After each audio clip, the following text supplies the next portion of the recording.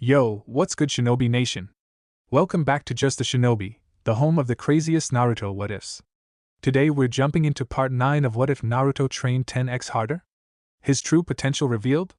So strap in, because things are about to get explosive. If you're new to the channel, make sure to smash that subscribe button, hit the bell so you don't miss the next chapter, and share this video with your whole ninja squad. And of course, drop your theories in the comments. Your support is what keeps this shinobi grinding. Chapter 57. The Broken Seal. Kuchio's no Jutsu. One of the pains, the one with long hair tied into a ponytail, slammed his hands on the water. A seal appeared before smoke erupted from beneath him. Naruto had already leapt back when the group charged in, so he was able to avoid being pulverized when a massive creature suddenly raced through the smoke. It charged on 4 legs, had a number of piercings on its body, the same ripple eyes the pains had, and small wings on its back. The horn emerging from its head made the creature's origins obvious. This guy has a summoning contract with rhinos? No one answered Naruto as the rhino charged at him with reckless abandon, running along the water's surface with ease. Naruto had no intention of letting this thing ram him. Creating a shadow clone, Naruto dove underneath the water's surface and made a hand seal. The clone above him raised his hands and, as the rhino barreled into him, caught the creature by its horn. The clone skidded along the water for several meters, muscles bulging, but he managed to stop the beast in its tracks. At that exact same moment, Naruto launched himself upward, wind chakra shooting from his feet, and emerged from the water. He was underneath the rhino. He extended his hand. Rasengan! Wasting no time, Naruto slammed a Rasengan into the creature's soft underbelly. His jutsu tore through the creature like it was made of paper. Blood and guts splattered all over the place, but Naruto ignored that as he put more chakra into his technique, drilling straight through the rhino, which split in half as Naruto shot through its body and emerged from its back. Now dead, the creature disappeared in a puff of smoke. Futon, Rasengan! While Naruto dealt damaging punishment to the rhino, one of his clones had emerged from its hiding spot and tried to attack the pain that had done the summoning. He appeared behind the pain and thrust a Rasengan at his enemy's back. Yet before he could actually hit the man, one of the other pains leapt into the attack. This one also had long hair, but it wasn't in a ponytail. It was long and unbound. The Naruto clone's Rasengan drilled straight through the man, ripping him apart with an almost wet splatter. Kuchio's no Jutsu. Smoke engulfed the field once more as the pain who summoned the rhino summoned something else. Naruto narrowed his eyes when his clone dispelled. He couldn't see what had killed it, but then the smoke cleared seconds later to reveal 2 very different animals. The first one appeared, at a glance, to be a normal ox. However, not only did it have a number of those strange metal rods piercing its head and legs, it was also massive. A rippling body covered in brown fur. Muscles bulged as it scuffed its hooves along the ground. 2 large horns, blacker than obsidian, jutted from its head, though one of its horns had snapped. While the ox charged at Naruto, the second creature, a large dog with brown fur that had a giant rod sticking through its head, growled as it took a more scenic route around him. Naruto watched it from the corner of his eye, but he focused most of his attention on the ox. It was clear they were trying to attack him with a pincer tactic. Sun Senpuken! Naruto charged as much wind-natured chakra through his fists as he dared. Then he unleashed 2 powerful thrusts, first with his right hand, and then with his left hand. His first fist-shaped wine jutsu slammed into the ox's face, halting the creature in its tracks. The second struck its left front leg. Naruto couldn't hear the bone snap from this distance, but he saw how his attack bent the creature's joint at an angle it wasn't supposed to go. Even though the ox went down with a great splash, Naruto was unable to finish it off because the dog with strange wings on its back was closing in. He saw it coming up behind him thanks to one of his clones dispelling. Rasengan! Naruto didn't hesitate to spin around and slam a Rasengan into the monster's muzzle. He thought that would pulverize its face, but then the creature suddenly split into 2. Shock shot through him. However, Naruto quickly prepared himself for their counterattack, or he would have if something hadn't grabbed him from behind. As someone twisted his arms behind his back, Naruto turned his head and received another shock. The pain that his clone had killed was standing behind him. What the hell? He'd seen this man get pulverized by a wind-natured Rasengan. There was no way he should have still been alive. The two dogs quickly charged in to attack Naruto. Before they could, Naruto suddenly found himself standing several meters from where he had been. He barely had a moment to contemplate what happened before memories that were not his own appeared before him. Naruto saw his own death flash before his eyes, but it wasn't his. It was one of his clones. Replacement. Not wanting to waste this chance, Naruto created two clones and had them attack the two dogs and the man who'd somehow miraculously come back to life. The clones rushed forward. One created a Rasengan in its hand, while the other began helping craft and mold nature chakra into it.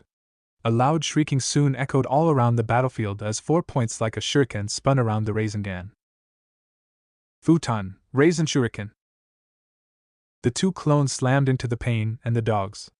The entire area around them became engulfed in a giant dome of swirling, torrential wind chakra. Waves swelled as the jutsu pushed the water away. Naruto and the others had to stop fighting and leap away from the attack as a shockwave crashed into them. Staring into the swirling dome, everyone could see what the attack was capable of. Numerous glowing blue needles of chakra were stabbing into the pain and dog summons that had been trapped inside of the jutsu. Even the other 5 pains could do nothing but stare in silence as the powerful jutsu sliced into their comrade. So this is what the Raisin Shuriken can do when used on a person, Fukusaka murmured from Jiraiya's shoulder. I remember seeing the results on a log, but it feels completely different being able to see what kind of damage it does to a body. It really is impressive, Shima mumbled as she gazed in awe from Jiraiya's other shoulder. It's an elemental attack of the highest caliber. The Raisin Shuriken can slice through almost anything, but once it collides with something it can't slice through, it detonates, producing an incredible vortex of wind in the immediate area. Look at that. Look at all those wind blades that are being created. There's so many I doubt even a Sharingan would be able to count them all. That's not even the best part, Jiraiya said with a grunt as he held his shoulder. Blood dripped from the wound and splashed into the water. The wind blades damage anything within the vortex on a cellular level, attacking the chakra circulatory system to such a degree that no amount of medical ninjutsu can heal it. A truly fearsome technique, one of the pains, the one with spiky hair, said. I can see now how this boy managed to defeat so many of us. This is all the more reason why we must capture him here. Bansho Tenin, heavenly attraction of all creation. Pain raised his hand and suddenly, Naruto, who'd been standing over a dozen meters away, suddenly felt like something had yanked on his chest. He yelped as he was lifted off his feet and sent sailing toward the spiky-haired Pain. As if to make matters worse, the Pain that shot the strange missiles appeared before the other Pain. He threw off his cloak, revealing that his body was more machine than man. He had 6 arms that sprouted from his shoulders and 2 faces. A folded, serrated blade-like sash wrapped around his waist and acted like a tail. The strange-looking Pain leaned over like an animal preparing to attack. Oh, no you don't! Jiraiya shouted as he leapt into the air and created a massive Rasengan over his head. Senpo, Cho Otama Rasengan, Sage Art, Ultra Big Ball Spiraling Sphere. The Rasengan was gigantic, easily larger than Jiraiya's body. As he fell forward, he prepared to slam the Rasengan onto the machine-like Pain, but then the thicker Pain, who seemed somehow fatter than the others, appeared before Jiraiya and held out his hands. Jiraiya cut the jutsu. It disappeared before it could touch the fat Pain. Now falling without the Rasengan, Jiraiya crashed into the Pain with a powerful downward punch. A massive shockwave spread out from the point of impact as Jiraiya's fist crushed Pain's head. His attack drove Pain straight through the water, sending him spiraling deep into the lake as a geyser of water shot up all around them.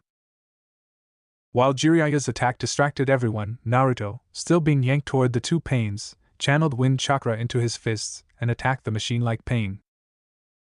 Tsuin Senpuken. Unlike the time where he attacked the summon, Naruto launched his fists forward at the same time. Each punch was aimed differently. The first attack knocked the serrated tail away, the metal becoming twisted, bent, and warped. The second attack slammed into Pain's head, causing it to snap backward. This didn't seem to kill it. Several missiles were launched from its wrists and traveled toward Naruto, but he spun around and generated more wind chakra, which pushed the missiles away, sending them into an out-of-control tailspin. The missiles struck the lake instead of him, detonating and sending up small geysers of water. Rasengan! Naruto landed on the ground in front of the machine pain, cut the wind chakra he'd been generating, and slammed a Rasengan into the man's chest. Loud shrieking emitted from around him. The Rasengan ground the machine pain's skin apart, revealing the man's metal insides beneath the skin. Seconds later, the machine-like pain was lifted off his feet and sailed backward like one of those rockets it launched from its wrist. Wearing a grin, Naruto looked at the spiky-haired pain. Alright. Now it's time for, what the shit fuck? Before he could even think of attacking the spiky-haired pain, four giant dogs suddenly attacked him from all sides. Naruto leapt into the air to avoid being mauled apart like a chew toy. The four dogs ended up slamming into each other, but instead of turning into a pile of limbs, they amalgamated, becoming one dog with four heads. Damn it! I thought I killed this thing. Naruto felt a snarled tear from his throat as the dog leapt at him.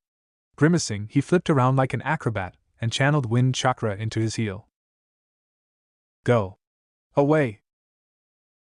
Using a technique similar to what Shizuka could do, Naruto sliced straight through the dog's summons like it was made of wheat and his foot was a scythe. However, once again, his attack didn't seem to hurt it at all. Instead of being killed, the dog split apart into four again. All four landed on the water at the same time he did, surrounding him again.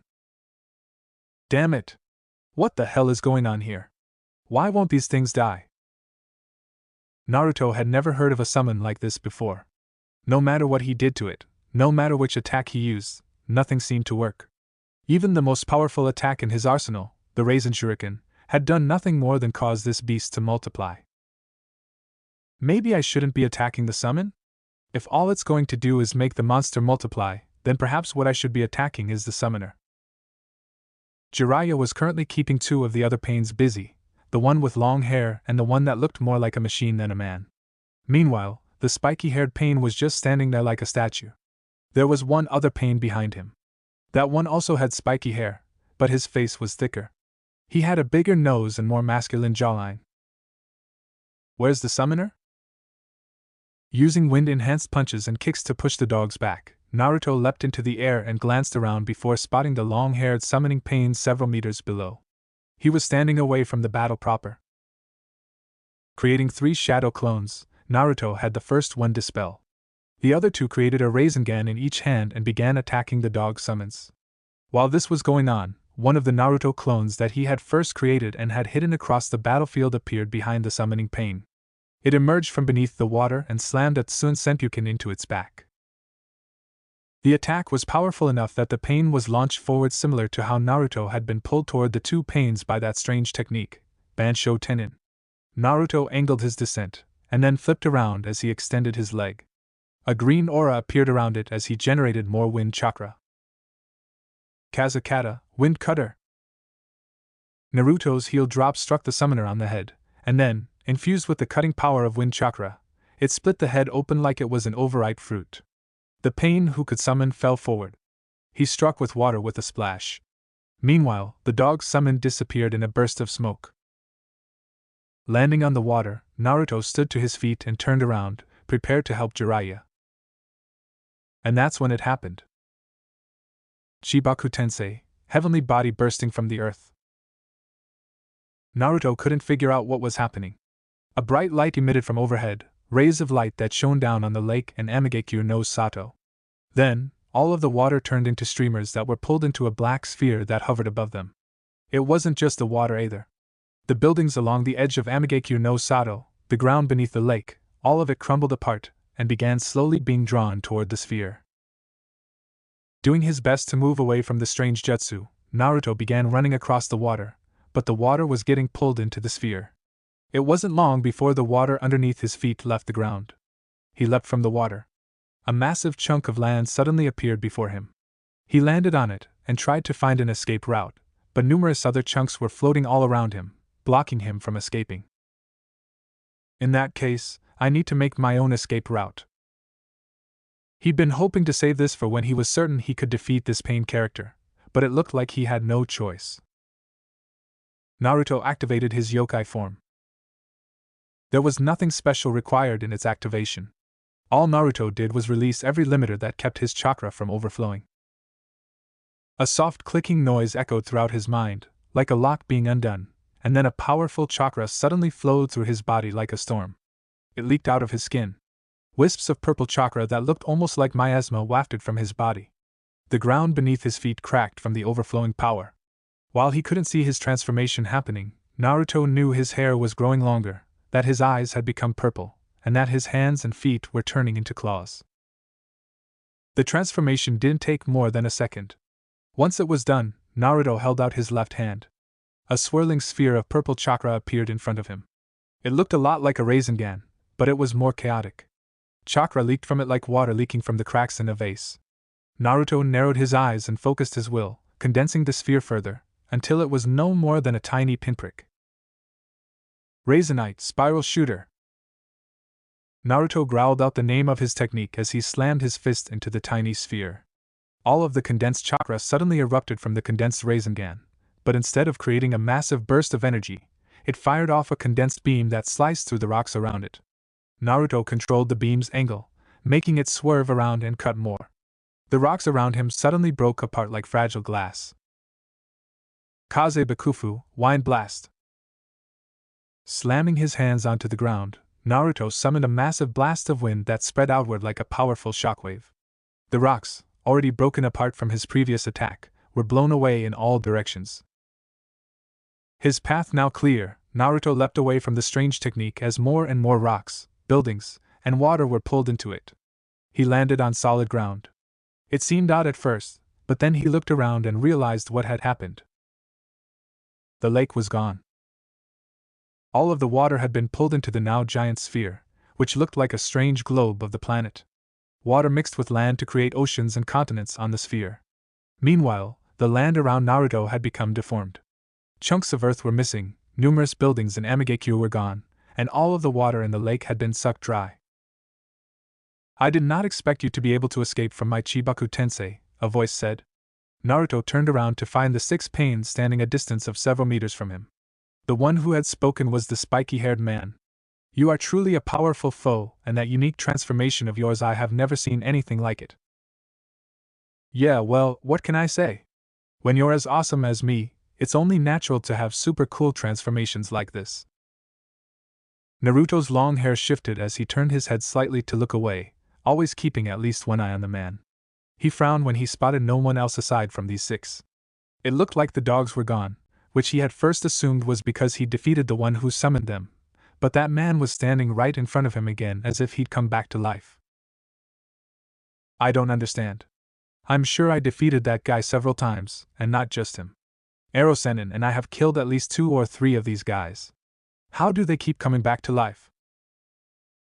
One of those 6 must have been able to use a powerful revival ninjutsu. It was the only explanation that Naruto could think of. The question was, which of those 6 was the one who kept reviving the others? If you are looking for Jiraiya-sensei, then you shouldn't bother, Pain said again. You might have been able to escape from my jutsu, but he was not so fortunate. What? It took Naruto a minute to figure out what the man meant, mostly because his brain simply couldn't comprehend it. Jiraiya had been sucked up by that thing? There was no way. It wasn't possible. It just wasn't. And yet. I can see that you don't believe me, but it's true. The Pain, who seemed to be the spokesperson for the others, spread his arms. Look around you. Do you see Jiraiya-sensei anywhere? No, you do not. That is because he was unable to escape from my technique. Naruto couldn't say anything. His throat refused to open as a series of denials rang out inside of his mind. Impossible. Jiraiya might have been a pervert, but he was also strong. He should have been strong enough to escape from a technique like that. I am surprised that you were able to escape from this technique. Pain regarded him with a calm, steady gaze that pissed off Naruto more than he thought possible. Chibaku Tensei was a technique created by the Sage of 6 Paths, the Rikudo Nin. It was said that he used this technique to create the moon. My power is nothing compared to his, but this jutsu is still one of the most powerful in my arsenal. Even though he heard the man speak, Naruto couldn't respond. He stared at the massive sphere floating in the sky. Jiraiya was there, according to this man. He was stuck inside that thing. Naruto had no idea how this technique worked, but even if his sensei hadn't been crushed to death, he would suffocate before long. Erosenin. Chakra flared from Naruto's feet as he launched himself into the air and crashed into the giant sphere. Rasengan! The Rasengan drilled into the rock, but it must have been condensed more than he thought. His attack barely scratched it. Gritting his teeth, Naruto channeled wind chakra into his jutsu. Futon, Rasengan! The wind-natured Rasengan did a slightly better job of cutting through the rock, but he was unable to maintain the jutsu for long. It eventually started slicing into not only the rock but also his hand. Naruto howled as he withdrew his hand and then summoned an even bigger Rasengan, one that emitted a loud screeching sound as four pointed blades spun fiercely around it. Futon, Rasen Shuriken! Naruto didn't hesitate to slam the Rasen Hurricane into the massive sphere.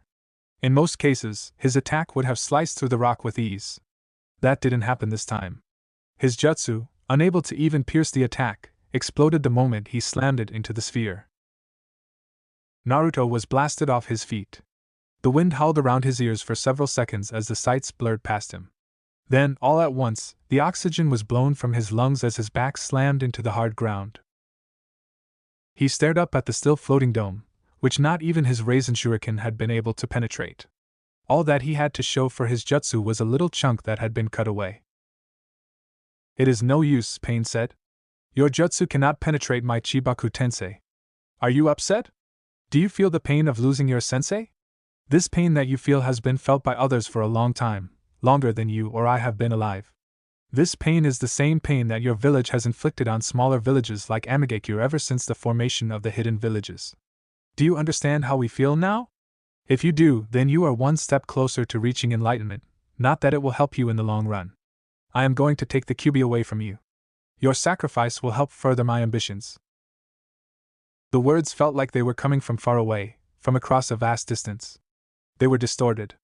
Naruto heard them, but they barely registered as he continued staring at the sphere.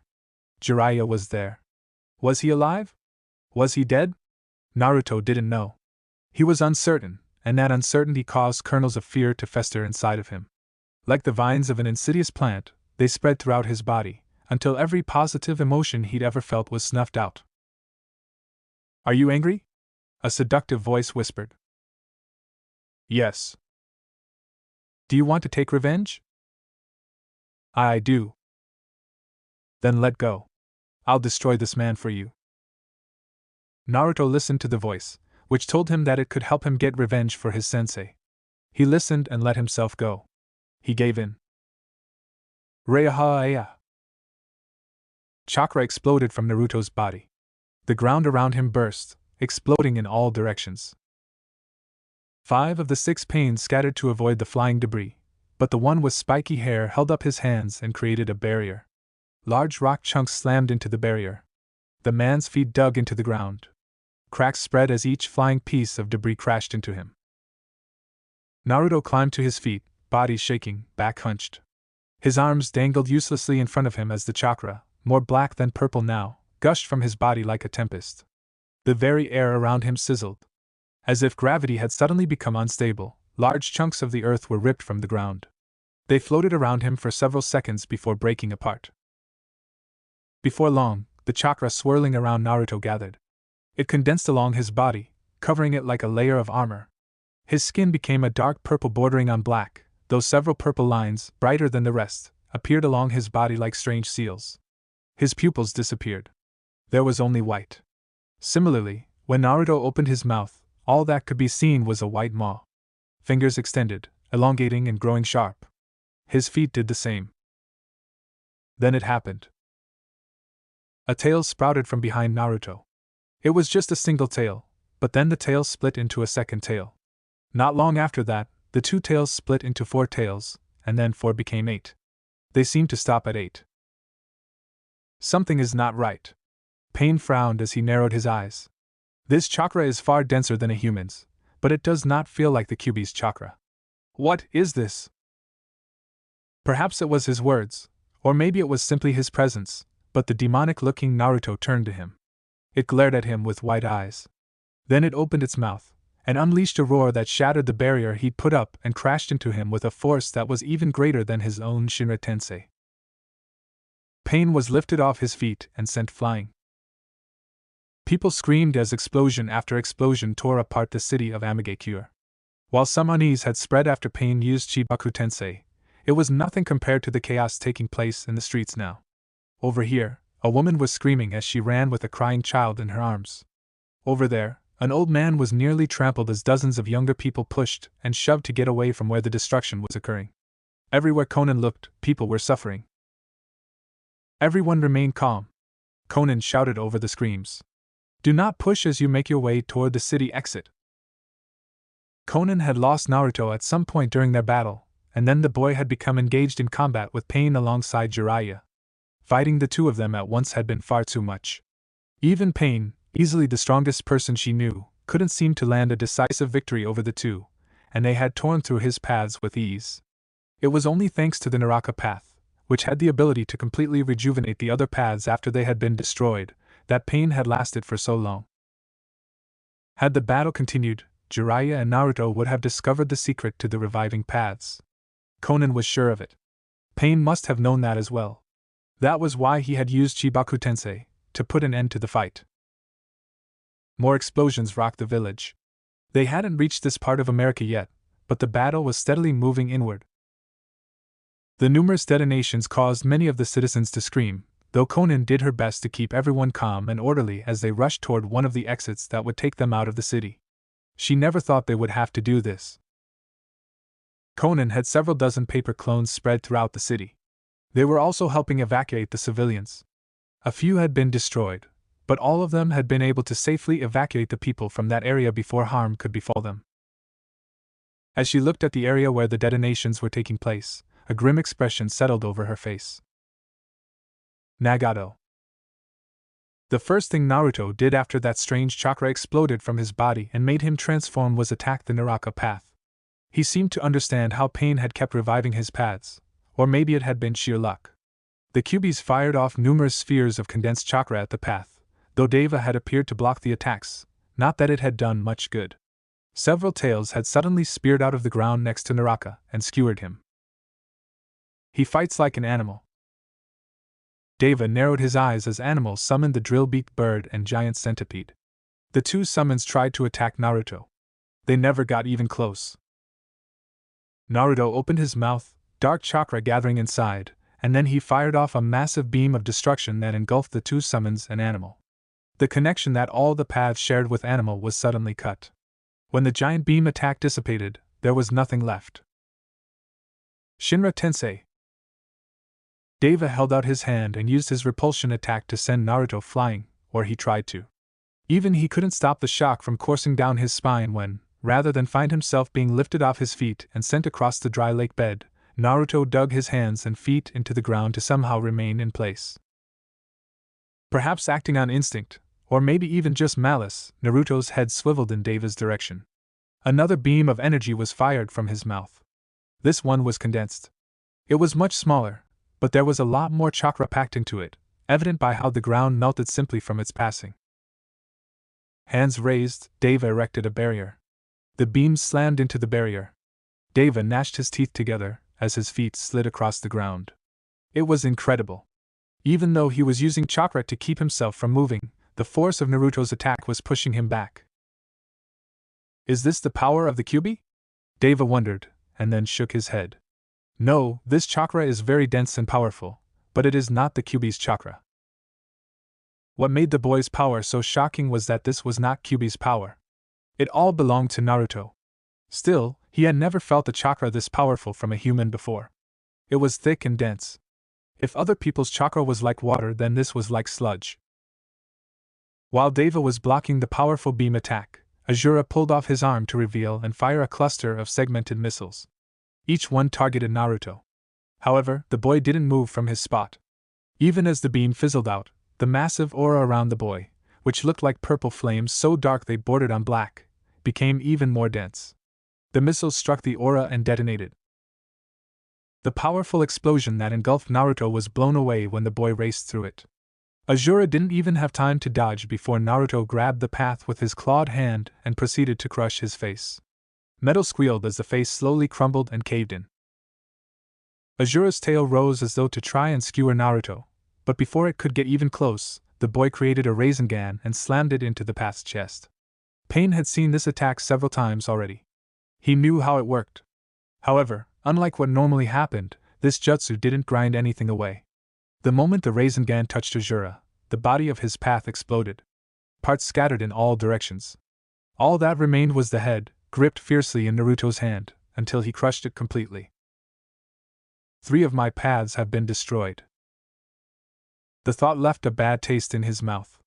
It only grew worse when Naruto vanished in a burst of mind-blowing speed. Deva could track him, and he did not hesitate to use his attraction ability to pull the boy toward him. He was forced to cut the power off, however, when Naruto created several vacuum blades that nearly cut through him. Now free from the attraction of jutsu, Naruto appeared before humans, a path that had very little power on the field of battle. A human tried to defend himself using taijutsu. His hands were cleanly removed by a swipe of Naruto's claws. Not even a second later, one of those same clawed hands speared through human's chest. Down to just his Deva and Preta paths, Pain tried to figure out what he could do to turn this battle around. Going on a hunch, Preta rushed toward Naruto and reached out a hand. He clasped the blonde's wrist and began absorbing chakra. It was overwhelmingly intense. A massive wellspring of energy surged through the connections shared by the paths and the one who controlled them. It filled them with more chakra than they'd ever had. It was Pain's hope that Preta would be able to absorb most of Naruto's chakra, but sadly, those hopes were dashed when their opponent unleashed an enraged roar and tore Preta's head clean from his body. As the path fell to the ground, Deva found himself standing alone. Ha ha! Deep within Amigakure, in a building with no windows and no exits, Nagato sat on his chair, though the massive contraption that wrapped around his lower half to keep him upright could hardly be called as such. Haak! He breathed heavily, his voice raspy. The power that had flowed through the Preta path, having been absorbed from Naruto, was doing weird things to his body. It felt like he was being healed and destroyed at the same time. It was not a pleasant experience. At the same time, he did his best to control the Deva path, which was still facing off against Naruto. Nagato, a voice said before a figure appeared from the entrance to the darkened room. Blue hair, amber eyes, and a flower on her head. Conan walked over to him in concern. Conan. I believe the situation is lost, Conan said hesitantly. We should leave. Not yet, Nagato muttered. If nothing else, I must capture Kyuubi's. He is too dangerous to leave alone. If we do not capture him now, we may not get the chance. Even lost as he was in the darkness, Nagato could still tell when Conan was agitated. Her face clearly said that she wanted to convince him to leave, that she wanted to force him to abandon this place. But that same face, filled with resignation, also said she knew that wouldn't happen. After a second, the conflicted expression disappeared. The woman walked over and stood beside him. You should probably leave, Nagato said. I am staying right here. Nagato knew better than to order her to leave. She almost always listened to what he said, but there were some things she wouldn't budge on. Have the people been evacuated? He asked. They have. Then I guess I should try to end this now. If the people had been evacuated, then it meant he could fight without restraint. Amigakure would be destroyed. However, he considered that a fair exchange in return for capturing the most powerful and troublesome. The battle continued. Naruto was like an animal, attacking Pain with nothing but base instincts. He charged at the final path, the Deva path, with little thought. Shinra Tensei. The repulsion jutsu slammed into Naruto. It halted him in his tracks. Naruto's face, which seemed oddly elastic, flattened as the beast-like struggled to rush forward. He lifted one clawed foot, brought it down, and then lifted his other foot. Inch by inch he moved. Deva's eyes became narrowed slits as he put more chakra into his jutsu. Ha! The chakra Deva exerted was enough to lift Naruto off his feet and send the boy flying. They had made their way into the city by this point. Their battle had destroyed many buildings. Towering skyscrapers had crumbled to the ground, small structures had exploded in gouts of fire and plumes of smoke. Naruto slammed into one of the already broken structures, sending a large spray of fragments flying everywhere. Deva couldn't see what became of the boy, but the massive skyscraper behind the building Naruto had slammed into suddenly teetered. Cracks spread along the bottom as it leaned over, broke, and then crumbled to the ground. The building's destruction caused a massive cloud of dust to billow through the streets. Deva kept his eyes focused and tried to find out where Naruto was. He didn't doubt for a second that the boy was still alive. Just then, a massive beam burst from the dust cloud. He raised his hand and blocked it, channeling chakra to his feet to stick to the ground. With a furious shout, he manipulated his barrier, angling it away from him and forcing the beam to rebound off it. This made it much easier to deflect, though the beam itself sliced through several buildings as if they were made of cheese. While the beam eventually died off, several sphere-like projectiles of negative chakra shot toward him. Deva moved his arms faster than ever before. They were practically blurs as he smacked the projectiles away. Naruto burst out of the dust clouds seconds later. Deva prepared to send him flying again with Shinra Tensei, but that was on him before he could even get the words out. The taijutsu battle that began was more furious than any fight he'd been in to date. Naruto was an animal in every sense of the word, clawing and attacking with reckless abandon. If that were all, the Deva path would have probably been enough, but on top of having completely unpredictable attack patterns, Naruto also possessed bone-shattering strength. Deva raised his arms in a cross to block Naruto's punch, a shockwave exploding from the impact, lifting Deva off his feet. Naruto leapt after him, continuing his furious assault. Deva blocked his attacks. Small shockwaves erupted from each attack and counterattack as the two traded blows while in mid-air. Ha! Unleashing a powerful burst of chakra, Deva sent Naruto soaring backward. The boy landed on the ground, crouched on all fours, and fired off another one of those beams from his mouth. Deva blocked the attack with another barrier. Even so, he could feel the heat singing his hands as he was pushed higher into the air. Holding out his hands toward Amigekyo no Sato, Deva inhaled a deep breath and channeled far more chakra than normal for his next jutsu. Shinra Tensei. The attack struck Naruto dead on. This jutsu, which allowed him the ability to manipulate repulsive force, acted like a giant hammer slamming into the earth. Naruto was crushed beneath the attack, which quickly spread further. Buildings were pushed away before shattering into so many fragments, as a massive crater about 50-meter wide formed in the village of Amigekyo no Sato. Deva narrowed his eyes as he slowed his descent and landed on the ground. Standing at the lip of the crater, he surveyed the destruction he had wrought, though his eyes slowly focused on the writhing mass of purple chakra buried underneath tons of rubble. As though affected by gravity, his lips slowly morphed into a frown. Naruto's chakra had not diminished in the least. Not only had it not diminished, but it seemed to be growing more powerful with each passing second. What made it even more unbelievable was that this didn't seem to be Kyuubi's chakra at all. It was still Naruto's. Where is he getting this power from? There was no one who could answer his question, certainly the one who his question was about wouldn't answer, even if he could. A massive explosion sent plumes of fire, smoke, and fragments of the ground and buildings sky high. Naruto stood up. He appeared unharmed.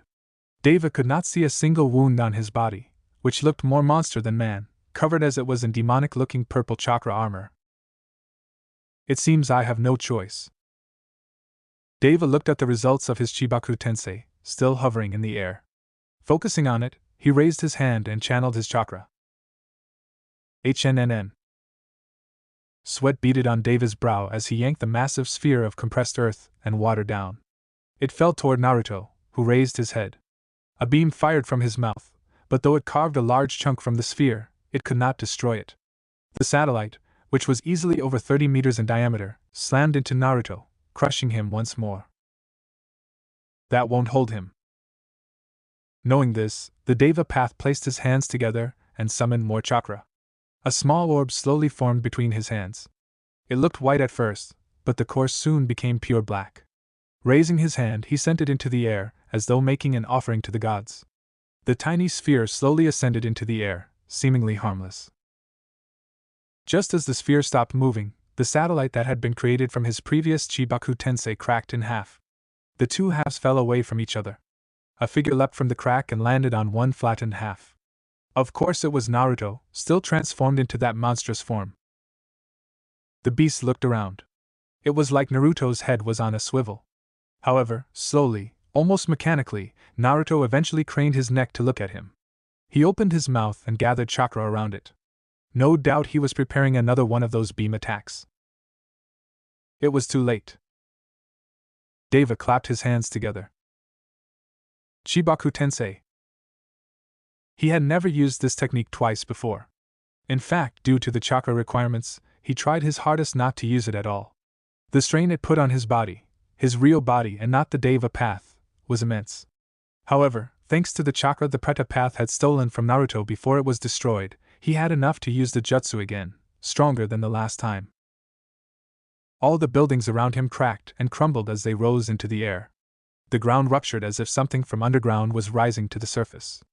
Abrasions appeared as the streets and rocks swelled, broke, and rose into the air as well, all traveling toward the small gravitational sphere. Naruto leapt off the hemisphere he'd been standing on as it also broke apart, and was sucked toward the new Chibaku Tensei. However, Deva sent a powerful burst of chakra toward him. Naruto slammed into the ground as the earth enclosed around him, though it didn't remain that way for long. A beam of energy blasted from the enclosed sphere of rock. Deva raised his hand to block the attack, which seared his fingers, and then sent a portion of that attack back at Naruto. It didn't seem to injure the boy. However, it did distract him. The ground that he was standing on rose into the air. Ha! Deva clamped his hands together and sent more chakra into his technique. More buildings were ripped from the ground and became part of the satellite. Even with the state he was in, Naruto must have realized the danger of this technique. Beams struck the satellite, destroying large portions, but Deva merely summoned more chakra, pulling more and more of the ground from the earth and using it to repair the satellite. Soon, Naruto slammed into the satellite's surface, and then Deva decided to finish it. Ha! Before Naruto even had a chance to lift his hand, Deva applied so much chakra that the pieces of debris floating through the air shot forward like kunai and slammed into him. Over and over. More and more. Deva forced the satellite to compress further, to become more dense, then sent more debris into it, and compressed it again. He did this several times. Finally, with one last application of chakra, the jutsu was complete. A satellite 3 times larger than the one that had defeated Jiraiya now floated in the air. The underground bunker that housed Nagato and Konan was now visible. The Chibaku Tensei had ripped most of the ground around them apart. The building they'd been underneath was no more. Konan stood before the gaping chasm that allowed her a glimpse at the world outside, staring in shock at the massive satellite floating above the now destroyed village. Behind her, Nagato's heavy rasping created staccato echoes around the space. With a worried look on her face, Konan turned back to Nagato, whose emaciated form was more visible now that their room had been exposed to the outside world. Her friend was hunched over. Bony shoulders and arms extended at his side, stuck into a pair of large cylindrical devices that were further connected to a massive structure behind him with wires. She could see his ribcage. The stark shadows cast over his body revealed all of his deformities and nearly skeletal appearance. Nagato had never looked more pained than he did now. His face was lined with exhaustion. Bags hung under his eyes. The strain from using Chibaku Tensei must have physically damaged his brain because blood was running from his nose. "Why did you push yourself to make it that large?" she asked. "That boy is far stronger than Jiraiya-sensei." Nagato took several deep breaths. "Even without Kyuubi's chakra, he is far more powerful than anyone I have ever faced. A normal Chibaku Tensei would have never worked." Grunting, Nagato lifted his head and gazed at the satellite visible through the gaping hole in the ground.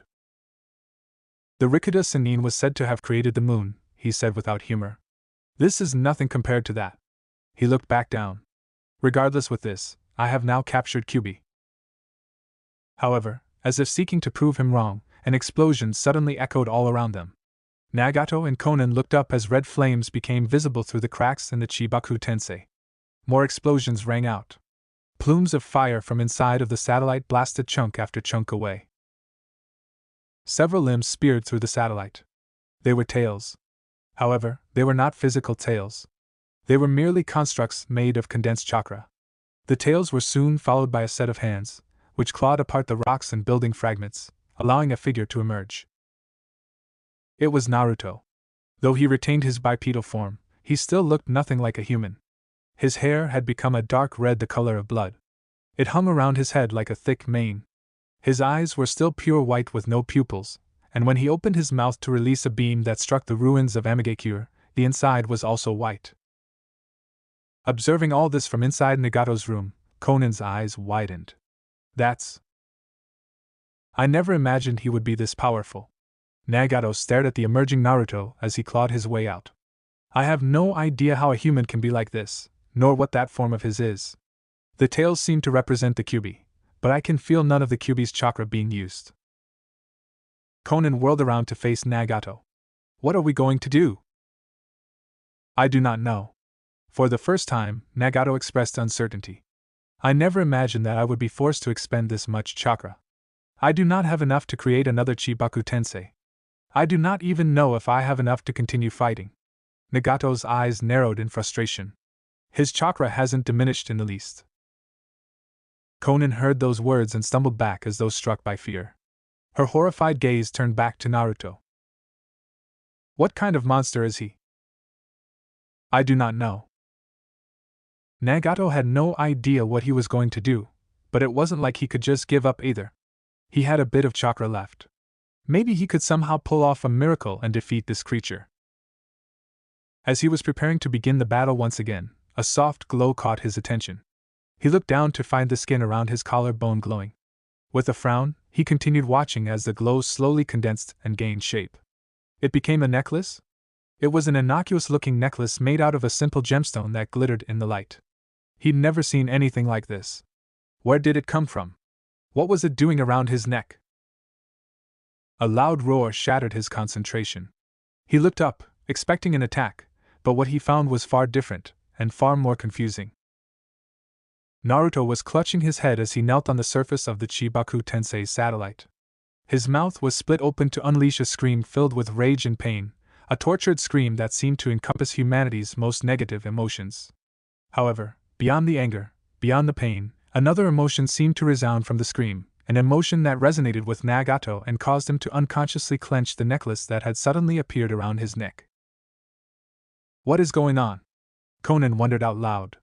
However, Nagato didn't answer her as he continued to look at Naruto, who seemed almost like he was in a fight with himself. The emotion that he heard in Naruto's scream, which kept him from speaking, was sorrow. Naruto recognized the street he was standing on, the buildings on either side, the tower several hundred meters away, and the massive monument looming over everything behind it. A sense of familiarity surged through him. This place, which looked exactly like Konoha, was, in fact, a replica created by the seal that kept the Kyuubi, Akane, locked away inside of him. How did I get here? He had been trying to enter the seal for over a year now with no luck. Why had he entered the seal now? As he walked along the deserted streets, his feet taking him to where he knew Akane resided, he tried to figure out what he was doing here. He'd been fighting again pain alongside Jiraiya, and then Erosenin. Naruto gritted his teeth as he stopped walking. He struggled to hold back the emotions pouring from him, to keep his sorrow in check. That's it, a voice whispered to him. Just like that. Let your sorrow, your anger, your rage flow through you. You want to take revenge, right? You want to destroy the person who killed your sensei, right? Then just give yourself to despair. I'll do the rest. It had been a long time since he'd heard that voice, but not long enough that he had forgotten it. Feeling a jolt race through his spine, Naruto quickened his pace, racing through the streets before, eventually, even those faded away to present a wide, open space. The last time he had visited this place, Akane's seal had been a small house, a one-story building with no outstanding features other than the numerous seals surrounding it. Inside had been a single room. Big enough for one person, the room had many comfortable amenities, including a bed, a dresser, and several other pieces of furniture that the house's resident never actually seemed to use. That is gone now. The house was gone. In its place was a stone pillar with a height of at least 4 meters and a width of 2. It emerged from the ground like a stake set to skewer the sky. Wide at the bottom, it grew more narrow the further up it went, ending in a sharp point. What's more, there were numerous seals scribbled onto the rock's surface, and in the center of those seals was Akane. Tied to the pillar with dozens of chains, Akane's body hung limply, her feet dangling, toes canted. Her arms had been wrapped above her head. One set of chains wrapped around her beasts as if the person who tied her up was a pervert. At the sound of his voice, Akane lifted her head up. Her eyes widened slightly as she locked onto him. Naruto ran toward her, but she shouted at him. "Don't come any closer. It's a trap." "What?" Naruto had barely spoken those words when something slammed into his stomach with enough force that he was lifted off the ground. All of the oxygen was violently expelled from his lungs as he flew through the air. He struck the ground seconds later and nearly swallowed his tongue. Struggling to get to his feet, Naruto looked up as several mocking claps rang out. "I'm impressed. Despite having barely any forewarning, you managed to mitigate the damage my punch would have given you at the last moment by traveling with the hit. You've become even more skilled as a ninja, but then again, so have I." Naruto did not recognize the man standing above him. Spiky red hair traveled down his back like mane. The dark red hair bordering on crimson somehow complemented the person's pale skin, which was white enough that it almost seemed translucent. He wore only a pair of pants, meaning his body, which was covered in strong but lithe muscles, was on display. His hands and feet were clawed. However, what captured Naruto's attention the most were his eyes. The areas that would normally be white were black, and the pupils were a bloody crimson. Who? What's this? You don't remember me?" The man placed a hand against his chest in feigned agony. "I'm hurt, brother. Has it really been so long that you forget about me?" Naruto recognized the voice, of course, but he couldn't match up the figure before him with the person the voice belonged to. His dark half. That person looked like a carbon copy of Naruto. Save for their eyes and Naruto's feral appearance, the two of them looked exactly the same. "You're my other half? No way." "Call me Yami," his dark half said. "I prefer that name to dark half. You and I might be two sides of the same coin, but we are most definitely not the same person, as you are about to witness." As Naruto stood on shaking legs, Yami made several hand seals, finishing on the bird's seal. The moment he did that, the seals on the pillar started glowing. At the same time, Akane screamed in agony and writhed within the chains. "What are you doing? Stop that!" "Ha ha ha! Why should I stop? This bitch is only getting what she deserves." Akane continued to scream and struggle.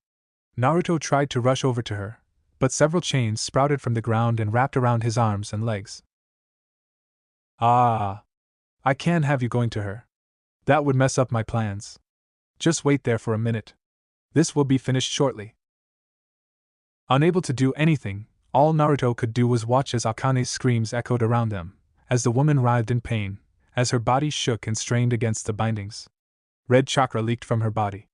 Like a streamer drifting in the wind, the chakra drifted over to Yami, entering his body and engulfing him in bright red flames.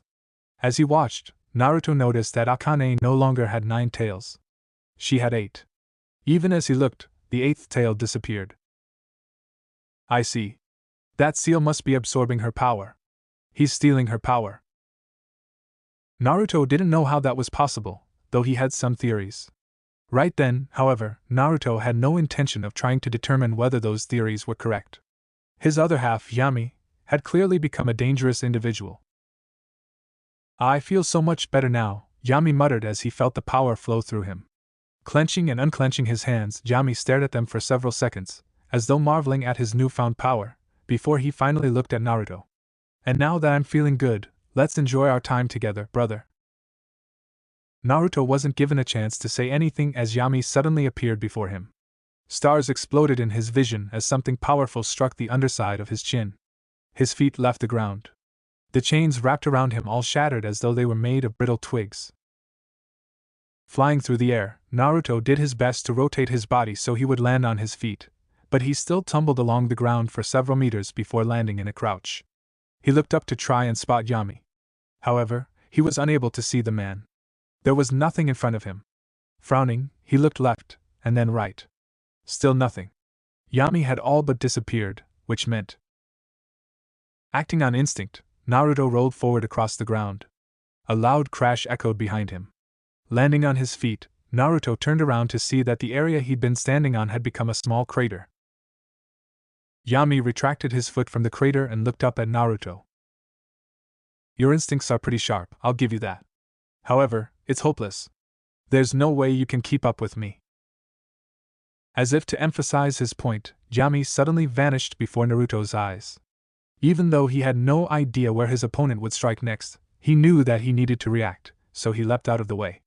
He was just in time. Barely a second had passed before the area was destroyed. Yami had fallen from the sky and slammed into the ground with the fury of a hurricane. You really do have some sharp instincts, Yami complimented as he stood up. It's too bad those won't save you. What soon began was a game of intense cat and mouse. Yami would disappear and attack Naruto, who did his best to defend against the onslaught of incredibly fast and agile attacks. Each attack barely missed. Naruto could feel Yami's punches, or rather, he could feel the displaced air that was pushing against him every time Yami threw a punch. Several of his attacks were so sharp they cut Naruto's cheek as they passed. Naruto was unable to counterattack Yami, who relentlessly attacked over and over at speeds he could barely follow. In their previous battle, he and Yami were almost even in terms of ability. However, with Akane's power fueling his strength, Yami was currently in a league of his own. Naruto avoided a leg sweep by shuffling backward. However, he was shocked when Yami raised himself into a handstand and launched a powerful mule kick. Nothing seemed to happen at first. Then, without warning, an invisible wall slammed into Naruto, who was unable to do anything as he was thrown across the ground. Lying on his back, Naruto tried to stand up, but before he could even so much as sit, a foot slammed into his chest and pinned him to the ground. Despite this, Naruto still tried to remove the foot. However, when the heel ground into him, digging into his flesh, he could do nothing except throw his head back and scream. This is pathetic, Yami mumbled. To think you had been giving me so much trouble for such a long time. Well, now that I have all of Akane's power, you're nothing more than a nuisance. I hope you've enjoyed the time you spent on the outside because now it's my turn. I might not be able to kill you, but I'm going to lock you away into the deepest, darkest recesses of our mind, just like you did to me. Naruto groaned as he tried to move. He grabbed at the foot pinning him to the ground, but it wouldn't budge. Is this it? Gritting his teeth as he struggled to get up, Naruto wondered if this was the end. Am I really going to disappear here? Naruto didn't want that. He had far too much that he needed to accomplish. There was still so much that he hadn't seen. I don't want to vanish here, I can't. Welp, it's been fun, brother, Yami said with a grin, but I'm gonna have to ask you to disappear now. Naruto gnashed his teeth together as the helplessness of his situation sank in. He really couldn't do anything. This man, this Yami, was far too powerful for him to confront alone and defeat. With Akane's chakra combined with his own, he made for an incredibly powerful opponent. Yami raised a clawed hand as though getting ready to impale him. Naruto bared his teeth as he glared at his other half. That's a good look for you. Now, goodbye, Naruto. OFFF. Naruto could do nothing but blink as a foot suddenly slammed into Yami's face. The other boy's cheeks seemed to cave in for a second as the foot pounded him, but then he was lifted off his feet, spinning around like a top before slamming into the ground. Get your hands off my Naruto, a female voice said. Gasping as the pain from having a foot digging into his ribs was removed, Naruto sat up, groaning, and looked toward the source of the voice. A woman stood before him. Her long red hair swayed gently in an unseen breeze. Naruto only had a glimpse of her profile, but he could make out fair skin and bright blue eyes. The green dress that she wore complemented her figure.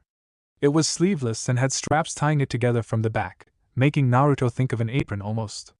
Underneath her green dress was a sleeveless white shirt. You are. The woman glanced over at Naruto and gave him a grin that was oh so familiar. He recognized that grin. How could he not?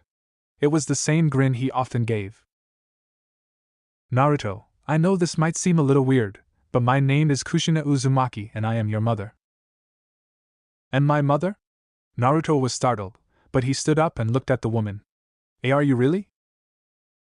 Yes. Kushina smiled at him. However, a surge of chakra made them both snap their heads toward Yami, who had stolen another tael's worth of chakra from Akane. I'm sorry. I would love to talk with you some more, but now is not the time. Let's take care of this guy first. Alright. Naruto winced as he stepped up to stand beside the woman claiming to be his mom. Yami was glaring at them both, though his eyes flickered with uncertainty when they landed on Kushina. Humph. You must be a chakra imprint left behind by the seal, he said. I see now. When the Yondaime Hokage sealed that bitch inside of us, he also left a portion of your chakra with us. That's right. Kushina adopted a fighting stance, feet spread apart, and hands raised in a guard. I'm a chakra imprint left behind to act as a guardian to the sealed Akane. In the event that the seal ever came loose or broke, I would become active and act to repair the seal. She paused, then took a shuddering breath. It was also done so I could see my little boy at least once, to talk to him at least once. Like I care about why you're here. You're just getting in my way, mother. Yami burst forward, disappearing like he had done last night. However, while Naruto had trouble keeping track of him, Kushina didn't seem to suffer from the same problem. 6 chains erupted from her back and speared the ground in front of them, creating a thick wall. Yami reappeared as he slammed into the wall of chains, bouncing off them and tumbling to the ground. Come on, Naruto! I'm right behind you! The chains retracted as Naruto and Kushina rushed forward. Yami stood to his feet and prepared to attack them both, but Kushina was in his face before he could. A taijutsu battle began as the two traded numerous punches and kicks, each attack sending shockwaves across the seal. The two seemed evenly matched. Kushina was more than capable of blocking Yami's attacks, and she dished out just as much punishment as she gave. Naruto was in awe. However, he didn't want her to be the only one working. Rasengan! Naruto moved in from the side and tried to plunge a Rasengan into Yami's ribs. It didn't work as planned. Yami leapt away from his attack and stuck out his foot to trip Naruto. However, just before his legs could hit Yami's outstretched foot, Kushina's chains wrapped around Yami's arm and pulled him forward, forcing him to retract his foot and ground himself.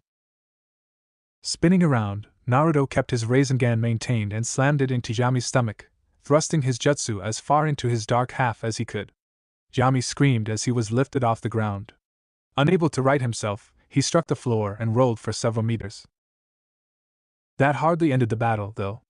It seemed Yami's durability had grown along with his power and chakra. With a ferocious roar, he slammed his hands onto the ground. The earth split. Naruto had never seen anything quite like it. It was as if the ground was swelling like a tidal wave. He and Kushina leapt out of the way, but they had to split up, and Yami used their sudden separation to attack Naruto.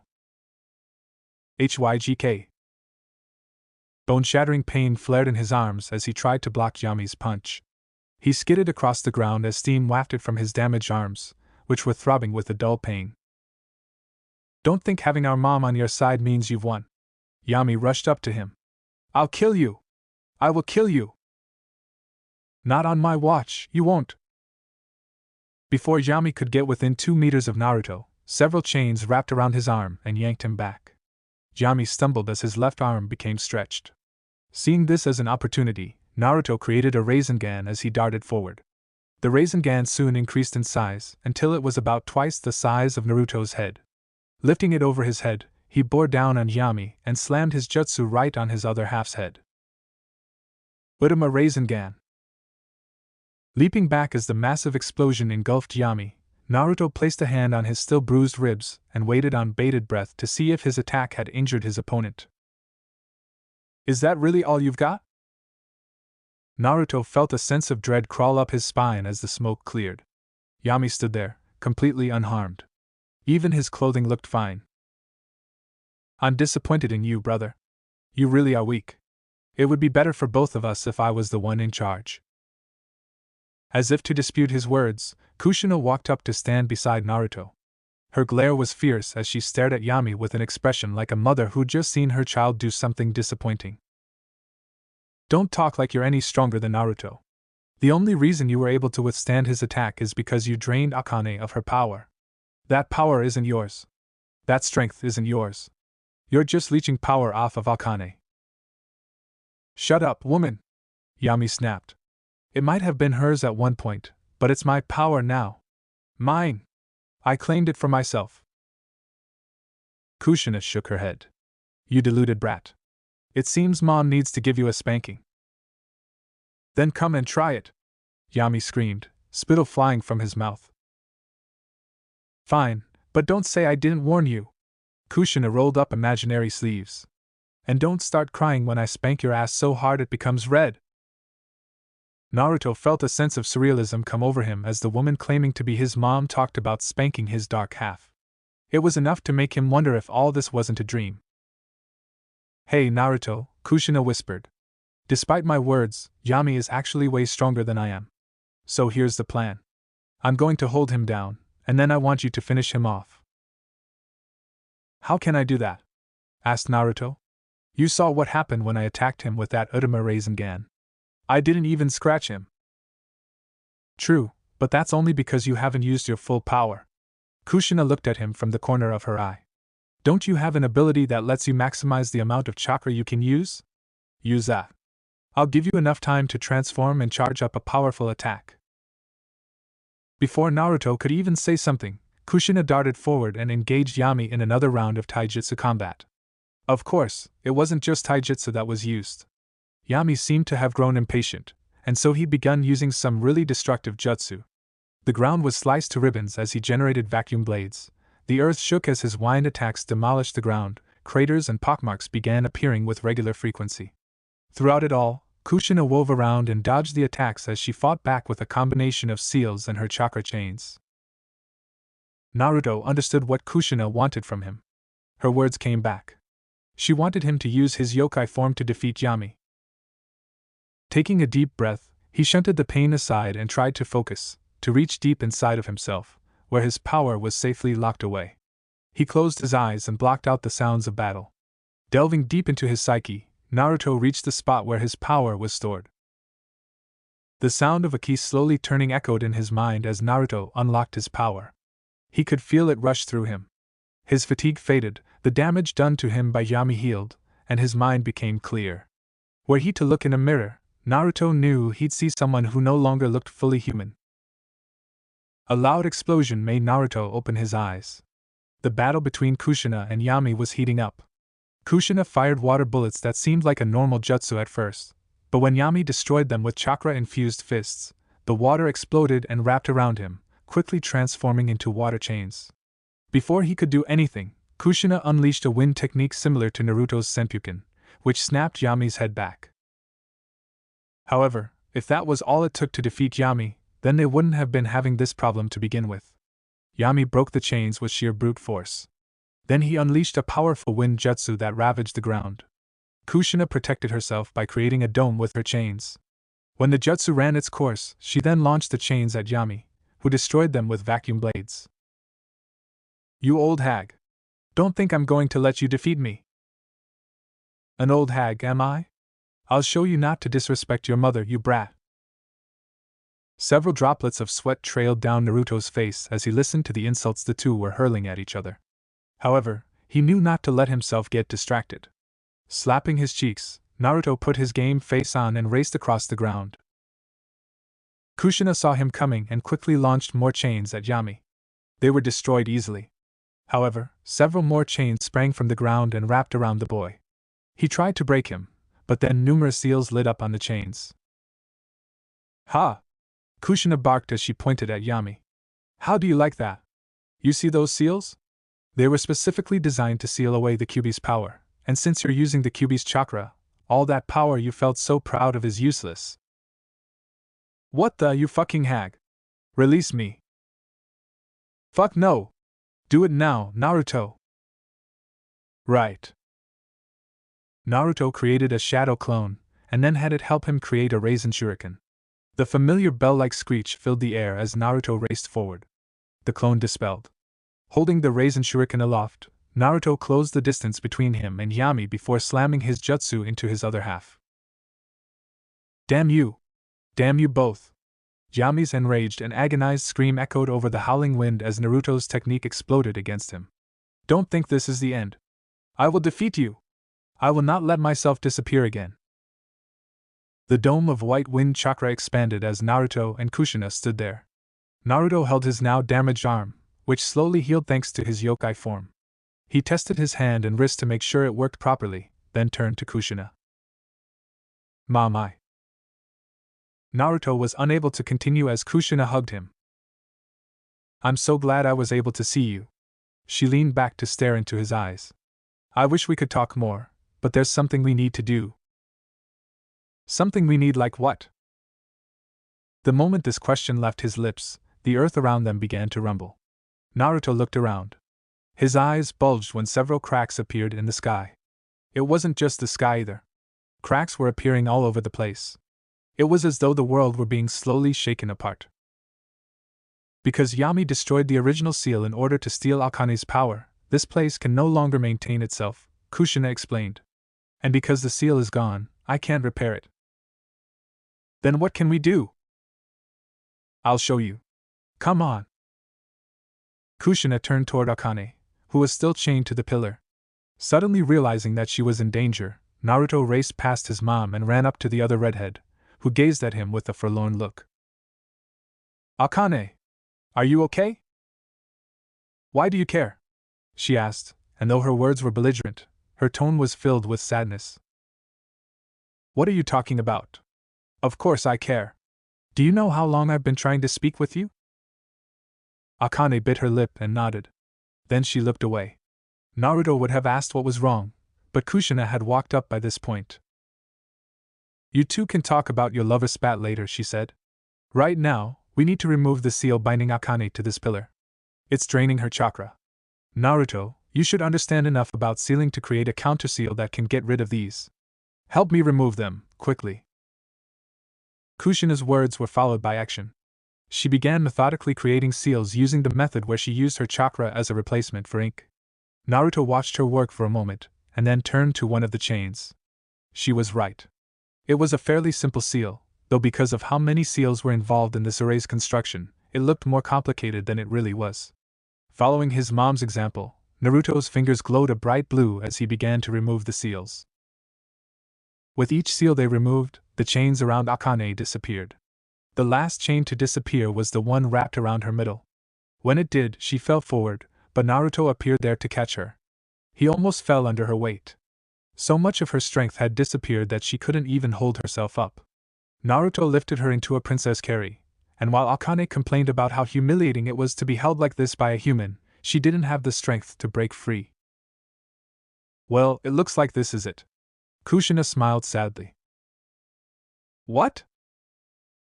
The seal that kept Akane inside of you is gone. That seal was also what kept me here. Without it, I can't stay here anymore. Why, no. But what about our talk? I thought we were going to get to talk more. So did I. Kushina looked like she was on the verge of tears.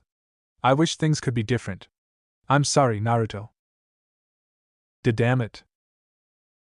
Naruto knew there was nothing they could do about this, but that was what he hated. He despised that he could do nothing in this situation. He was powerless. Before I go, I have a few things to tell you, Kushina said. Naruto looked up.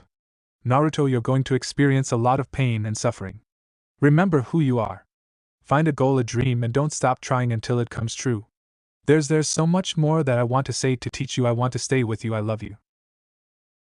Naruto didn't know why, but he felt like he'd heard those words before. He tried to stem the flow of tears that dripped down his face. He sniffled once.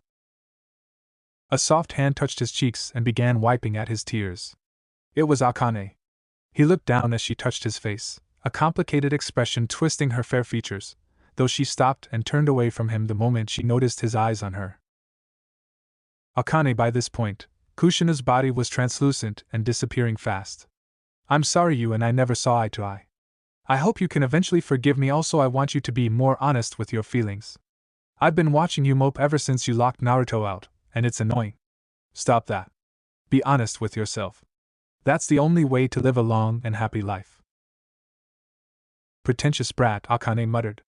You're 1,000 years too young to lecture me. I really wish I could stay longer. Just like with Naruto, Kushina's eyes were welling with tears. But it looks like this is it. I love you, Naruto. I love you so much. Goodbye. A loud cracking sound like shattering glass echoed all around them as the seal completely broke down. Kushina disappeared seconds later. Then Naruto and Akane's world became engulfed in a blinding white light. There was no telling how much time had passed, how long he'd been stuck inside of that seal, but when Naruto came to, a scene of devastation presented itself before him. Once towering buildings were nothing but rubble now. Fire and smoke clogged the atmosphere. The heat from the numerous fires singed his skin. A weight in his arms made Naruto look down. He was holding someone, a young woman with hair like fire and pale skin. She didn't have a stitch of clothing on. The gentle swell of her breasts, the lovely contours of her waist and hips, all of it was on display.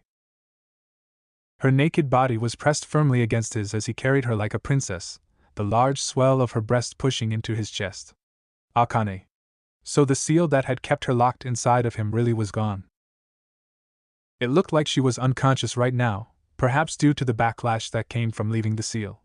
Even he didn't understand how this worked. Seals that were powerful enough to keep Bijou locked up were complicated. The one that kept Akane imprisoned was even more so.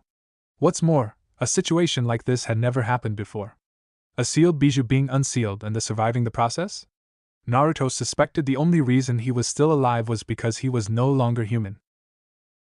As much as he would like to ponder the situation more, Naruto understood that now was not the time.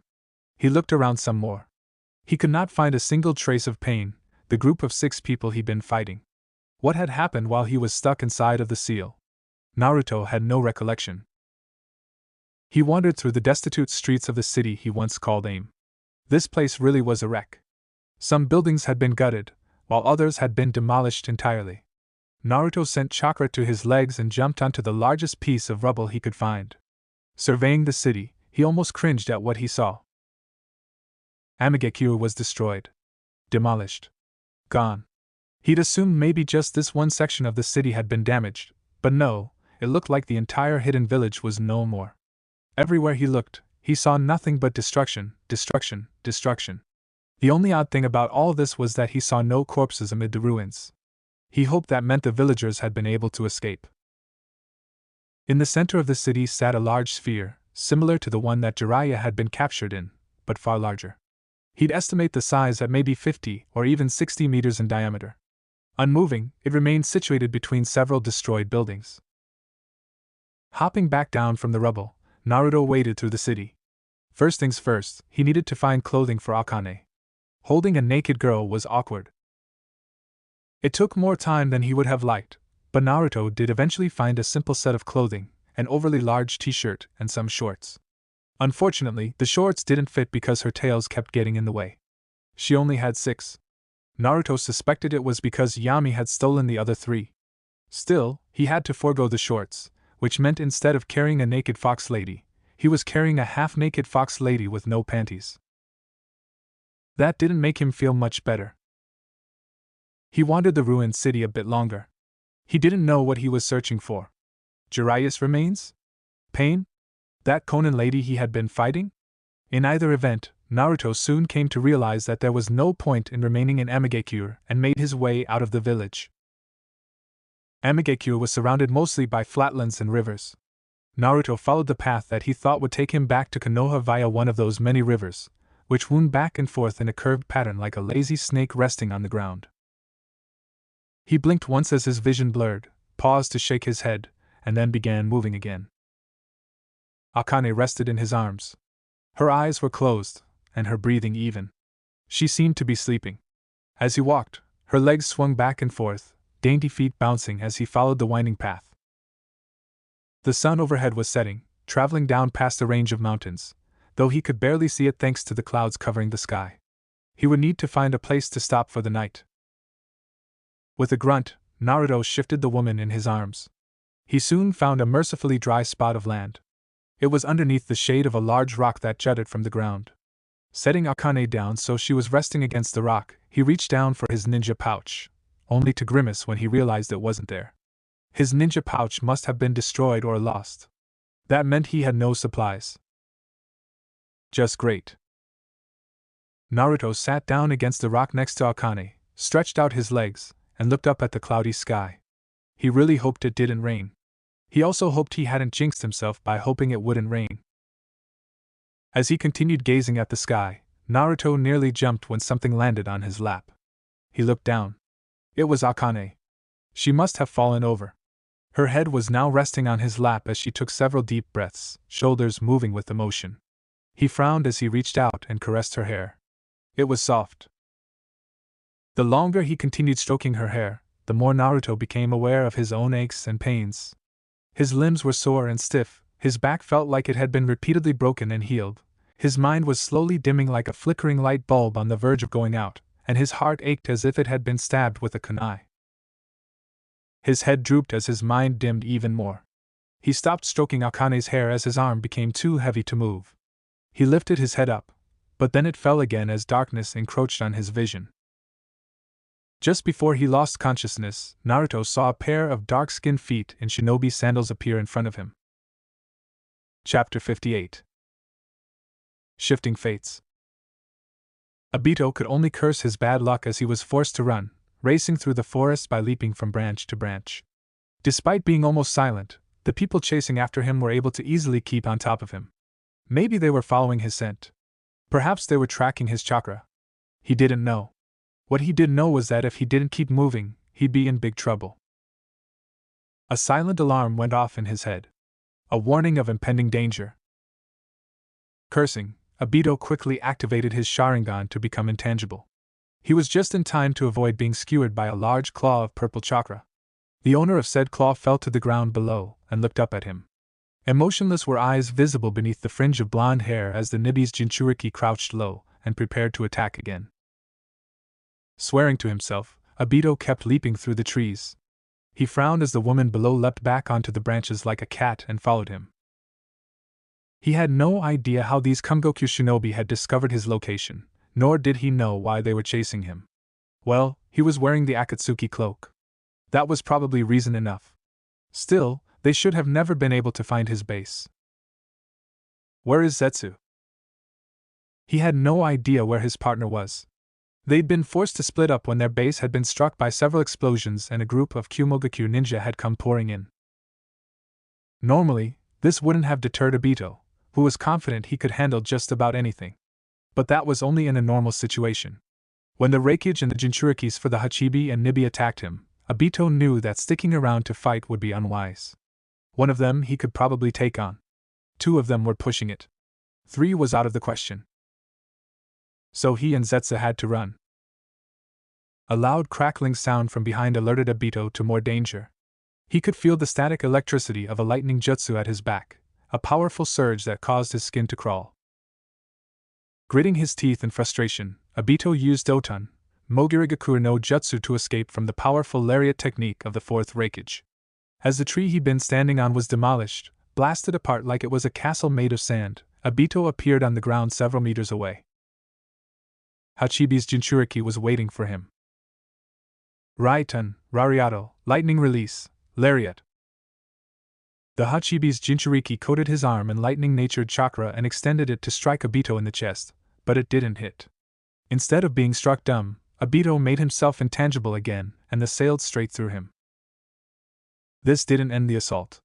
Before Obito even had time to use another jutsu, the Nibi's Jinchuriki was there. As he dodged the Jinchuriki's attacks, he activated Kamui, a space-time ninjutsu that created a spiraling void centered around his eye.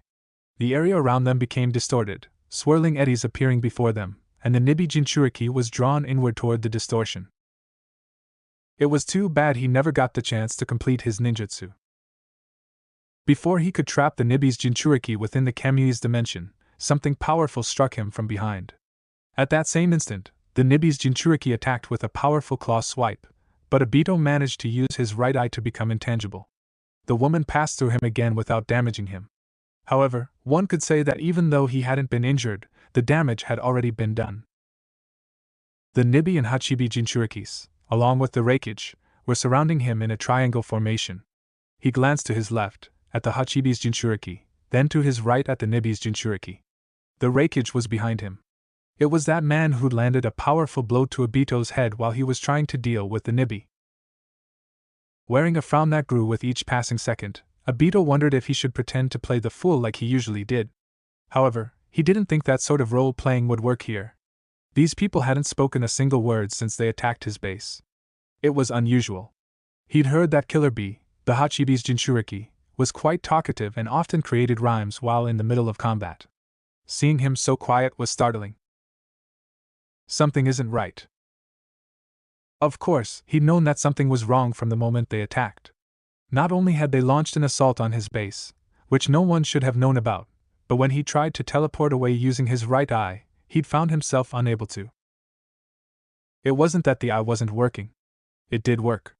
Obito had been able to absorb several ninjutsu that had been launched at him.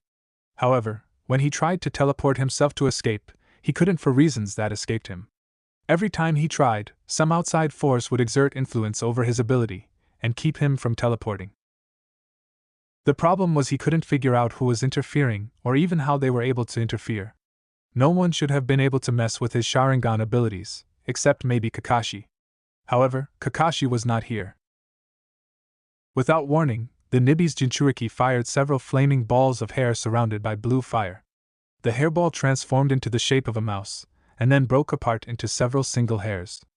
Obito could feel the heat from where he stood. He became intangible, allowing the hairs to pass through him, but then the hair turned around and came at him from behind. With a grimace, he ceased being intangible and activated his other Kamui ability, creating a distortion in the air to absorb the technique into his Kamui's dimension. Obito only realized this had been a distraction when the Hachibi's Jinchuriki and the Reikage launched simultaneous attacks at him. They came in from in front and behind. Raitun, Debura Rariato, Lightning Release, Double Lariat. Obito realized within a split second that he couldn't reactivate his intangible jutsu to avoid this attack. He also knew what would happen if he got hit. With barely a second to spare, he activated the Doton, Mogurigakure no Jutsu to travel underground. Even then, he came so close to being hit that he could feel the attack grazing his mask before he disappeared underneath the Earth's surface. Appearing several dozen meters away, Obito gasped for breath as he began running again. He needed to lose these people. At the very least, he needed to find a way to fight them separately. Realizing they had missed him, the trio of high-level ninja took off after him, beginning their game of cat and mouse once more. Obito did everything in his power to avoid being demolished by them. He used more than just Kamui to keep himself alive, relying on ninjutsu he hadn't used in the last several years. Despite relying primarily on the eye techniques of the Mangekyo Sharingan for combat, Obito had a number of powerful ninjutsu at his disposal. As the three ninja came at him, he went through a series of hand seals, sucked in a deep breath, and released it. Katon, Gokaki no Jutsu. Obito expelled a massive orb of fire from his mouth. The fireball was truly gigantic, easily twice the size of Obito himself, and it soared through the air toward Nibi's Jinchuriki as she descended from the sky like an attacking angel. While he did not expect the attack to kill her, he had at least expected it to damage her or force her to dodge, but then she sliced through the technique with her elongated claws coated in her Biju's chakra. Obito could not stop himself from feeling both shocked and annoyed. What would it take to defeat these three? The Hachibi and Reikage were coming at him from the left and right. Obito went through more hand seals and needed chakra inside of his body. Katon Bakufu Ranbu, Fire Release, Bomb Blast Dance. He launched more fire from his mouth, though this technique took the form of a large stream. The blaze was drawn into a spiral, which engulfed the Reikage, causing his body to disappear from view.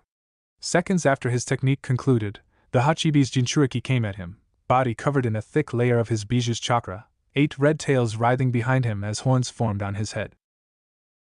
Raitun, Rariato. With his arm extended, the Hachibi's Jinchuriki used the bull horns formed from his chakra cloak to attack Obito. However, by that point, Obito was able to become intangible again.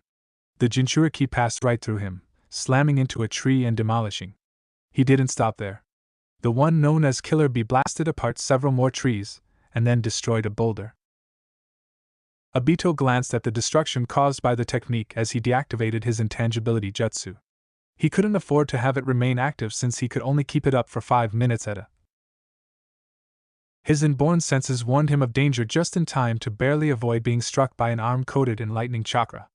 A tingling sensation like static electricity lit up his spine as he leaned back, avoiding the attack by a hair's breadth. He quickly activated Doton, Mogurigakure no Jutsu to disappear beneath the earth and reappear several meters away.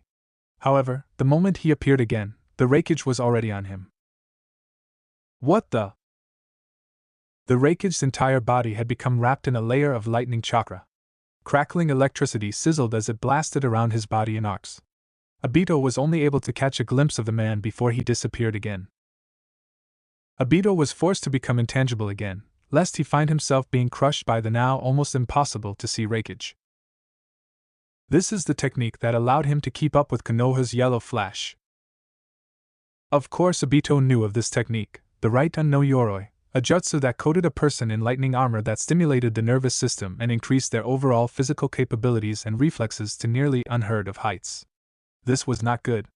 If the Reikage used this technique, then Obito would be forced to remain intangible until his 5-minute time limit ran out. Doing his best to escape, Obito found himself blocked not only by the Reikage with his now activated lightning armor, but also by the two Jinchuriki. The Hachibi and Nibi had transformed into their version 2 Bijou modes. Using their bodies as a sort of endoskeleton, a dark red, nearly black layer of chakra had enveloped them.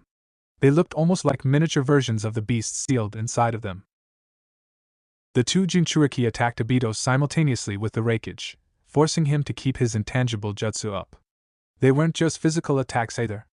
Both Jinchuriki released massive balls of negative chakra that slammed into the ground all around Obito, exploding with so much force that it would have been impossible to survive had he not become intangible. He weathered the storm as best he could. His intangible jutsu soon ended. Fortunately, the numerous explosions by the Baijidama attacks, the beast bombs, ceased. Unfortunately, before he could escape, someone grabbed him from behind. As Obito was lifted into the air by the Reikage, he caught a glimpse of someone out of his peripheral vision. That person had pale skin, long black hair, and wore a kimono with a purple rope tying it together. He recognized that person. It was Orochimaru. However, unlike the Orochimaru that he had known, this one had black eyes with a red six-pointed star-shaped pattern in each eye. That's a Mangekyo Sharingan? No, it's an eternal Mangekyo Sharingan. All this flashed before his eyes like a bolt of lightning. Time seemed to slow as the fourth Reikage used his extreme strength to bring Obito's head toward the ground. In those last few seconds of life, Obito realized why he couldn't use his Kamui ability to teleport, and why these three were chasing after him. Orochimaru must have somehow realized who he was, or perhaps he was just being cautious, but in either event, this man had used his previous association with Akatsuki to locate him and attack. Now, having likely killed Sasuke and Itachi to acquire the eternal Mangekyo Sharingan, he was disposing of any force that could potentially oppose him. Damn it all.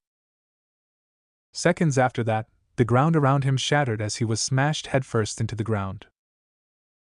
Renai failed to change the world. I'm sorry. Orochimaru walked over to the three ninja as they released their respective techniques. The Reikage's lightning armor vanished, and the red aura surrounding the two disappeared. The area around them was one of devastation. The Baijidama attacks from Killer Bee and Yujito had created a massive crater that was easily 100 meters in diameter. Below the crater was cracked and upturned earth. It was like after being struck by a meteor, an earthquake had ravaged the surrounding area. The three Kumogakyo ninja were surrounding the now dead Obito Uchiha, who Orochimaru had learned about after thoroughly interrogating Itachi. Thanks to that interrogation, Orochimaru now knew where most, if not every, Akatsuki hideout was located. Several Kumogakyo squads had been sent out to raid some of them. Ishidate and his two cohorts were also raiding one of the hideouts. Good work, you three, Orochimaru congratulated the three ninja on a job well done. TCH. The Reikage looked displeased as he rotated his shoulders. I'm not sure why you had all three of us take care of this shrimp. I think any one of us could have defeated him on our own. Perhaps. Orochimaru smiled. However, I'd rather not take any chances. This man is quite slippery. Even if you were able to defeat him, he'd probably just run away. Humph. I guess. Yo. He was pretty wily. It took us a long time to defeat him, Killer Bee rapped. I am surprised that it took so long for three ninja of our caliber to defeat one person, Yujito agreed. He didn't seem very strong, but that's probably because he was up against all three of us. The battle might have been different if it was just one of us. Humph. Orochimaru hid his smile as he observed the three shinobi. None of them had any idea that he was controlling their every action with the Sharingan. Whenever they looked at him, each of them saw someone different, someone who they would give deferential treatment to. He didn't even know what they saw. His jutsu was reliant upon the memories of the ninja he was controlling. His genjutsu was also so strong that none of them even suspected they might be trapped in one. That was the frightening thing about the Eternal Mangekyo Sharingan's genjutsu. Even Kage-level ninja like these three had no idea that their thoughts and actions were being manipulated because of a genjutsu. It was even stronger for the Jinchuriki because the Sharingan was so adept at controlling them. In either event, we've dealt a serious blow to Akatsuki, Orochimaru said. Let's head back to Kumogakure. The three ninja acknowledged his orders with a loud hi, before leaping out of the crater and heading into the trees. Orochimaru watched them go, making sure they were out of sight, before turning his head to stare at a spot on the ground. It looked no different than the rest of the area. However, Orochimaru smiled at it. Have you anything to report, Kabuto?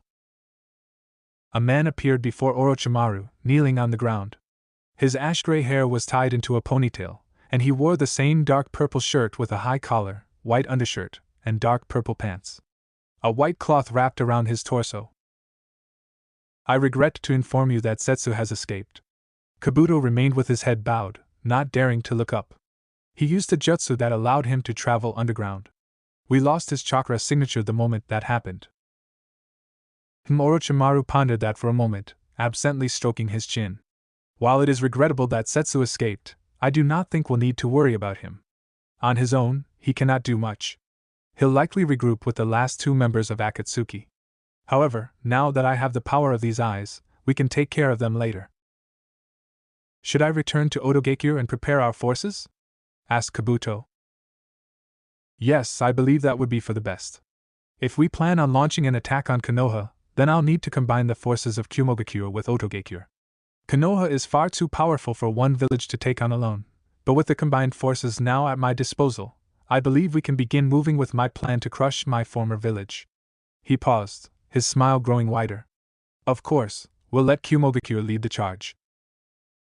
Naruto stirred from slumber, opening his eyes just a crack to reveal a wooden ceiling overhead. It didn't look like any ceiling he'd ever seen. It was too organic. Rather than a ceiling, he would have said it looked like the inside of a hollowed-out tree. He blinked a couple of times. Where was he? His body felt heavy as he tried to move his limbs. It felt like he was wearing the weights that Rock Lee always wore, only heavier. You shouldn't get up. You might have been able to survive the unsealing thanks to the fact that you are no longer human, but your body is still suffering from numerous side effects. A soft, feminine voice spoke up and caused Naruto to look in the direction it came from. Sitting beside him was a beautiful woman with red hair, red eyes, and 6 furry fox tails. A pair of red ears sat on her head, twitching every few seconds. She was gorgeous. Her crimson locks traveled all the way down to her butt. A pair of bangs framed her face, which would have put any aristocrat to shame. Enchanting crimson eyes. Lush ruby lips. Her simple dress was the only thing that seemed out of place. The shirt was a boring shade of brown, and her pants were a light tan. Somehow, the dullness of her clothing made her beauty all the more striking. Akane, Naruto mumbled. Naruto, she said. The ensuing silence that extended between the two of them felt stifling. Naruto wanted to say something, but he had no idea what to say. She had ignored him for the longest time, and he had never figured out why. Now that she was here, sitting before him, he had so much wanted to talk about, to ask her, but he couldn't even figure out what he should say first. He was drawing a blank. Where are we? He asked, deciding to broach those topics later. I do not know, Akane answered simply. However, I do know that we were brought here by someone. She is away right now, but she said she'd be back to bring us lunch. Do you know who that person is? He asked. She shook her head. I did not get a chance to ask her name. I only just woke up about half an hour ago myself. Oh, Naruto trailed off again, his face scrunching up as he tried to think about what he could say. So, how are you feeling? How do I feel? The great Bijou, who had taken the form of a beautiful woman, looked down at herself. She raised her hands, clenching and unclenching her fingers, and then she sighed. I am a lot weaker now than I prefer. I think the only time I felt weaker than this was when you stole nearly all my power after Orochimaru tried to screw with your seal. 3 of my tails were stolen by Yami. That said, I am feeling mostly fine, all things considered. I do enjoy the fact that I am no longer tied to that seal. I guess you would enjoy being free, Naruto admitted quietly. Sorry you had to stick with me for so long. Akane clicked her tongue. What sort of apology is that? If I was bothered by being stuck with you, I would have tried a lot harder to manipulate you into releasing the seal. The woman looked away, placed her hands on her lap, and clutched the fabric of her pants. Anyway, the one who should be apologizing is probably me. You. I got very angry when you slept with Koiki and decided to shut you out of the seal, Akane finally admitted. I didn't want to talk to you after that because, well, seeing you with that woman made me angry. For some reason, I felt like ignoring you after that. Naruto stared, not quite sure he understood what Akane was talking about, but as her words slowly trickled through his brain, he found himself unable to come up with a proper response for several seconds. Seriously. What did someone say to this? So you were jealous? I wasn't jealous. Snapping, Akane glared at Naruto, who returned her look with a deadpan expression. Slowly but surely, his expression caused Akane's to shift, becoming more and more uncertain, until she at last looked away. Finally, in a soft voice, she sighed and said, Okay. I was jealous. I didn't like how these other women were getting close to you. Naruto wasn't sure what he should say to that, so he spent a moment looking around the room, what he could see of it lying down at least. The room was very basic. The floor, walls, and ceiling was made of wood, and it had a really organic feel, making him think the room might truly be a hollowed-out tree. A dresser sat several meters to his left. There was also a window on his right. Naruto realized that he was lying on a futon, which explained how Akane could sit Saiza before him. 2 other futons were lying in the room. One likely belonged to Akane. Hey, Akane, Naruto said at last. What am I to you? Akane bit her lip and cast her gaze about the room, as if seeking something that would allow her to avoid the subject. Naruto waited. At some point, she seemed to accept that there was no escape, or maybe she had realized that this was something they needed to talk about. Her shoulders slumped. I do not know. While I have seduced many men into doing my bidding, I was never intimate with any of them, and I have never felt this way about any of them. I just know that I did not like it when that woman got to you before I did. Before you got to me? What does that mean? Akane sighed. Please don't act like you're dense. I know you're not that stupid. Naruto gave her a sheepish smile. Sorry. I just wanted to hear it in your own words. Ugh, fine. Puffing her cheeks out a little, Akane gave Naruto a frightfully adorable pout. Being as old as I am, and having seduced many powerful men in my time, I'm not upset that you slept with Koiki and those other women. However, I had been planning on eventually making you mine. I dislike that they got to you first. And that's why you shut me out? Akane looked away, her cheeks bright red. It was obvious if he thought about it. Akane was the Kyuubi, a prideful creature who had lived for a long time. Admitting that she was jealous was probably a huge blow to her pride. What made it even worse was that the people who sparked her jealousy were humans who, even to this day, she did not care for. I'm sorry, Naruto apologized sincerely. I had no idea you felt that way. Yeah, well, Akane sighed as her shoulders fell. It's not like you could have known. I only decided to make you mine after watching you grow during the training trip. My plan was to wait until after your training to seduce you, but then Koiki managed to do it first. Naruto was feeling a bit better now, so he pushed himself into a sitting position and turned to Akane. She observed him with a frown that was both defensive and uncertain. He took a deep breath. Is that offer still open? Akane averted her eyes. It is if you want to become mine. You know I won't stop seeing those girls until old age or a mission takes them, right? I know. Are you okay with that? Akane hesitated for a moment. I have already said it before, haven't I? I have seduced a lot of people in my life. Men. Women. If I were to say I disliked you being with other women, it would make me a hypocrite. I do not mind. I'll probably even join you. I just don't like that someone aside from me took your first time. In that case. Now that he knew her feelings, Naruto felt no hesitation as he leaned forward and kissed Akane. It was a little difficult. His arms wobbled as he used them to support his weight. However, as he felt Akane's softer than chiffon lips slide over his, the exhaustion in his limbs seemingly vanished. Ahem. However, just before the kiss could heat up, a cough interrupted them. Akane and Naruto removed themselves from each other and looked over at the door. An androgynous girl was standing there, left hand on her hip and a grin on her face. Should I leave so you two can have some more time alone? She asked, her cheeks only a mild shade of red. After that embarrassing interlude where their savior had walked in on them, the trio ended up sitting around a small fire pit that had been built into the ground. It had been hidden underneath several wooden planks that could be removed. The girl who had rescued them was a dark-skinned teen.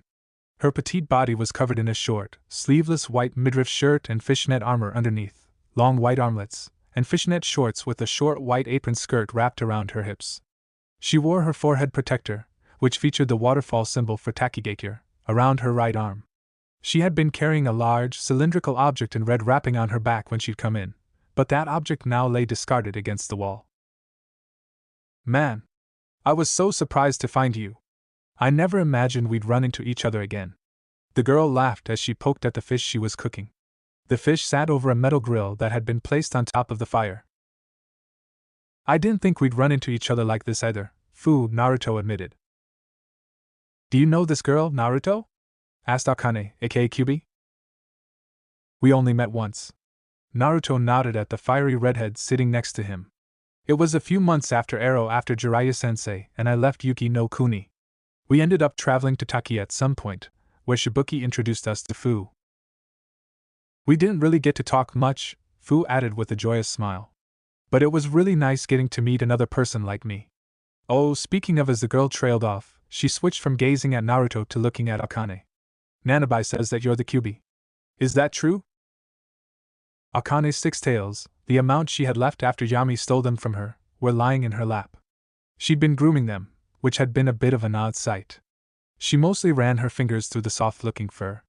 However, occasionally, she would tail one of her tails and lick it or nibble on the top. It was very animalistic. At the question posed, Akane stopped grooming her tails to look at Fu. I am Kyubi, yes. Fu snapped her fingers and grinned. I knew it. I was really curious about when we found you, 'cause you have those tails, and I don't know any human who has tails. But I was still really shocked when Nanabai told me that you were the Kyubi. Fu finished grilling up the fish, which she only flavored with a bit of salt, and then stuck them on a set of sticks and handed 2 to Naruto and 2 to Akane. She took the last 2 for herself. The group ate in silence for a moment. Naruto used that time to gobble the fish up quickly, while Akane ate hers with the sort of daintiness he would have expected from a princess. It was almost cute to watch her nose scrunch up as she tasted the fish. Come to think of it, this was actually the first time she'd eaten in centuries, wasn't it? When they finished their meal, Fu crossed her legs and leaned over to look at them. Her eyes were sparkling. Naruto and even Akane leaned back as if her proximity startled them. So, Fu began in an enthusiastic voice. How did you escape from the seal? And how are you still alive after Kyubi escaped from the seal? I thought it was impossible to remove a bijou without killing the host. That's what everyone says.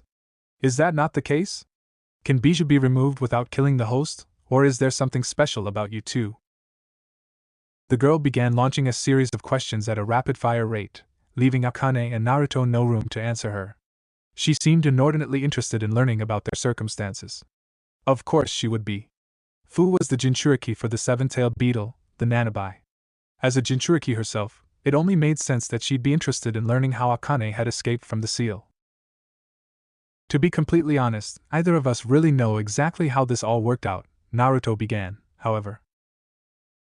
Naruto did his best to explain the circumstances behind Akane being free from the seal.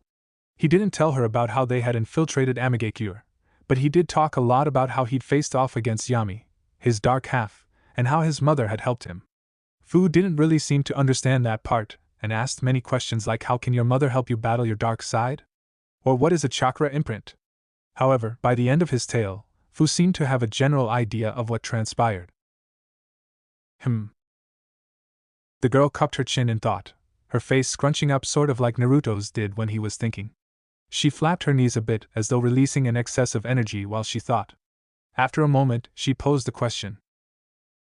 Do you think it would be possible for me to unseal the nanobi? Naruto had no idea how to answer that question, so he turned to Akane, who slowly shook her head. No, I doubt you'd be able to unseal the nanobi. At least, you wouldn't be able to unseal the nanobi and survive. Akane paused, looked at Naruto and, upon receiving his nod, turned back to Fu. Naruto's constitution is unique. He's not fully human anymore because he absorbed a large portion of my chakra back when he was taking the Chunin exams. I call him A, though the word itself is incorrect because I'm not a demon. In either event, what happened to Naruto is unlikely to happen to anyone else. The circumstances behind his transformation are wholly unique and due in large part to how his seal was designed. It is doubtful that they can be replicated. Fu took a moment to ponder her words. She sat there with her left elbow resting against her knee, her head sitting on the palm of her hand, staring at Akane like the woman was speaking a foreign language. After a few seconds, she leaned back, placing her hands behind her. Well, that sucks. The blunt words spoken caused Akane to grace her with a bitter smile. You say that, but Naruto will now be forced to live forever. The people he knows and loves will all eventually die, leaving him alone, and even if he meets new people, they too will eventually leave him. Can you say with all honesty that you want to live like that? Fu bit her lip. Well, I guess that would kind of suck. I mean, I don't have many friends, but I like Shibuki, and it would be really sad if I outlived him. The longer you live, the more jaded you become. Akane looked down at her hands. Her nails were quite long and slightly pointed like claws. She flexed them, then sighed. You see all of the things people do to each other. You see them murder, rape, pillage, and steal, and you begin to realize that humans are basically scum. After that, you stop caring about them. They become toys for your own amusement. As you slowly begin to use them as playthings, you lose sight of who you were without ever realizing it. Akane finally looked up to stare at the silent Fu. I didn't realize it until long after I was sealed inside of Naruto. As he stared at the woman who had lived for several centuries, Naruto reflected on her words. He had already known that Akane had become jaded and cynical. When they had first met, she had been insufferable and treated him like he was a burden. As they slowly warmed up to each other, she shared stories with him about all of the things she had done, completely unremorseful even after telling him about the humans she had used for her own amusement, about the wars she had caused for her own entertainment. However, that wasn't all she had shared. Akane had told him about her life when she first created her human form. She had a mother and a father, and they treated her well. Of course, she had known that she was different and kept a distance between them. However, the smile on her face as she talked about the village she was raised in was the only genuine smile she ever gave when speaking of her past. Every other smile was cynical and cold. Yeah, Fu nodded slowly. That doesn't sound too fun. No. Akane's bitter smile was still on her face. It does not. It was only around noon at the moment, so after everyone had their fill of fish, Naruto offered to help Fu with some of her household chores. While the term household chores was a bit of a misnomer, it was true that she had a lot of things to do like airing out the futons, hanging up her laundry, and cleaning the small hut that she lived in. On a side note, Naruto learned that her hut was actually the remains of a hollowed-out tree. Naruto had also finally realized that he and Akane were on the outskirts of Takigakure. He had no idea how they had gotten there, whether Fu had carried them all the way to her home from wherever they had been, or if they had somehow been nearby and Fu just happened to find them. He remembered very little after the battle with Pain, so he guessed it was possible that he merely traveled that far without realizing it. They spent 2 days with Fu. During that time, Naruto did what he could to help out. Akane didn't at first, but perhaps out of boredom or a desire not to feel left out, she began helping them as well. Sadly, Akane couldn't actually do much. It was a bit amusing to see a several thousand-year-old and supremely powerful entity fail at cooking. Naruto knew it was because Akane had never actually done anything for herself. She charmed humans into doing everything for her, which meant she'd never once had to do any work a single day in her life, unless he considered seducing men and women. He didn't. Despite this, Akane proved to be incredibly stubborn and refused to give up after failing. Maybe it was because she was stubborn. The first time she cooked the fish, she burnt them so badly they were inedible, and Naruto sent some clones to catch more fish. After that, she demanded to cook every single day. When he was helping Fu with her chores, he'd see Akane glaring at the grill as she cooked fish, trying to get that perfect blend of crispy skin and soft insides. Fortunately, she did manage to learn how to cook fish after several failures. Shibuki also came by once. Naruto wasn't surprised when the man showed up the day after he and Akane had woken up. Fu would have obviously told her village leader about them. As the leader of Takigakure, Shibuki was a busy man, so he didn't stay long, but he did state that he was glad to see Naruto alive and requested an information briefing on what happened. While Naruto couldn't tell him everything, he did inform Shibuki that his injuries and Akane's presence were thanks to his battle against Akatsuki. Finally, the time had come for him and Akane to leave. "Take care of yourselves," Fu shouted as she waved at them. "Bye." Naruto waved back as he and Akane walked away from Fu. Unlike him, his companion didn't really wave, though she did turn her head and raise her hand in a sort of wave. He supposed it was good enough. Akane wasn't really sociable, but given that she had spent several years sealed inside of him, that was only natural. Fu soon disappeared. Naruto and Akane wandered through the forest. There were many tall trees, and the branches interwoven above their heads and covered in thick leaves blocked out a good deal of sunlight. The pair walked past shrubs sticking out of the ground and stepped over thick roots. The hoots, howls, and croaks of various animals accompanied them on their travels. "Are we going back to Konoha?" asked Akane. "Yeah," Naruto said softly. "We've been gone for a long time, and I need to inform Tsunade about what happened to Erosenin." A sharp pain stabbed Naruto in the chest as he thought about what had happened to his sensei. He hadn't seen Jiraiya die, but the man had been sucked into that giant satellite thing pain had created. There was very little chance that his sensei had survived. Akane reached out and grabbed Naruto's hand. Her hand was soft and warm, delicate like a princess's. He looked at her hand, and then up at her, but Akane had turned her head. "I can't do much for you, but I can do this much at least," Akane muttered. Naruto tightened his grip on her hand and smiled. "Thank you?" "Whatever," Akane mumbled as they continued traveling through the forest. Despite sitting at her desk in the Hokage's office, Tsunade was barely getting any work done. Several days ago, while she was reading over documents and filing reports, her favorite jar of sake had cracked. There had been no discernible reason for it. The jar was in mint condition and incredibly durable. Despite this, a large crack was now running through it. Being as superstitious as she was, Tsunade could not help but think it was an ill omen. Ever since then, Tsunade's concentration had been shot. She misfiled reports, stamped her signature on the wrong part of documents sent her way, and created a multitude of problems for Shizen.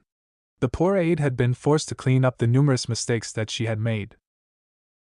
Even now, Shizen was working tirelessly by her side to keep Tsunade on track. The medical ninja handed her files, watched as she signed them, and made sure she didn't sign them in the wrong spot again. While it was arduous for both of them, a fortunate lull arrived in the workload. "I feel like I have more work than ever before," Tsunade mumbled as she stretched her arms above her head. Her joints cracked. Wincing, she wondered if these cracks, if this feeling of tiredness, could be chalked up to sitting behind a desk for so long. Surely her age wasn't catching up to her. "Right. That's because you keep making mistakes in your work and having to redo it," Shizen countered. "I guess." As she brought her arms back down, Tsunade's attention was pulled to a photograph that she had placed on her desk. It was a picture from her genin days. In it, she was giving the victory sign to the camera and smiling a big smile. Meanwhile, Jiraiya was pouting as he glared at Orochimaru, who wore a small smile. Behind them all was Sarutobi, their sensei, and the Sandaime Hokage, who had placed a hand on Jiraiya's head. That was probably a reason he was pouting. "It's been a while since I've seen that photo," Shizen commented. Tsunade wore a small smile as she looked at it. "I decided to bring it out while Naruto and Jiraiya were on their mission. Looking at it is calming." Her eyes softened. "We were all so young and innocent back then. Orochimaru was just a quiet and kind boy, Jiraiya was an obnoxious brat, and I was the princess of the Senju clan. We had no idea what life had in store for us. She sighed. Thinking about the past was both pleasant and depressing. The time she shared with her teammates back then had probably been the happiest and most peaceful of her life. Everything after that was filled with death, despair, and a never-ending spiral of bad luck. It made Tsunade wonder where she'd gone wrong. Before Shizen could respond to her words, the loud thudding of footsteps drawing near made them turn toward the door just as it burst in. "I hope you have a reason for barging in here without knocking," Tsunade muttered. It's Naruto," they shouted. "He's returned to the village." "What?" Tsunade stood up from her seat and placed her hands on the desk as she leaned over. "Where is he?" "Our guards spotted him just outside of Konoha," they said. "He's arriving with a strange woman." "A strange woman?" Shizen mumbled as she looked at Tsunade. Furrowing her brow, Tsunade frowned at the. "Any idea on who this strange woman is? What about Jiraiya?" They hesitated. "I didn't see Jiraiya with him, but the woman is it might be better if you saw her for yourself." Tsunade couldn't help but feel an odd sense of apprehension at the news that Jiraiya was not with Naruto. However, she pushed aside her feelings for now. She couldn't afford to jump to any conclusions. "How far out is he?" she asked. "He should be arriving in the village any minute, if he hasn't already," they answered. "Very well." Tsunade took a deep breath and lowered herself into her chair.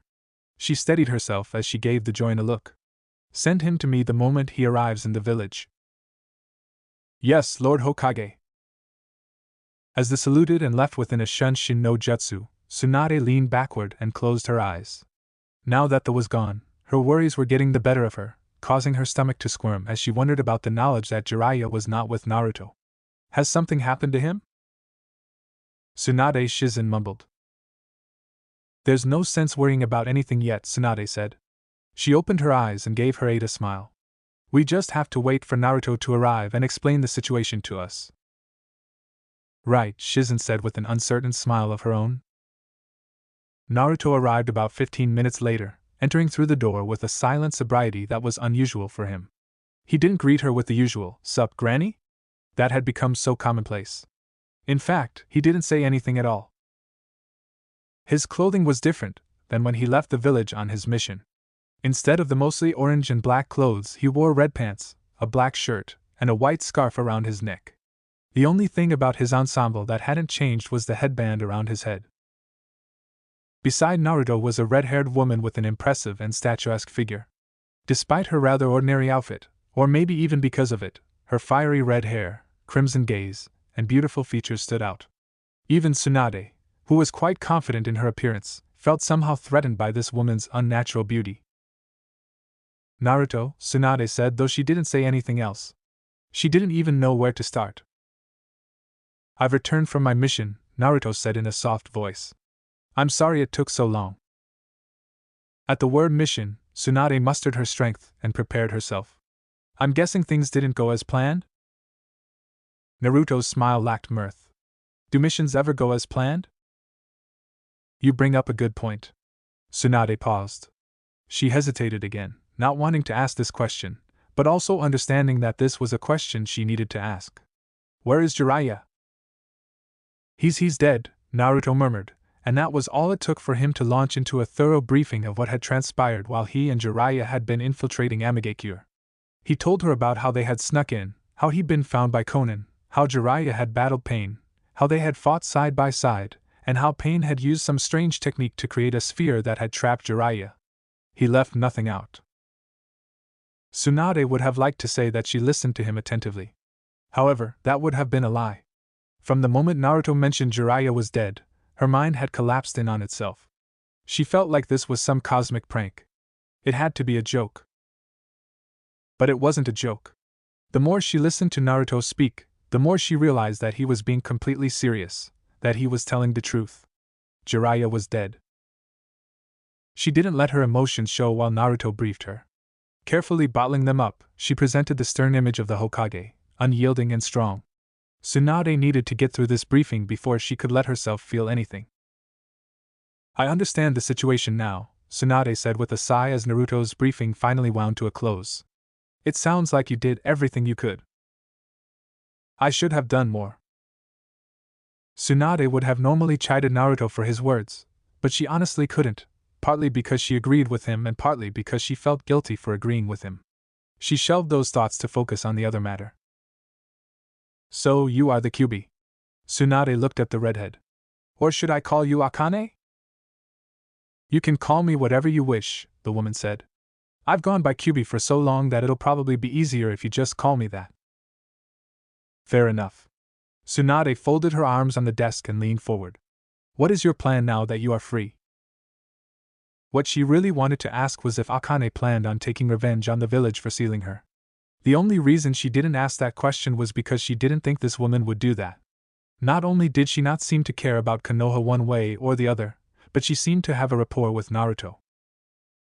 Of course, Tsunade had known about the odd relationship between these two. Naruto had spoken to her about this woman around the time they first met.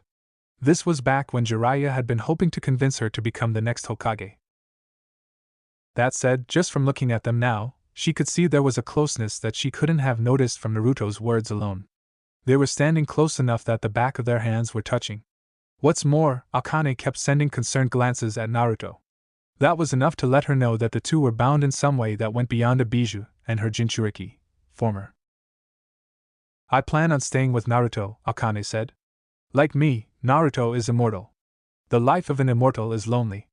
However, here, the redhead paused, tilting her head. She seemed to be thinking about something. However, I believe that life will be much more bearable if you have someone to share it with. The words themselves were innocuous enough, but Tsunade sensed something deeper behind them. She imagined that, being an unaging being who had lived for a long time, the woman before her likely had a very lonely existence. Even Tsunade did not like to be alone. That was why she had taken Shizen with her when she left the village after Dan's death. Tsunade chose her next words carefully. In that case, I have no problem letting you stay in the village with Naruto. I can't let you become a ninja for obvious reasons, but so long as you do not cause problems, I think we can work something out. I appreciate that, Akane said with forced courtesy. Tsunade imagined the great Kyuubi was not used to extending courtesy to humans. You are dismissed, Naruto. I'm sure I'll call upon you at some point, but you should rest up for now. Naruto looked like he wanted to say something. He opened his mouth, but when no sound came out, he slowly closed it again and nodded. Lord Hokage, he mumbled, giving a respectful nod before leaving the room with Akane in tow. Once Naruto left the office, the dam that Tsunade had been holding back finally broke. It started with a painful sob that racked her entire frame. Then tears flowed down her face like waterfalls and splashed onto the desk. "Oh, Lady Tsunade!" Shizen shouted in worry, but Tsunade was not paying attention to her aide. "You damn fool," Tsunade whispered. The sound of her sobbing was the only noise in the Hokage's office. Naruto stood outside the Hokage's office with Akane, clenching his hands as he heard the sobs coming from inside. Each painful cry drove a stake further into his heart. He closed his eyes, took several deep breaths, and walked away from the door to give the grieving woman some space. "Naruto?" Akane asked as she caught up with him. He sent her a smile that he wasn't really feeling. "Come on. Let's head home. I feel like it's been way too long since I last saw my own apartment." Akane didn't say anything, but the look on her face was telling enough. They made their way out of the Hokage's mansion and into the busy streets. Akane hid her tails. Before she had been sealed by his father, that was how she'd avoided detection for so long. It seemed shape-shifting was a specialty of hers, and unlike the transformation technique, this one did not dispel when Akane was undertaking an activity that was mentally strenuous. "I didn't pay as much attention when we were heading to the Hokage's office," Akane murmured as she looked around, "but it looks very different now than it did inside of the seal." "Does it?" "Maybe it just feels like it does." Akane placed her hands behind her back as they walked. "When I was in the sea, I couldn't feel anything. I only saw what was happening through your eyes. Every sensation except sight was muted. Now that I'm finally free from that seal, I can feel the wind on my face, smell the scents from various food stalls, and hear the sounds of people talking." They had been walking down one of the more traffic-heavy streets. Numerous people were wandering around. This particular street had a lot of vendors as well, so there were quite a few food stalls along with stands that sold jewelry, produce, and various trinkets. Reaching the end of the road, they turned into a more residential district. There wasn't as much traffic since it was early afternoon. Where before the buildings were all single-story and featured large windows to display whatever was being sold, the buildings on this road were 2 or 3 stories. While they had windows, all of them were smaller, and most had blinds. Stairways guarded by metal rails led up to the 2nd and 3rd floors. I've never really noticed it before, or maybe it's something I forgot after a time, but being able to enjoy these sensations is why I decided to create a human form in the first place. Is it? Yes. Akane smiled. Being a giant fox with 9 tails means I can't enjoy this kind of life. I wanted to experience what it felt like to be human. Naruto gave her a non-committal nod as they ascended the staircase to his apartment, the sound of their footsteps echoing along the floor. He unlocked the door and entered. Akane followed him. There was no one to greet him as he closed the door after Akane stepped inside. Of course, it wasn't like he had expected Tenten to be there. Just because they had made up didn't mean she'd always be around. She was either on another mission or at her family's shop. He'd visit her later. Would you like something to eat? Asked Naruto as he slipped out of his sandals and walked further into the room. He wandered past the table and was about to step up to the fridge, but he was held back when a hand slowly clasped around his wrist. He looked back to stare at Akane, who kept him from moving with her firm grip. The look on her face was quite serious. He'd have called her expression stern, but the hint of worry, barely hidden beneath her calm visage, did an admirable job of making her expression seem more concerned than stern. What's up? Not hungry? You're acting awfully normal for someone whose sensei just died, Akane said, her expression not wavering. Naruto flinched. I can't say I'm not sad, but we're ninja, you know? Death is a constant companion in our line of work. It is, but that doesn't mean you can accept something like that so easily. You know it's not good to bottle up your emotions like that. Naruto flinched. I know, but He had been about to say he couldn't afford to grieve yet, that he still needed to be strong, but Akane quickly tugged on his arm, yanking him toward her. Before Naruto could even figure out what was happening, he found himself being engulfed in warmth. It took him a moment to figure out what all these new sensations meant. He blinked. Then he realized that he was being embraced by Akane. The woman was actually a good bit taller than him, so his face was resting on her superlative bosoms as she wrapped her arms around him. It's okay to grieve now, Akane said in a soft, gentle voice so unlike her normal mocking tone. There's no one here but me. Perhaps Naruto had been bottling up his emotions too much. If so, then it would certainly explain why Naruto started crying without any buildup. It was as if her words had broken the dam keeping all of his emotions in check, unleashing a torrential flood of tears. Akane rubbed his back as he cried. Do you feel better? Asked Akane as Naruto calmed down. Yeah. Thank you? Anytime. You know, you're being awfully nice, Naruto mumbled, still resting his head on her chest. It's kinda weird. Have I not been nice before? Asked Akane. You have. It's just that you've been ignoring me for so long that I'm not used to it anymore. I guess that's my fault. Akane had already expressed how she'd stopped talking to him because she'd grown jealous of Koiki for sleeping with him before her. He understood why she'd ignored him. At the same time, it didn't really change the fact that she'd been absent for about 2 years now. It's fine.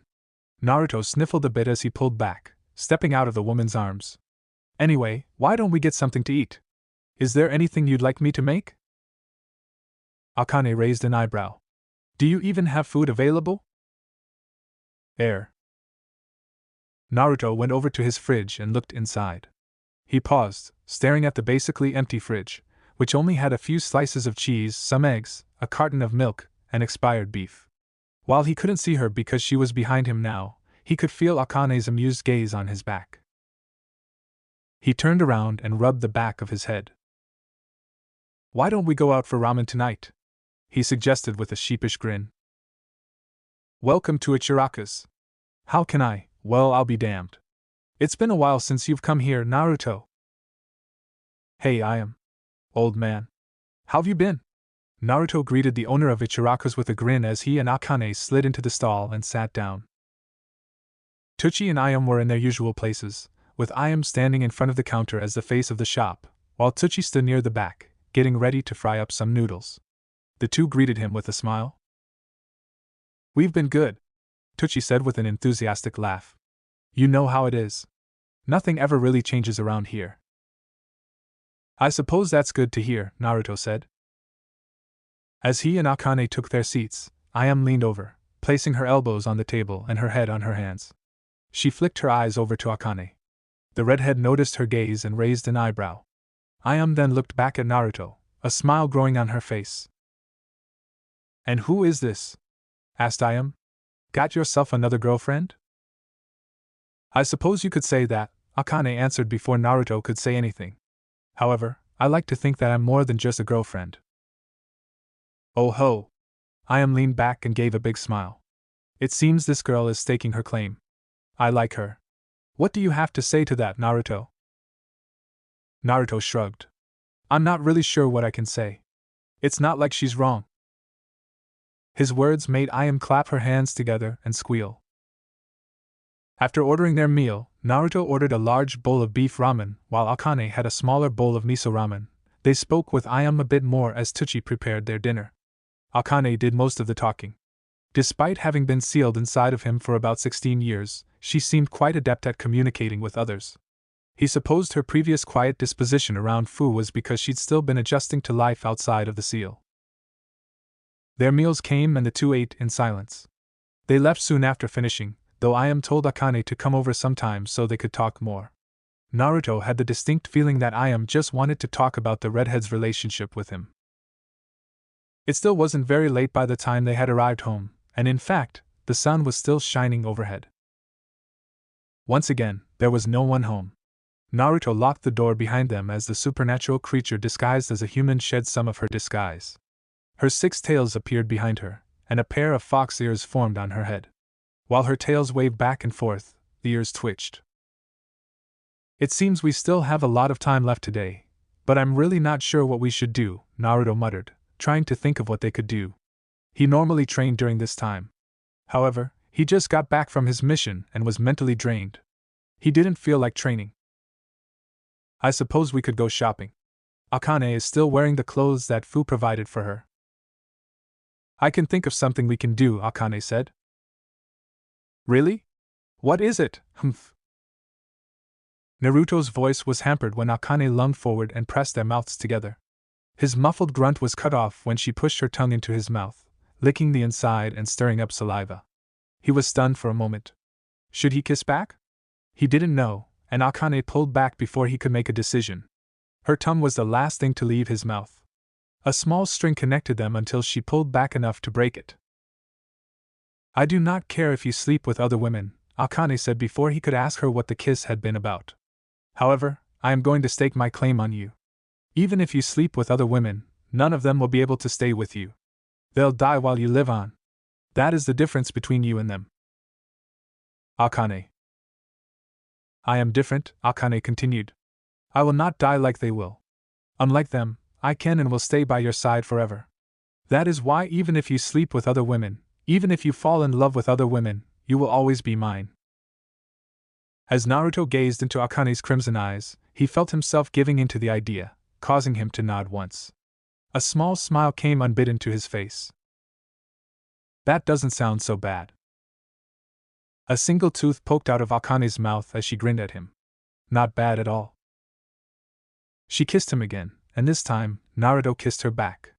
Their tongues became entwined, twirling around each other in a wet embrace. This sloppy exchange stirred up even more saliva between them. Either of them cared. They continued to kiss, the lewd smacking of their lips mixing with their moans and panted breathing. At the same time, Naruto and Akane wrapped each other in their arms, pulling their bodies closer. Because she wasn't wearing a bra, Akane's nipples were rubbing against him through the fabric of her clothing, hard and pointy. The sensation was electric. Several jolts traveled across his chest as her large breasts squashed against him. Naruto pulled back from their kiss. Akane winced. However, he grabbed her hand and tugged her along, pulling her into his bedroom. I figured we should change venues, he added. That's a good idea, Akane agreed. His bedroom wasn't large, but the bed was fairly new and unused.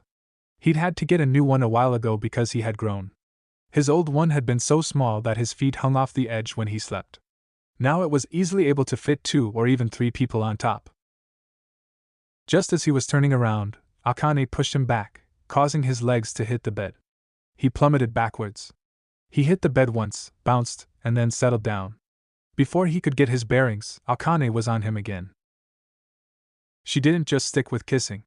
A jolt traveled through him when Akane placed her hand underneath his shirt.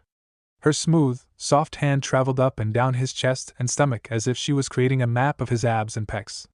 Naruto felt a shiver race down his spine as she reached his nipple and pinched it. Akane. I'm going to do something for you that I've never done for anyone else before, Elaine said as she moved back down, unzipping his pants and pulling them off. She also removed his boxers before he had the chance to tell her otherwise. Naruto would have said something, but he was forced to throw his head back and groan when Akane stroked him hard. Her touch was delicate. He might have even called it tentative, like she wasn't sure what to do with it. He raised his head. Akane was staring at his mask with something of a shocked expression. Akane? What's wrong? Nothing. She shook her head, and then smiled. I was just admiring this bad boy. I remember seeing it when you slept with Koiki, but it looks a lot bigger now than it did through the seal. Oh, Naruto was at a loss for words, but part of the reason was because Akane had leaned forward and kissed the mushroom-shaped head. He clenched his toes and gritted his teeth as a new wave of pleasant sensations traveled from his cock to his brain. Huh. So it twitches to even basic stimuli like this? Akane grinned. How like a man. She leaned forward, stuck out her tongue, and dragged it along the underside of his dick. Naruto ground his teeth together as she swirled her tongue along the tip. And it has such a strong smell. I never noticed it before, but the scent of your arousal is really powerful, or maybe yours is just a particularly strong scent. Is that bad? No. Akane took a deep breath. I actually like this smell. Naruto hadn't felt this embarrassed since his first time being taken by Koiki, maybe not even then. He didn't have time to feel too ashamed, though, as Akane took him into her mouth. His entire body felt like it had seized up. Her mouth was warm, wet, and the feeling of her tongue swirling around him caused a pleasant sensation to rush up and down his spine. Her tongue was a bit rougher than the other girls he'd been with, but that just meant it left a stronger impression. Do you like dishes? Asked Akane, her voice muffled by his dick. Is having me shuck on your dick enjoyable? It is. That's good. I'm gonna shuck your dick so hard all of your cum should into my.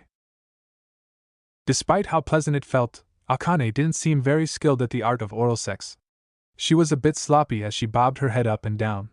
Not only that, but he was too big for her to fit all of him inside of her mouth. To rectify this problem, she had made sure to coat the lower half of his shaft with saliva and was using her hands, but it didn't change how unskilled she was. Despite this, Naruto came far more quickly than he had with anyone else. It must have been her stare. She'd been gazing at him with those burning crimson eyes the entire time she'd taken him into her mouth. It was way too sexy. Akane! I'm gonna come soon. Naruto was fortunately well versed enough in bedroom etiquette to warn Akane when he felt his balls tighten. His words only spurred Akane on more. She pulled her head back until only his head was still in her mouth, and then leaned forward, pushing her breasts together and engulfing his cock with them. Hurry up and come. Come in my mouth.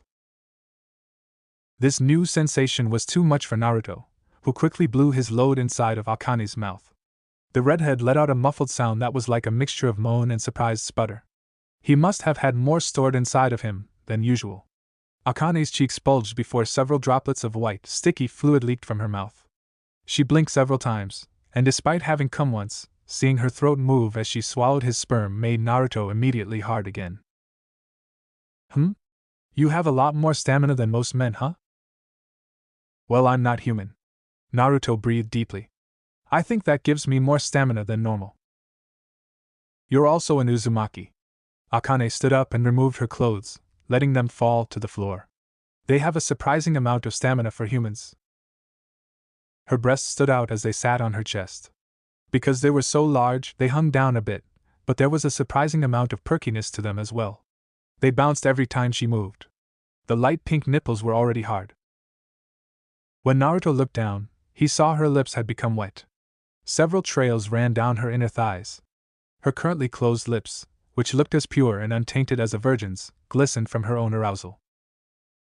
She quickly straddled Naruto's thighs, and then began rubbing his shaft along her slit. Akane moaned. Naruto tried to move, but she stopped him. Let me do this at my own pace, she said. Naruto leaned back and let the woman do as she pleased. She continued rubbing herself against him, lubricating his already wet cock even more, and then she raised her hips and positioned herself above him. His head rubbed against her entrance. Another trickle of her love juices coated his shaft. With her hands on his chest, Akane slowly lowered herself onto him, her lips stretching as she took him in. HNN. Akane grunted and groaned as she gritted her teeth. You really are big. This is actually uncomfortable. Do you want to stop? Of course not. I've already come this far. With one final push, Akane fully sheathed Naruto inside of her. She didn't do anything.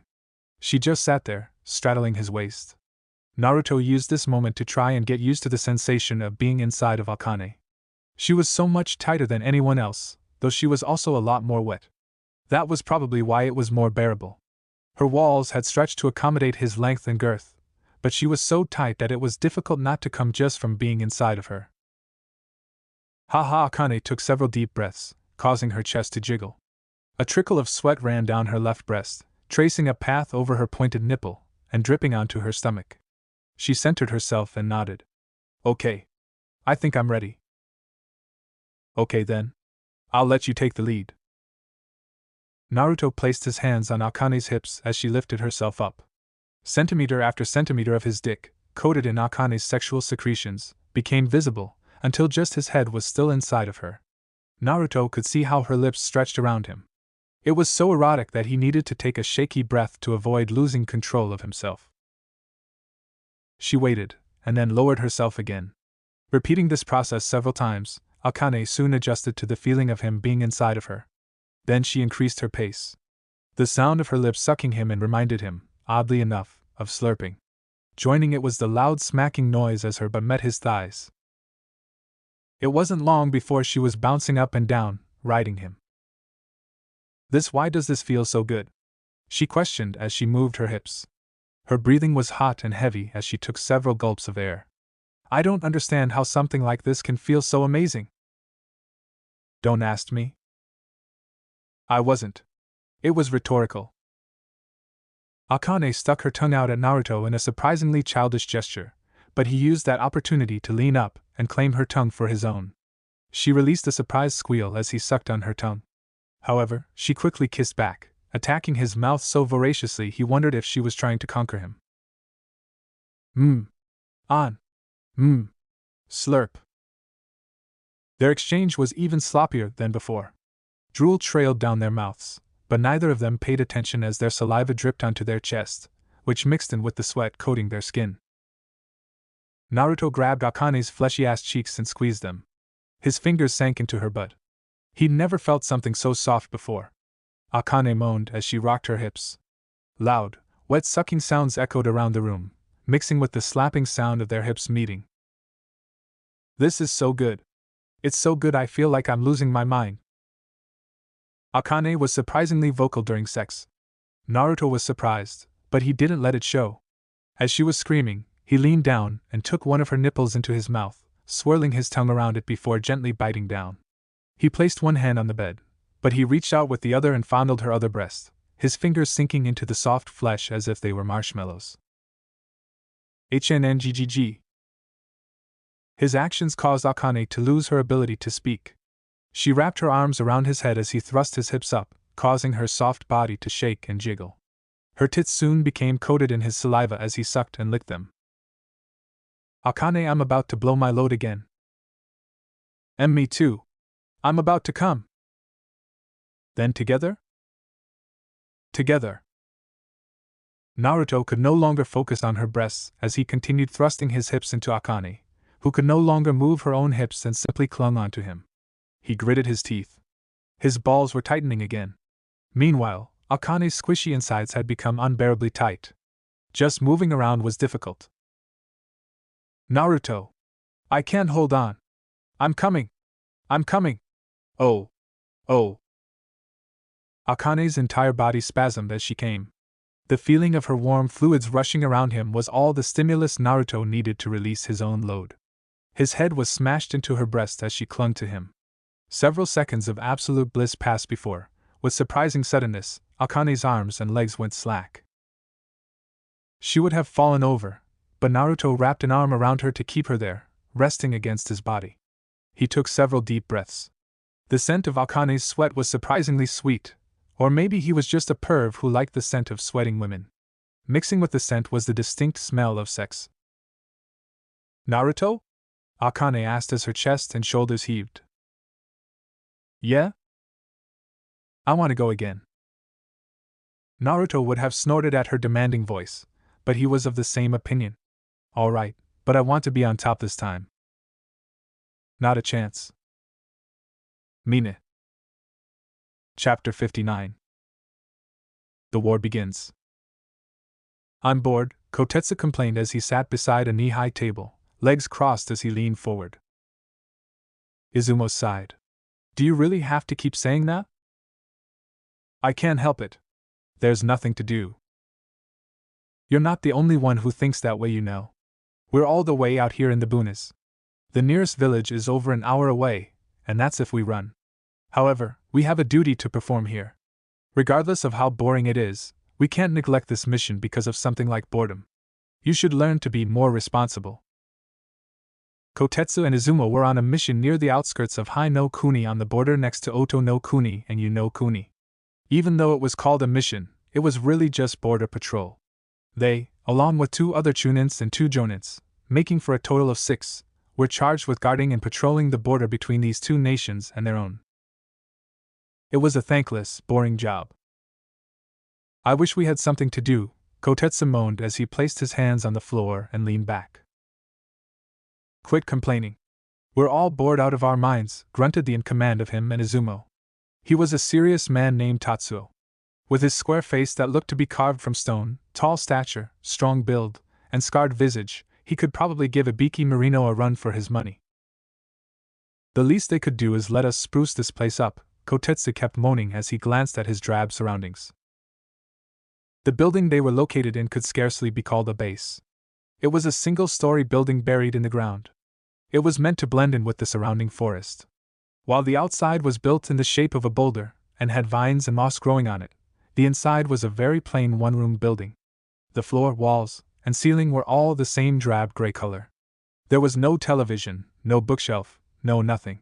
All they had was a table for meals, a fridge where their food was stored, a kitchen to make food in, and a workstation where the 2 wrote reports. There was also a bird cage with several birds. That was it. There was literally nothing else. This isn't your personal den, you miscreant, Tatsuo snapped. This base was made solely for the purpose of watching our borders. We only need to focus on our jobs, keeping an eye on our neighbors in case they try something funny. I know that, Kotetsu grumbled. If you know that, then stop complaining.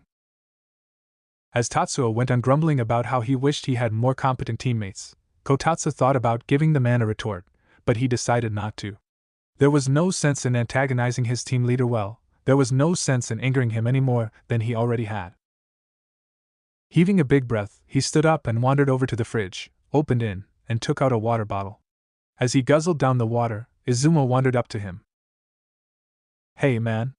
Could you lay off the complaining? His partner in crime asked. I don't like being stuck here any more than you do, but we are still on a mission. Complaining isn't going to make our situation any better, you know? I know. Kotetsu sighed as he pulled the bottle from his mouth. I just can't help him. Every day it's the same thing. We wander around the border for several hours, and then come back here and do nothing for several more hours. We've been here for nearly a month and nothing has happened. At this point, I almost wish someone would attack us just so I don't have to feel this intense boredom. You shouldn't say something like that, Izumo muttered. I think we've already had enough troubles to deal with, what with Akatsuki and all that. I suppose. Kotetsu took another chug from his water bottle. As he was drinking, Tatsuo paced back and forth across the floor, his arms crossed and a fierce scowl on his face. Intetsu and the others are late, Jonin grumbled. It shouldn't take this long to return from patrol. Maybe they ran into some trouble, Izumo offered. Tatsuo frowned at him. Let us hope not. About an hour later, the three of them were forced out of their thoughts when the door to their base burst open. Kotetsu received the shock of his life when Kiala, a woman with brown hair and eyes, stumbled through the entrance and fell to the floor in a crumpled heap. The sound of her striking the ground produced a surprisingly wet sound. He realized, belatedly, that it was because her body was covered in wounds. Her Chunin flak jacket was torn, cuts and gashes ran along her body, and the blood leaking from those wounds soon formed a puddle underneath her. Kiala! Tatsuo shouted as he rushed over to the woman. He knelt down and turned Kiala over as Kotetsu and Izumo jolted into action and began grabbing medical supplies. While they were doing that, Tatsuo tried to speak with the women, whose labored breathing mixed with pained rasps. Kiala, what happened out there?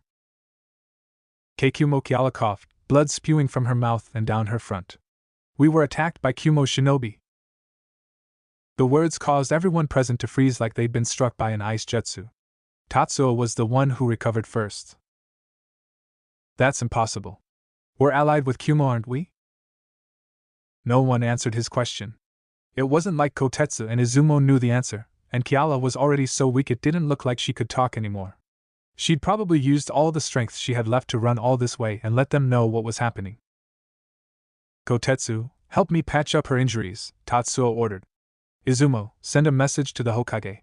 Tell her what's happening here. Sir!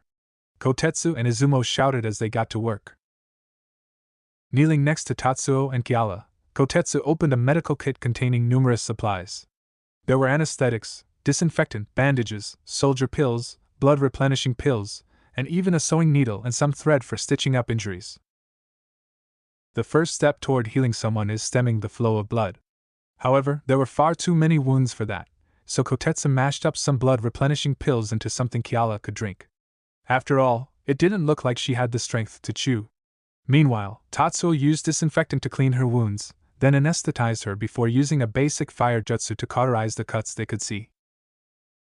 It looks like there are even more injuries than I can see like this, Tatsuo muttered.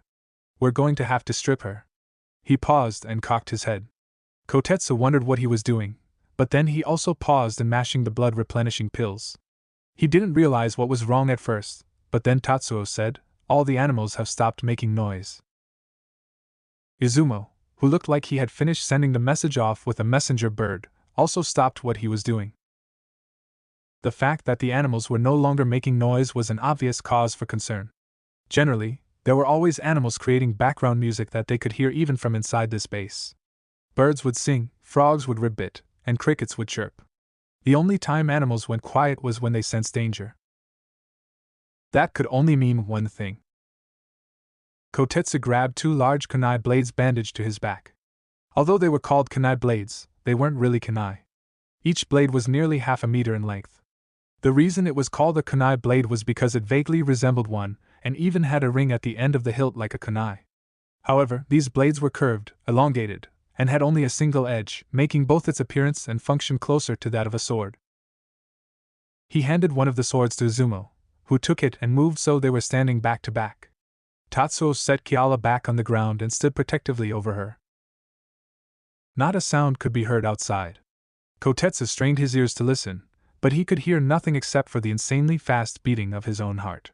It was a good thing he had Izumo with him. Had he not been with his partner, this sort of tension would have made him panic. What do you think, Tatsuo? Asked Kotetsu when nothing happened after several minutes. Should we go outside and scout the area? Reconnaissance? Wearing a frown on his face, Tatsuo opened his mouth to answer. He would never get the chance. The ceiling exploded the very next moment, and a large panther, black and crackling with energy, charged into the base. Kotetsu and Izumo tensed as the creature released a soundless scream. Arcs of black lightning shot from its body and flew toward them and Tatsuo, but the jonin in their group reacted quickly. Doton, Doria Hiki, Earth Release, Mud Wall. Tatsuo slammed his hands on the ground and a wall rose up before them. However, the black lightning followed the same principles as regular lightning. It was strong against earth. The lightning blasted right through the wall. Fortunately, Kotetsu and Izumo were able to leap out of the way. Even Tatsuo was quick enough to grab Kiala and jump away before they could be struck. As their leader set Kiala against the wall, Kotetsu and Izumo went through a series of hand seals. Katan, Gokyaku no Jutsu. The two unleashed a simultaneous fireball jutsu that slammed into the Black Panther made of lightning. While lightning wasn't weak against fire, fire could still overpower lightning, and a collaboration jutsu like this was several times stronger than the Black Panther. It was a good thing the ceiling had been destroyed, or all of the hot air and wind pressure from the explosion would have had nowhere to go. Kotetsu and Izumo covered their faces as the intense blast of scorching winds pushed against them before dissipating. When the attack died down, the Black Panther was gone, and all that remained was a crater. However, they couldn't rest just yet. A man had appeared before them. He was fairly tall, possessed dark skin, and a slightly bulbous nose. His black eyes retained a bored look, though Kotetsu also thought he saw reluctance in his gaze. He had shaggy white hair that covered his left eye, and he was wearing the traditional garb of a Kumogakure shinobi. On top of that, the characters for water and lightning were tattooed on his right and left shoulders respectively. "I expected that last attack to kill you," the man mumbled with a sigh. "I really don't want to fight against anyone." "You're Darui," Izumo stated. "You're from Kumogakure, known for possessing the Ranton Kekkei Genkai." "You've heard of me?" Darui said with feigned surprise. "Well, that's dull." "What are you doing here?" Tatsuo asked as he pulled a pair of kunai from his ninja pouch. "Has Kumogakure decided to betray Konoha?" Darui sighed. "I suppose you could say that. Don't get me wrong, I think betraying Konoha is a stupid idea, especially when our alliance was going so well, but well, our Reikage has given us his orders. As a fellow shinobi, I'm sure you understand what that means." A shinobi's duty was to loyally follow the orders of his or her kage. Going against the kage's orders was the same as going against the village. Kotetsu, Izumo, and Tatsuo understood this all too well, just as they understood that if the Hokage ordered them to attack Kumogakure, they would have no choice but to obey or become a missing ninja. "We might understand why you are doing this, but don't expect any forgiveness from us," Kotetsu declared. Darui's smile was resigned. "Don't worry. I won't." Before a standoff could take place, Kotetsu and Izumo rushed forward, while Tatsuo provided support by throwing several kunai. Darui grabbed the massive cleaver sword on his back and pulled it off. The broadsword was fairly long, and had 3 hinges running along the blade. Kotetsu attacked from the front as Izumo moved behind Darui. His sword clashed against the massive cleaver. As sparks flew, he immediately knew he wouldn't be able to win in a battle of strength. Not only was Darui not budging, but he didn't even look like he was trying. Fortunately, he wasn't fighting this guy alone. Izumo tried to impale Darui from behind, having slipped around the man while he was engaging Kotetsu, but their opponent must have already predicted this. Darui grabbed the flat part of his sword. Now with both hands on the blade, he shoved Kotetsu back, spun around, and knocked Izumo's blade aside. Then, as Izumo stumbled forward, the man gripped the handle with both hands, channeled lightning chakra through it, and swung. His blade carved straight through Izumo, or so it seemed until a log appeared in Chunit's place. Katan, Gokyaku no Jutsu. While Izumo and Kotetsu engaged Darui, Tatsuo went through a series of hand seals, sucked in a lungful of air, and released a massive burst of flame. He must have used a lot of chakra. The technique was even bigger than the one Kotetsu and Izumo had created with their combined attack. Perhaps sensing that he couldn't overpower this one, Darui leapt into the air and avoided the jutsu. The fireball struck the wall and destroyed what was left of their base.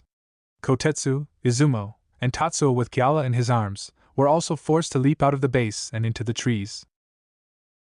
The two forces were now standing on the branches. Several meters of distance separated them. Darui had put his cleaver onto his back again, but neither Kotetsu nor Izumo made a move. This man was a jonin like Tatsuo. A simple attack wouldn't be enough to take him down. "What should we do, leader?" asked Kotetsu as he glared at their enemy. His answer did not come in the form of words, but in a scream instead. He and Izumo looked back. Their eyes bulged as they looked at the four, long, nail-like objects protruded from their jonin leader's chest. Tatsuo dropped Kyala, who fell to the ground with a sharp crack, and then the nails were pulled from his back. He tottered forward, and then fell from the branch as well, striking the ground head first. The person who had appeared behind Tatsuo was also familiar to Kotetsu. This young woman, whose blonde hair was long, straight, and bound taut with bandages, had lived in Konoha for quite some time. It was Yujito Ni. However, something seemed wrong. The young woman who would so often converse with them at the front gate when she went on a mission no longer possessed the smile she'd become known for. Her eyes were dead. They were emotionless enough that Kotetsu felt a chill run down his spine. "There's no way, Yujito." "Why?" asked Kotetsu. She said nothing. Ranton, Ryza Sakasu, Storm Release, Laser Circus. Several beams shot from Darui, who had used their shock to chain several hand seals together. Kotetsu couldn't count the number of beams being blasted at him and Izumo. It was bright enough that he almost felt blinded. Even though he was shocked, his body quickly moved with the unconscious thought of instinct. However, as he and Izumo leapt off the branch, the beams curved, altering their course to follow them. A scream erupted from Kotetsu as several beams struck him in the chest. The attack was so powerful that each beam easily tore through his body. It felt like his insides were being burned. As he fell to the ground, Kotetsu tried to fight against the darkness crowding around his vision. He blinked once. Someone was standing above him, a blonde-haired beauty surrounded by blue flames. His vision dimmed. Then Yujito Ni slashed down with her claws and gouged out his throat. Darui dropped to the forest floor, landing in a crouch. He looked over at Izumo. Though was lying against a tree, having somehow managed to lean on it before dying, his head lowered and sightless eyes staring at the ground. Next he glanced over to Tatsuo and Kyala. Both of them were obviously dead. Tatsuo had been impaled through the heart by Yujito's claws. The woman had already been knocking on death's door, but the impact when she struck the ground had killed her. Then he looked at Kotetsu. Not only was his body full of holes from Darui's own jutsu, but his throat had been slashed open by Yujito. The young woman in question was cleaning her claws off, her expression nonchalant. It was disquieting. While Yujito didn't act any differently than she normally did, the fact that she could kill these Konoha shinobi so easily disturbed him for multiple reasons. "Hey Yujito," he grabbed the woman's attention. "Do you know why the Reikage suddenly decided to go to war with Konoha?" Yujito shook her head. "I don't, but does it really matter? We're shinobi. Our only job is to follow the orders of our Reikage. We don't need to worry about the hows and whys." That was a very Yujito response, but at the same time, he sensed some dissonance to her words. It was like the words she was speaking didn't match her own feelings on the matter. "Well, I suppose there's nothing we can do now." Darui looked at the corpses lying on the ground. "We're already committed to this dull course of action." "Right, so now that the way is clear, let's get back to the main army," Yujito said, turning around and beginning their walk back toward their forces, which were waiting inside Oto no Kuni. As Darui wondered why Oto hadn't attacked them for using their nation to gain a foothold in Konoha, he didn't miss the tears leaking from Yujito's eyes, though the woman herself seemed to have not noticed. An emergency meeting had been called by the Hokage.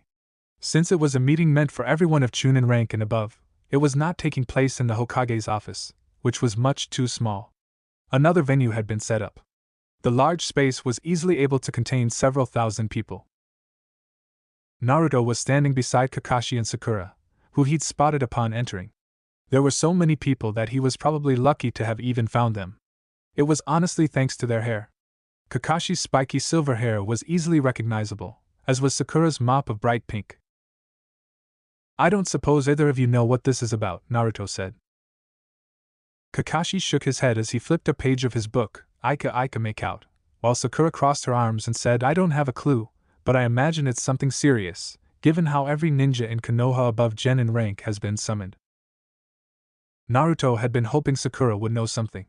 She was Tsunade's apprentice, so he figured she might have some inside knowledge, but he guessed things didn't work out like that. She primarily worked at the hospital when she wasn't on missions. It was unlikely she'd have close contact with Tsunade these days. Kakashi, my youthful rival! An exuberant shout suddenly made everyone except Kakashi look up as Guy broke through the crowd to stand before them. This is a most unexpected meeting, isn't it? Why, young Lee and I were just returning from a mission when we suddenly got the call to come here. Do you have any idea what's going on? No, Kakashi said in a bored voice as Rock Lee, Niji, and Tenten wandered up to them. I'm afraid I don't know either. That's too bad, Guy said, though he didn't appear that disappointed. Tenten, Naruto greeted. Hey. Tenten smiled at him. I see you're back from your mission. How was what's wrong? She asked when Naruto grimaced. I'll tell you later, Naruto said as Tsunade finally appeared before them. She stood on a stage elevated several dozen centimeters above the ground floor, allowing her to be seen even in the far back. Naruto, who stood near the front, could see her more clearly than the others. While the woman projected an aura of strength and confidence, the bags under her eyes spoke of exhaustion. He imagined she hadn't been sleeping well since Naruto had returned with news of Jiraiya's death. We have a grave situation on our hands, Tsunade said without preamble. As always, Shizen stood by the Hokage's side. We just received a report from our border patrol along Oto no Kuni and Yuno Kuni that several Kumogakure ninjas attacked the border patrol's base. Furthermore, we received another report that Takigakure was attacked by shinobi from Iwagakure.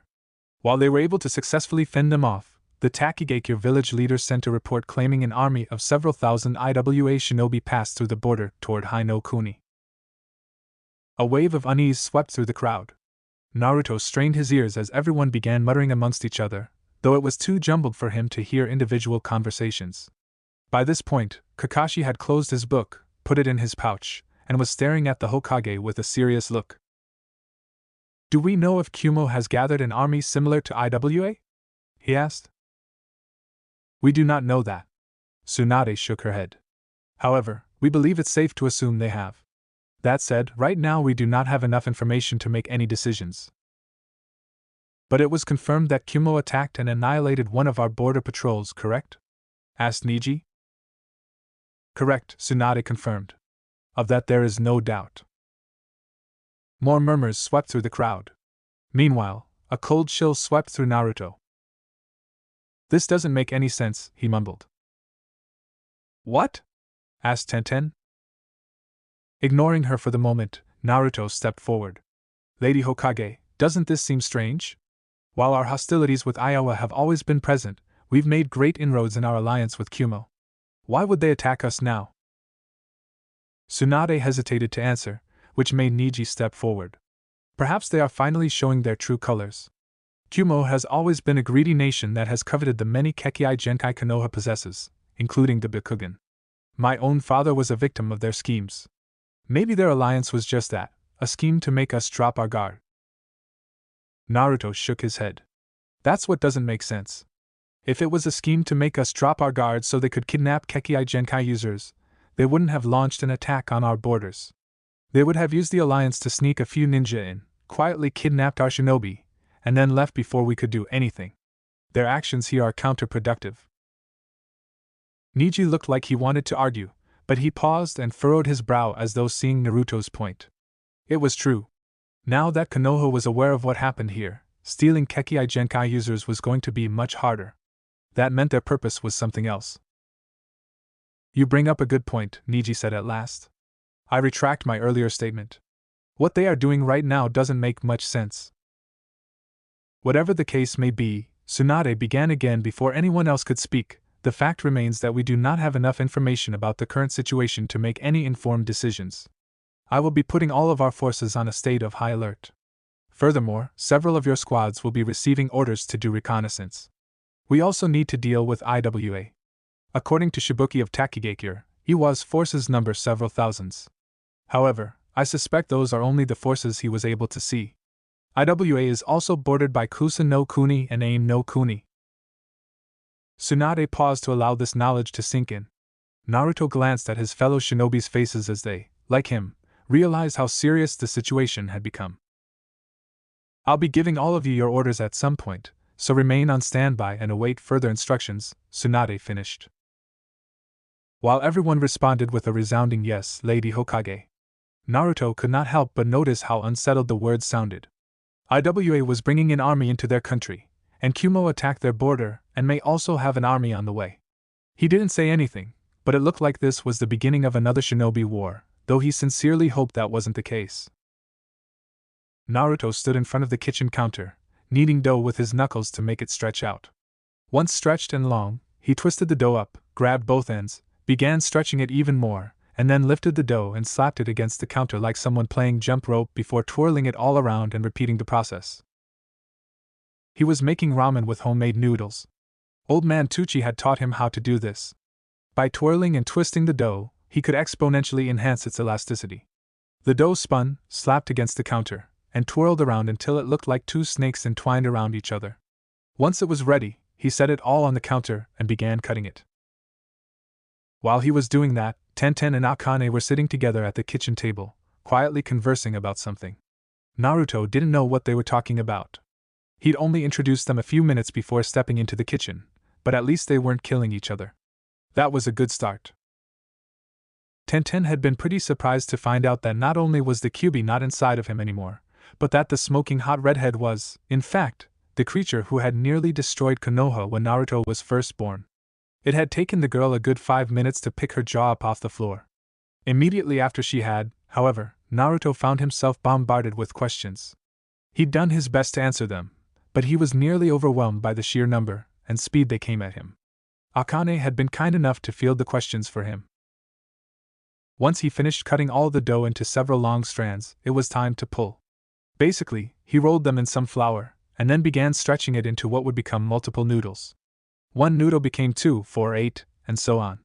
He did this with each strand, making exactly 128 noodles with each.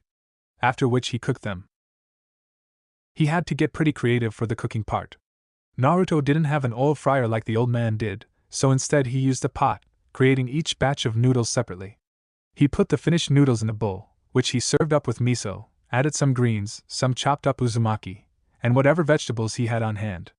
Now with 3 bowls of homemade ramen in hand, Naruto wandered over to the table. The 2 women immediately became silent when he approached, causing him to frown. "I don't know what you two are talking about, but don't stop on my account," Naruto said as he set a bowl in front of them each. The chopsticks were already on the table. "Please keep talking. You know what they say, sharing is caring." "Sorry, Naruto, but women need their secrets," Akane said with a smile. "Well, I'm pretty sure those secrets were about me," he returned with a smile of his own. "Or were those furtive glances you kept stealing while you thought I wasn't looking at something you do to everyone you meet?" "Obviously, it's something I do to everyone I meet," Akane sniffed. "You just happen to be the only person I have the pleasure of seeing every day." "Please stop, you two," Tenten moaned as she broke her chopsticks. "That back and forth you're doing is going to annoy me." "What's wrong with it?"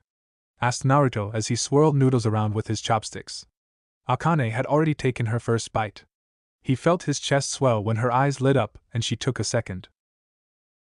"Everything," Tenten murmured. "First, it makes you two sound like an old married couple." She slurped up some noodles, paused, and then finished swallowing. "These are good." "Thanks," Naruto responded in a cheery tone. "Now you were saying?" "Right." Twirling the chopsticks in her hand, Tenten continued. "Second, I feel completely left out when you do that." "Fair point," Naruto admitted. "What's the third point?" asked Akane. "There isn't one," Tenten said. "Just those 2. Naruto and Akane ate their food and pondered those words for a moment before deciding to just accept them. Everyone was hungry anyway. He had to admit that while his noodles weren't the best, they were still quite delicious. They were firm and soaked up the flavor from the broth quite well. Certainly, they were nowhere near Old Man Tucci's ramen. However, Naruto also hadn't been making ramen for 50+ years. For someone who only started recently, his stuff wasn't bad. "For your information, I was informing Akane of everything that Lady Tsunade told us," Tenten replied. "And what do you think?" asked Naruto.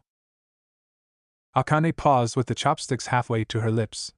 She flicked her eyes back and forth between the two of them, then sighed and said, "Do I need to have an opinion about such an inane matter?" before she finished bringing the ramen to her mouth. "Well, I suppose you don't have to," he admitted. "But you have a lot of experience with matters like this, right? I'm sure you've seen countless wars." "I have," Akane admitted. "And I suspect this one will be no different from all the others I've seen." "But don't you think it's strange?" asked Tenten. "Konoha and Kumo are supposed to be allies now. It's odd that they would attack us when our relationship had finally become so stable." "Not really." Akane shrugged. "You humans are always stabbing each other in the back for the most inane reasons. Power. Land. Resources. The ability to dominate and subjugate those weaker than yourself. Humans have and always will desire these things. It is an inescapable truth that I accepted a long time ago." Akane's words really had a way of killing the mood. They were filled with a cynicism that neither of the two admittedly bright-eyed shinobi had. Even Naruto, who had experienced some pretty horrible things in his life, if he did say so himself, could not fathom her words. "Well, I think it's strange," Tenten muttered. Dinner was eaten mostly in silence after that, and when they were done, Naruto took the dishes into the kitchen and created a shadow clone to clean them. He spoke with Tenten some more while his clone loudly complained. However, Tenten needed to get a good night's rest since there was no telling what tomorrow would bring. Chances were good they would all need to sleep, so they were prepared for whatever missions Tsunade decided to send them on tomorrow. That night, Naruto was dressed in boxers and nothing else. Akane, perhaps still unused to sleeping in actual clothes, had gone nude. She lay against him, holding him close as though he were a pillow. Her eyes were closed, her breathing was even, and it looked like she had fallen asleep. He knew better. "Can't sleep?" she asked. He shook his head. "I'm worried about Yujito." Akane stirred slightly, but it was only so she could caress his bare chest. "The of the Nibi.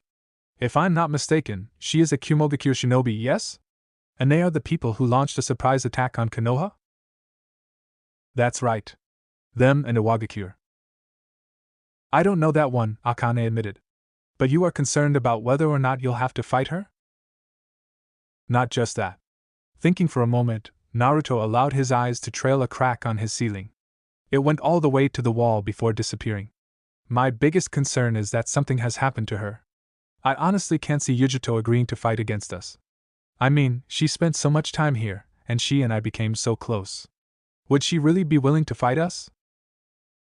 "Hard to say, but she is a shinobi, so I'm sure she will loyally obey her ninja village even if it means betraying someone she cares about. Isn't that what it means to be a ninja?" While Akane's words were cynical beyond anything he'd ever heard, Naruto couldn't deny them. Ninja were and always had been weapons to wage war. They were raised in their village, taught how to kill from a young age, and trained to be loyal to the village, to put the village above everything else. Yujito was a loyal ninja. If her Kage told her to betray Konoha, she would do it, even if she didn't like it. That thought put a damper on his feelings. "What will you do if she is an enemy?" asked Akane. "I don't know," Naruto admitted softly. Humming, Akane nuzzled her nose into his shoulder. "Well, whatever decision you make, I will be there to support you. I've decided to stick by your side even if the seal is no longer keeping us together, so I'll help you if I can." "Thanks, Akane. That means a lot to me." It was better. While he felt only slightly reassured, Akane's words still soothed him. Even if the situation reached that worst-case scenario, even if he had to fight against someone he loved, at least he had Akane's help. Perhaps with her aid, he could avoid tragedy even if the worst-case scenario did happen. He fell asleep with those thoughts in mind. Another mass meeting had been called by Tsunade. Once more gathering in the large room where all of Konoha's ninja rank chunin and above stood, the woman in charge faced them all with the somber eyes of a leader prepared for war. "I received several reports last night," Tsunade began. "Kumo's forces have entered our border and set up a base outside of a small town called Taizuki-Kei. It doesn't look like they've harmed any of the citizens, but their numbers are greater than we expected. Our last estimated report put their numbers at 1,000 ninja." Soft murmurs escaped all of the ninja present except for a few like Kakashi and Naruto, who were once more standing beside the members of Team Guy and Sakura. With them were several other members of the Rookie Nine. Kiba, Hinata, and Shino stood close by, and the Ino Shikacho trio was also present. Both were with their respective Jonin senses. What's more, Tsunade continued, raising her voice just slightly, IWA has finally encroached on our border as well. They've holed themselves up in a ravine located in a remote region of Hi-no-Kuni. We've finally gotten a clear estimate on their numbers. It's 3,000 ninja. Naruto sucked in a breath as even more uncertain mutterings sprang from the people around him.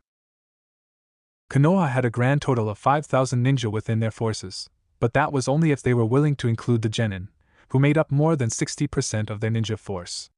Becoming a chunin was difficult. It required participating in the chunin exams and being promoted based on one's merits. Becoming a jonin was oftentimes even more difficult. The fact that IWA had brought so many forces to bear told him one of two things: either they had far more elite ninja at their disposal than anyone realized, or they were bolstering their ranks with genin. Naruto was not sure which of those he would rather believe. We do not have the forces to meet both IWA and Kumo, Tsunade announced. However, I sent a message last night to Suna and Kiri and received a reply this morning. Both of them have agreed to help us. Suna is going to meet us on the border of Kawa-no-Kuni, where our forces will combine in order to confront Iwa's army. Because their army is far greater than Kumo's, I plan on sending most of our forces to face off against IWA. Naruto glanced around at the ninja surrounding him, wondering which ones would be sent to meet up with Suna. Would he be among them? Part of him thought it would be nice because he'd get to see Temari and Gaara again, but he also wanted to be on the force that confronted Kumo. Of course, his reasons for wanting to confront Kumo were entirely selfish as well. Do we know if Kumo and IWA have formed an alliance? Asked Kakashi. We do not, Tsunade answered immediately. In fact, judging from their erratic behavior and lack of coordination, we believe that they are not allied with each other. That said, these two forces attacking at the same time is too much to be a mere coincidence. Then you think someone is manipulating these events? Naruto asked. It is entirely possible, and we certainly can't leave it out. Tsunade paused, sighed, and then continued. However, we have no conclusive evidence that this is true either. Naruto frowned as he thought about the situation, and more specifically the lack of information they had. He'd learned how important information was thanks to Jiraiya. They currently knew nothing about the current forces beyond numbers and guesswork. What's more, they only had numbers and nothing else. They didn't know who those forces were, what they should watch out for, or even what Kumo and IWA were planning. And if there was a force working in the shadows, then it meant they knew even less. I'll be dividing all of you into 2 divisions, Tsunade announced. Your division will determine where you go. Furthermore, I'll be choosing first and second commanders for each division. The first division will be traveling toward Kawa-no-Kuni to meet up with Suna's forces. The second division will meet up with Kiri's forces at Kifka, the next closest city to Taizuki-Kei. Mato Gai, you'll be in charge of the first division. Niji is your second in command. Leave it to me, Lady Hokage, Gai said, snapping off a salute as he grinned. It was good to see that not even a war could affect the flamboyant man. Even his teeth were still sparkling as he smiled. I'll do my best to serve you, Lady Hokage. Niji bowed at the waist. Tsunade nodded at them before turning to Kakashi. You're going to be in charge of Division 2, Kakashi. Naruto will be your second in command. I understand, Lady Hokage. Kakashi was not reading his book today. Unlike most days, a grim air hung around the silver-haired Jonin. Please leave it to us, Naruto added. Right, Tsunade nodded at them both. Now let's talk about how the divisions are going to be divided. Konoha had 2,000 ninja to use in their forces since they refused to force Genin to fight in a war. 1,500 would make up the first division, while the other 500 would create the second division. Of course, this meant they were still outnumbered on both fronts 2-1. However, it was Tsunade's hope that Suna and Kiri's forces would help them even out their ranks. There were only 2 problems that she could see. It's going to take some time for Kiri and Suna to reach us, Tsunade admitted. Suna will probably arrive a day or 2 after we do, and it takes at least a week for someone to travel by boat from Mizu-no-Kuni to the mainland. That means both of our forces will have to hold out until Suna and Kiri arrive to reinforce us. Given how they were outnumbered, it would normally be prudent to wait for reinforcements before attacking. The problem was that Kumo and Iwa were both already located inside of their nation. If they waited for reinforcements now, there was a strong chance either Kumo, Iwa, or both forces would reach Konoha before their allies arrived. Holding the line was the only thing they could do. As Tsunade continued addressing everyone, informing them of their plan, Naruto noticed something odd about one of the ninja in their ranks. He didn't recognize them. While this didn't mean much since it wasn't like he knew every Konoha ninja by name, this one was acting strangely. He couldn't quite put his finger on it. All he knew was that the hairs on the back of his neck were prickling. After the meeting concluded, Naruto created 2 shadow clones. One was to trail the man. The other was to trail his own shadow clone. In the event his first shadow clone was dispelled, Naruto could use the replacement technique to replace himself with the second shadow clone. It was maybe a bit much for a simple shadowing mission, but it was better to be safe than sorry. That said, he hoped he was just being paranoid. Because they were traveling as an army, there was a lot they needed to do before heading off. Logistics were important. Since an army moved on its stomach, they needed to pack enough provisions to last for a while, along with munitions and supplies like tents to create a makeshift headquarters and field hospitals. Kakashi was taking care of most of that, but Naruto, as the second in command, also needed to help him. Fortunately, Naruto had shadow clones, and those made multitasking fairly easy. Since there was no telling how long they would be gone, Kakashi was playing it safe and packing enough supplies to last a division of 500 ninja 2 weeks. In the old days, this would have meant packing several carriages worth of food and supplies, but they had entered an age where all of their supplies could be carried via sealing scrolls. Of course, they still had to use a lot of scrolls. Each scroll had a limited amount of space.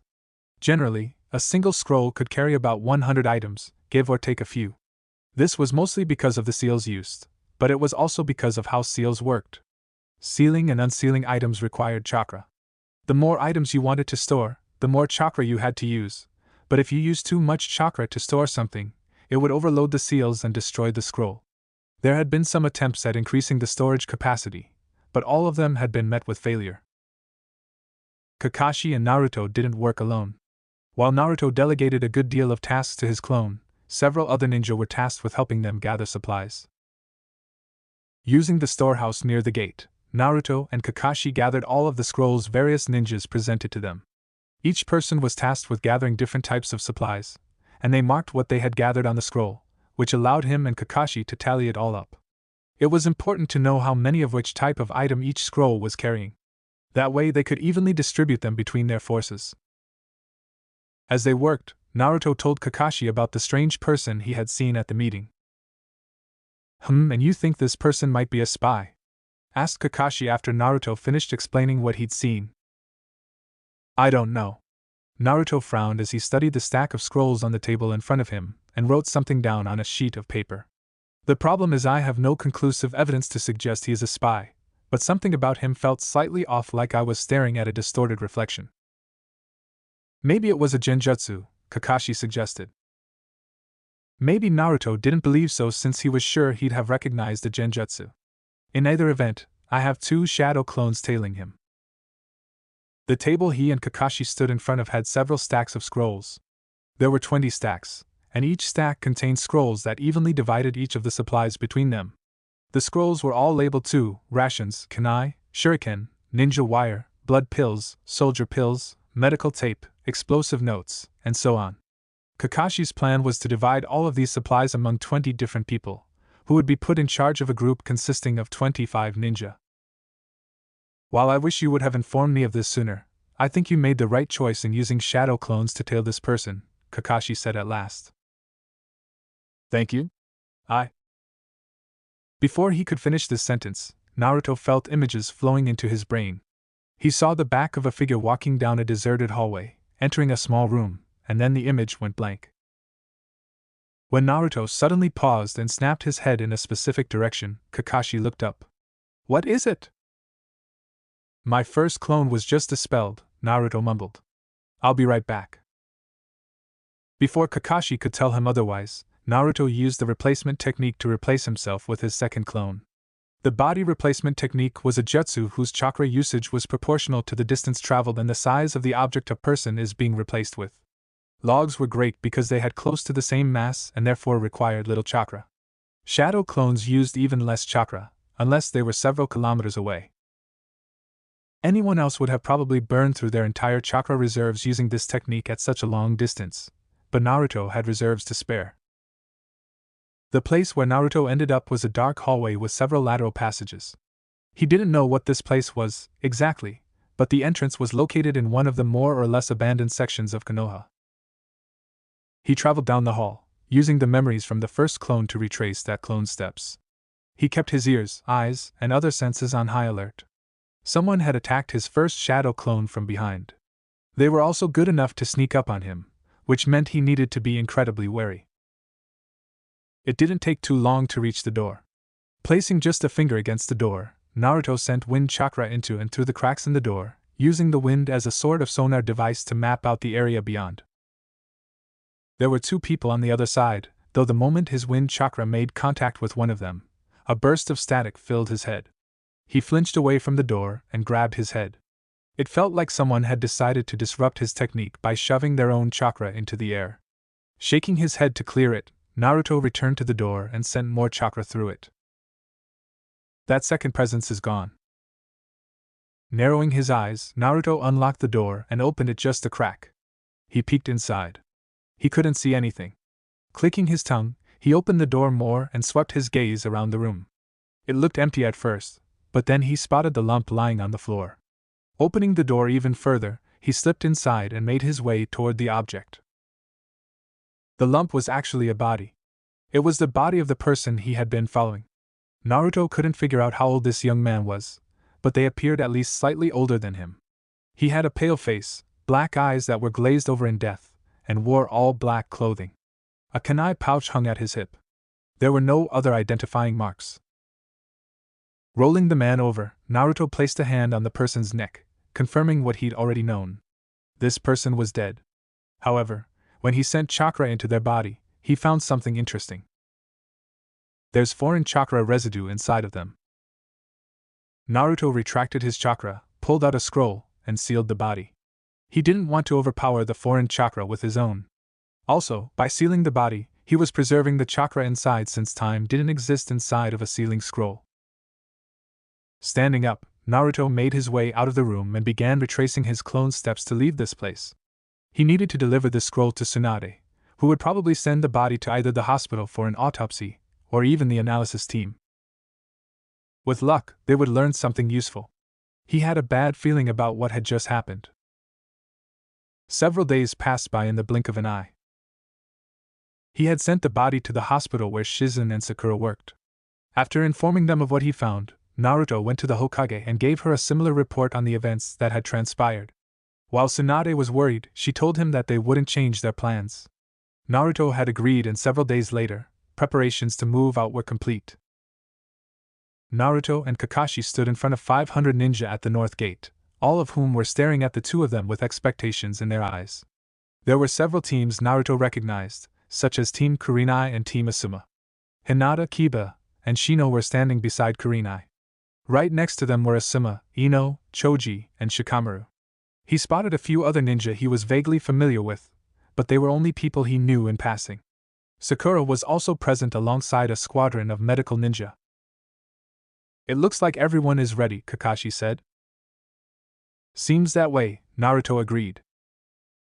They were heading out before First Division, which wasn't because they were supposed to but because it just took longer for the larger division to finish their preparations. Naruto didn't envy Team Guy for their workload. "Aren't one of you going to give a last-minute speech or something?" asked Akane.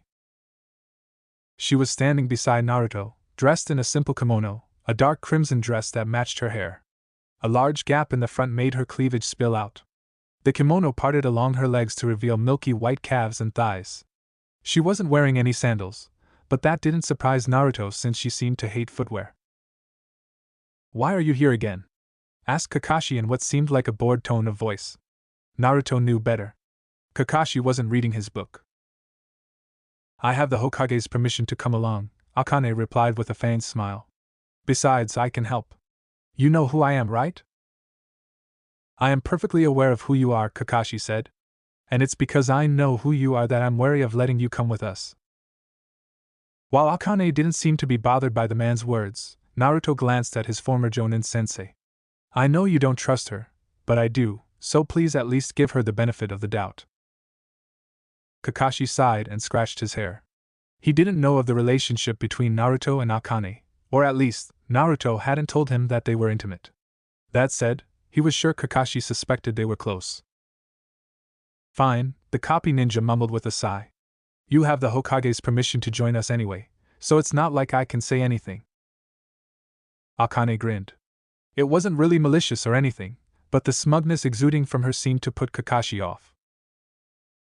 The Jonin turned toward the ninja of the second division, looking at the sea of faces. All of their headbands reflected in the light.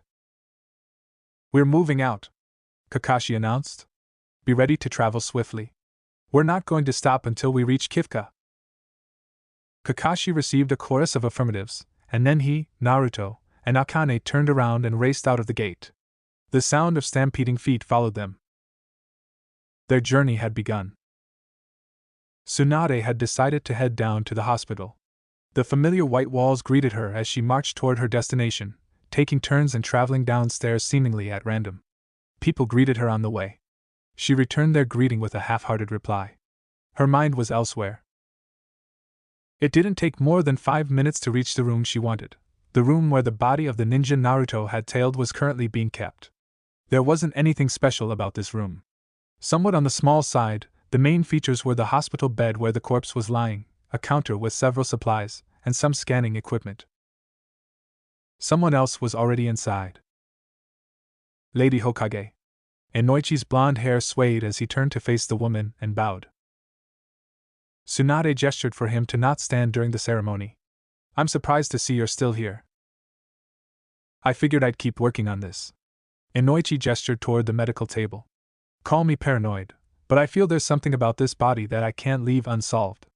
I have a feeling it could prove dangerous if we don't learn everything we can. Tsunade nodded. She agreed with him, of course. Have you learned anything? Not as much as I would like, but I did learn something. Tsunade wandered up to the medical table.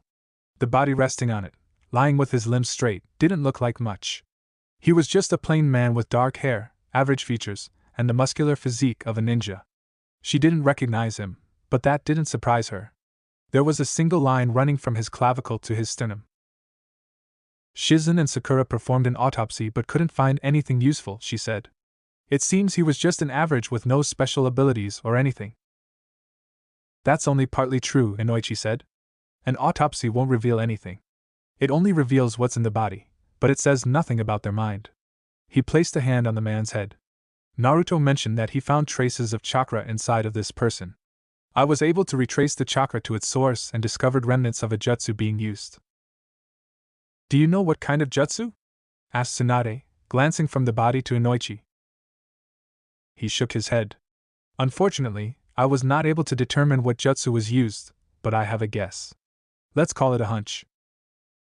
What is it? Inoichi paused as if considering his words. I heard about something happening in Suno when Gaara was kidnapped. A man named Yura was a sleeper agent working for Sasori of the Red Sand. A technique called Seno Sosa no Jutsu had been used on him. Basically, a small needle is implanted into the brain's memory center and seals away the target's memories. This allows them to safely spy on the enemy for long periods of time. No one knows he's a spy, not even himself, which allows him to spy without anyone ever catching on. And you think this person had a similar jutsu used on them? Yes. Tsunade bit her thumb as something unsettling caused her stomach to squirm. There were many problems with this scenario, the first being that if what Inoichi said was true, then it was possible they had several sleeper agents like this one. That was not a pleasant thought. However, there was another disquieting issue. She had no idea who the sleeper agent belonged to. None whatsoever. And that was what scared her the most. Chapter 60. Jinchuriki Battles. The town of Kifka normally took 2 days to reach if one traveled from Konoha. For a ninja, it only took half that time. Usually. The second division had to move more slowly than normal thanks to how many of them there were, but they still managed to reach Kifka in a little over a day. However, they didn't set foot inside of Kifka itself. No one wanted to worry the locals. Kakashi had them set up camp about 2 kilometers from the village.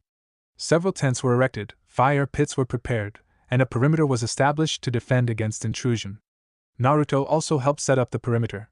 He used a form of monitor seal that would alert several ninja with the corresponding seal on their hands to any intruders who weren't a part of their army. This was a seal of his own design. He called it Manita Fuin. Naruto.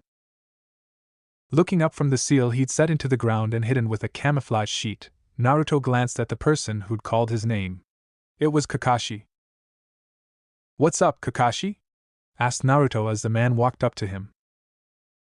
"I'm heading into the village to wait for our friends from Kirigakure to arrive," Kakashi said. "I don't think it will take more than another day or two, but I need you to remain here and keep an eye on the camp.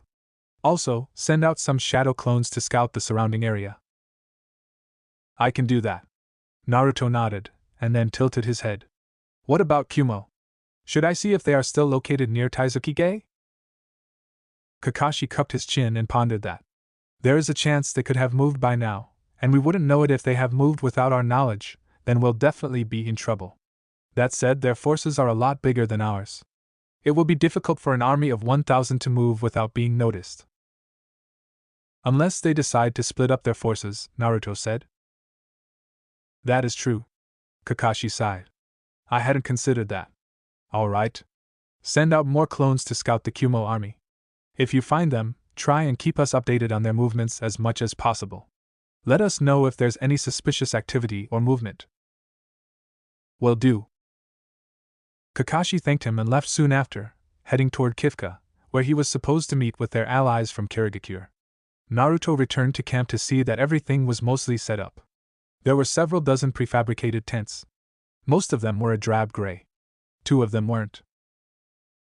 The first one that wasn't gray was the command tent, which was about twice the size of the other tents and made from camouflage material. Other than the command tent, the makeshift hospital that Sakura was in charge of was about 3 times the size of everything else and pure white. It had to be large, though. Naruto heard that the hospital had 12 beds for injured patients. There were 80 tents in total, and all of them were scattered across the semi-open clearing. He couldn't see all of them because trees were in the way. Given how many people were in this division, their encampment was about half a square kilometer. Naruto had been forced to divide his seals between several different squads since it would be a pain for him to trek across such a large space if an intruder entered their camp from the opposite side. As Naruto reached the tent he was sharing with Akane and Team 10, he found Choji, Shikamaru, and Asuma getting everything ready, while Akane and Ino chatted together.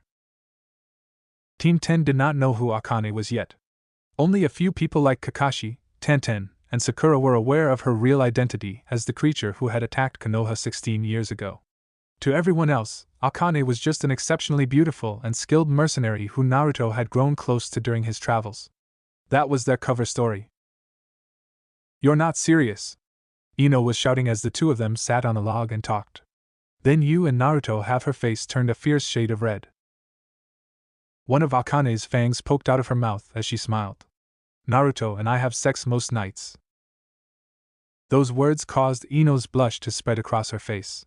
At the same time, she leaned in as though she wanted to hear even more of the juicy details. Naruto almost sighed. Not even time could change this woman into less of a gossip. "But what about Tenten?" "Tenten has had sex with us too," Akane said. "BWA?" "That's quite the reaction," Naruto said as he walked up to their tent. "Naruto, how long have you been there?" asked a surprised Ino. "Long enough to hear your conversation about my sexual proclivities," Naruto said, much to Ino's embarrassment. "Anyway, Ino, you can't leave all the work to your teammates. Why don't you help them out by setting up the sleeping bags?" Ino looked like she wanted to argue, and in fact, her mouth was halfway open while her face was set in an expression of protest. She paused before speaking. Glancing at Shikamaru, who was helping Choji set up the tent, and Asuma, who was cooking some food in a heating pod, the blonde woman allowed her shoulders to slump. "Yeah. Okay. I'll help out." Then, As if doing a complete 180, she pointed at Akane.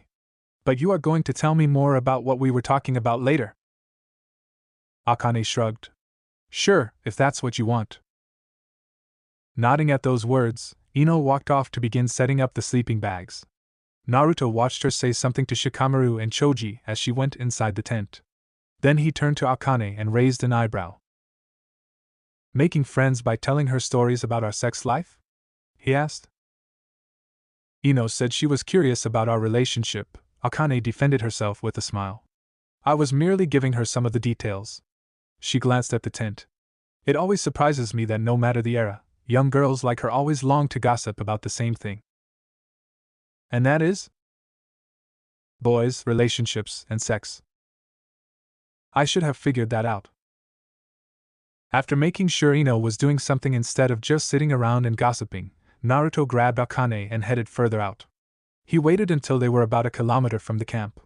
Then he found a place where he could create over 100 shadow clones. Half of them were ordered to spread out and transform into various inanimate objects. They were gonna be his eyes and ears, the camp's first line of defense, as it were. The other half was ordered to head for Taizuki-ge and scout out the movements of Kyumo's army. You know, you didn't need to take me with you if that's all you were going to do, Akane said as they walked back toward the camp. You're right. Naruto admitted with a nod. I didn't. However, I figured it would be nice to get away from everyone else for a while.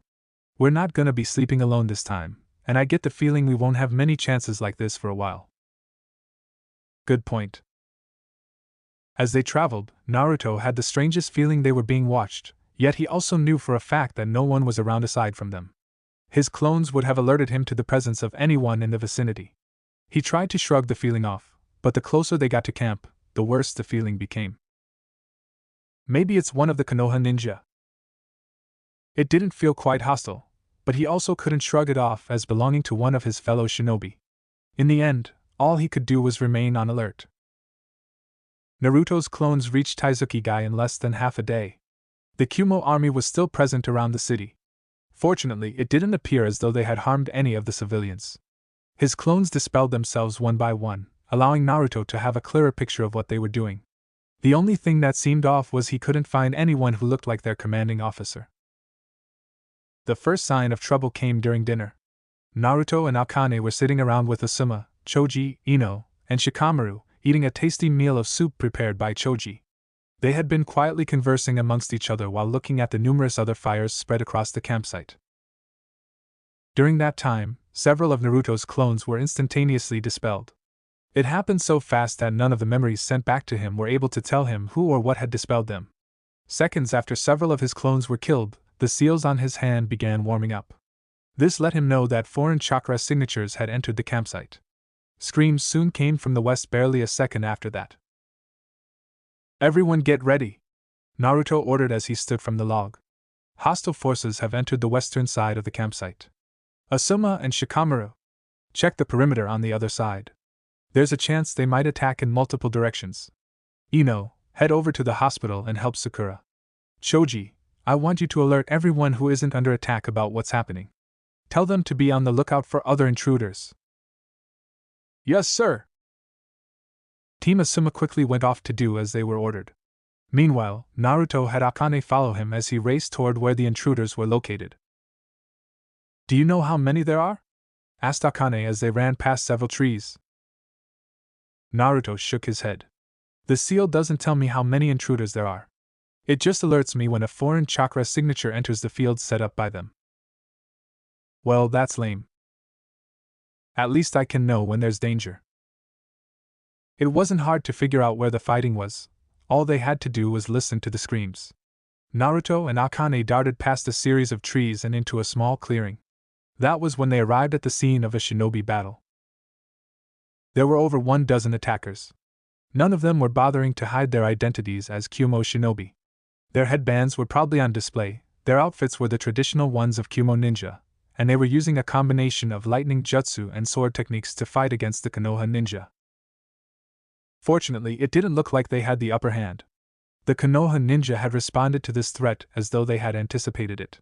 Naruto was glad he'd decided to tie several other ninja to the monitor seals. Let's help them out. Naruto said. I suppose we should, Akane muttered with a reluctant sigh. Naruto recognized several of the Kumo ninja attacking. There was Darui, a jonin who possessed the powerful Rantan Kekkei Genkai. He also spotted Team Samui fighting against a squad of Konoha ninja some ways off. Help the ones dealing with Samui and her team, Naruto instructed Akane. Try not to kill the Kumo ninja. Capture them, if you can. That's an awfully tall order, but I'll see what I can do, Akane said as she leapt forward and raced across the ground toward where Samui, Oma, and Karui were battling. Once Akane was engaging Team Samui, Naruto used a quick shunshin to appear directly in front of Darui. The man's eyes widened in surprise. However, he was smart enough to make quick use of the substitution jutsu. The Rasengan Naruto had created in his left hand pulverized a log instead of a person. As wood splinters flew around him, Naruto looked at the injured ninja who'd been battling against Darui. If you're still good at fighting, then help your fellow Konoha ninja. If you aren't, head to the hospital. Leave Darui to me. At his orders, the other ninja dispersed, and Naruto turned his gaze from them to Darui, who now stood on a branch several meters above him. It's been a while, hasn't it? Said Naruto. Darui's face was like a combination of a grimace and a smile. Yeah, it has. I haven't seen you since you and Jiraiya arrived in Kumo last year to train with Kurabi. Naruto's expression morphed into a frown. Why is Kumo attacking us? I wish I knew the answer to that myself, Darui muttered as he went through a series of hand seals. All I can say is that our Raikage has ordered us to attack Konoha. Rantan, Raiza Sakasu! A bright halo of chakra spread out from Darui's outstretched hands as the technique activated, encircling his hands before firing off over a dozen beams of lightning that curved toward Naruto. It looked like Darui was attempting to attack him with an overwhelming barrage of firepower. However, Naruto slammed his hands on the ground and channeled wind chakra through his body.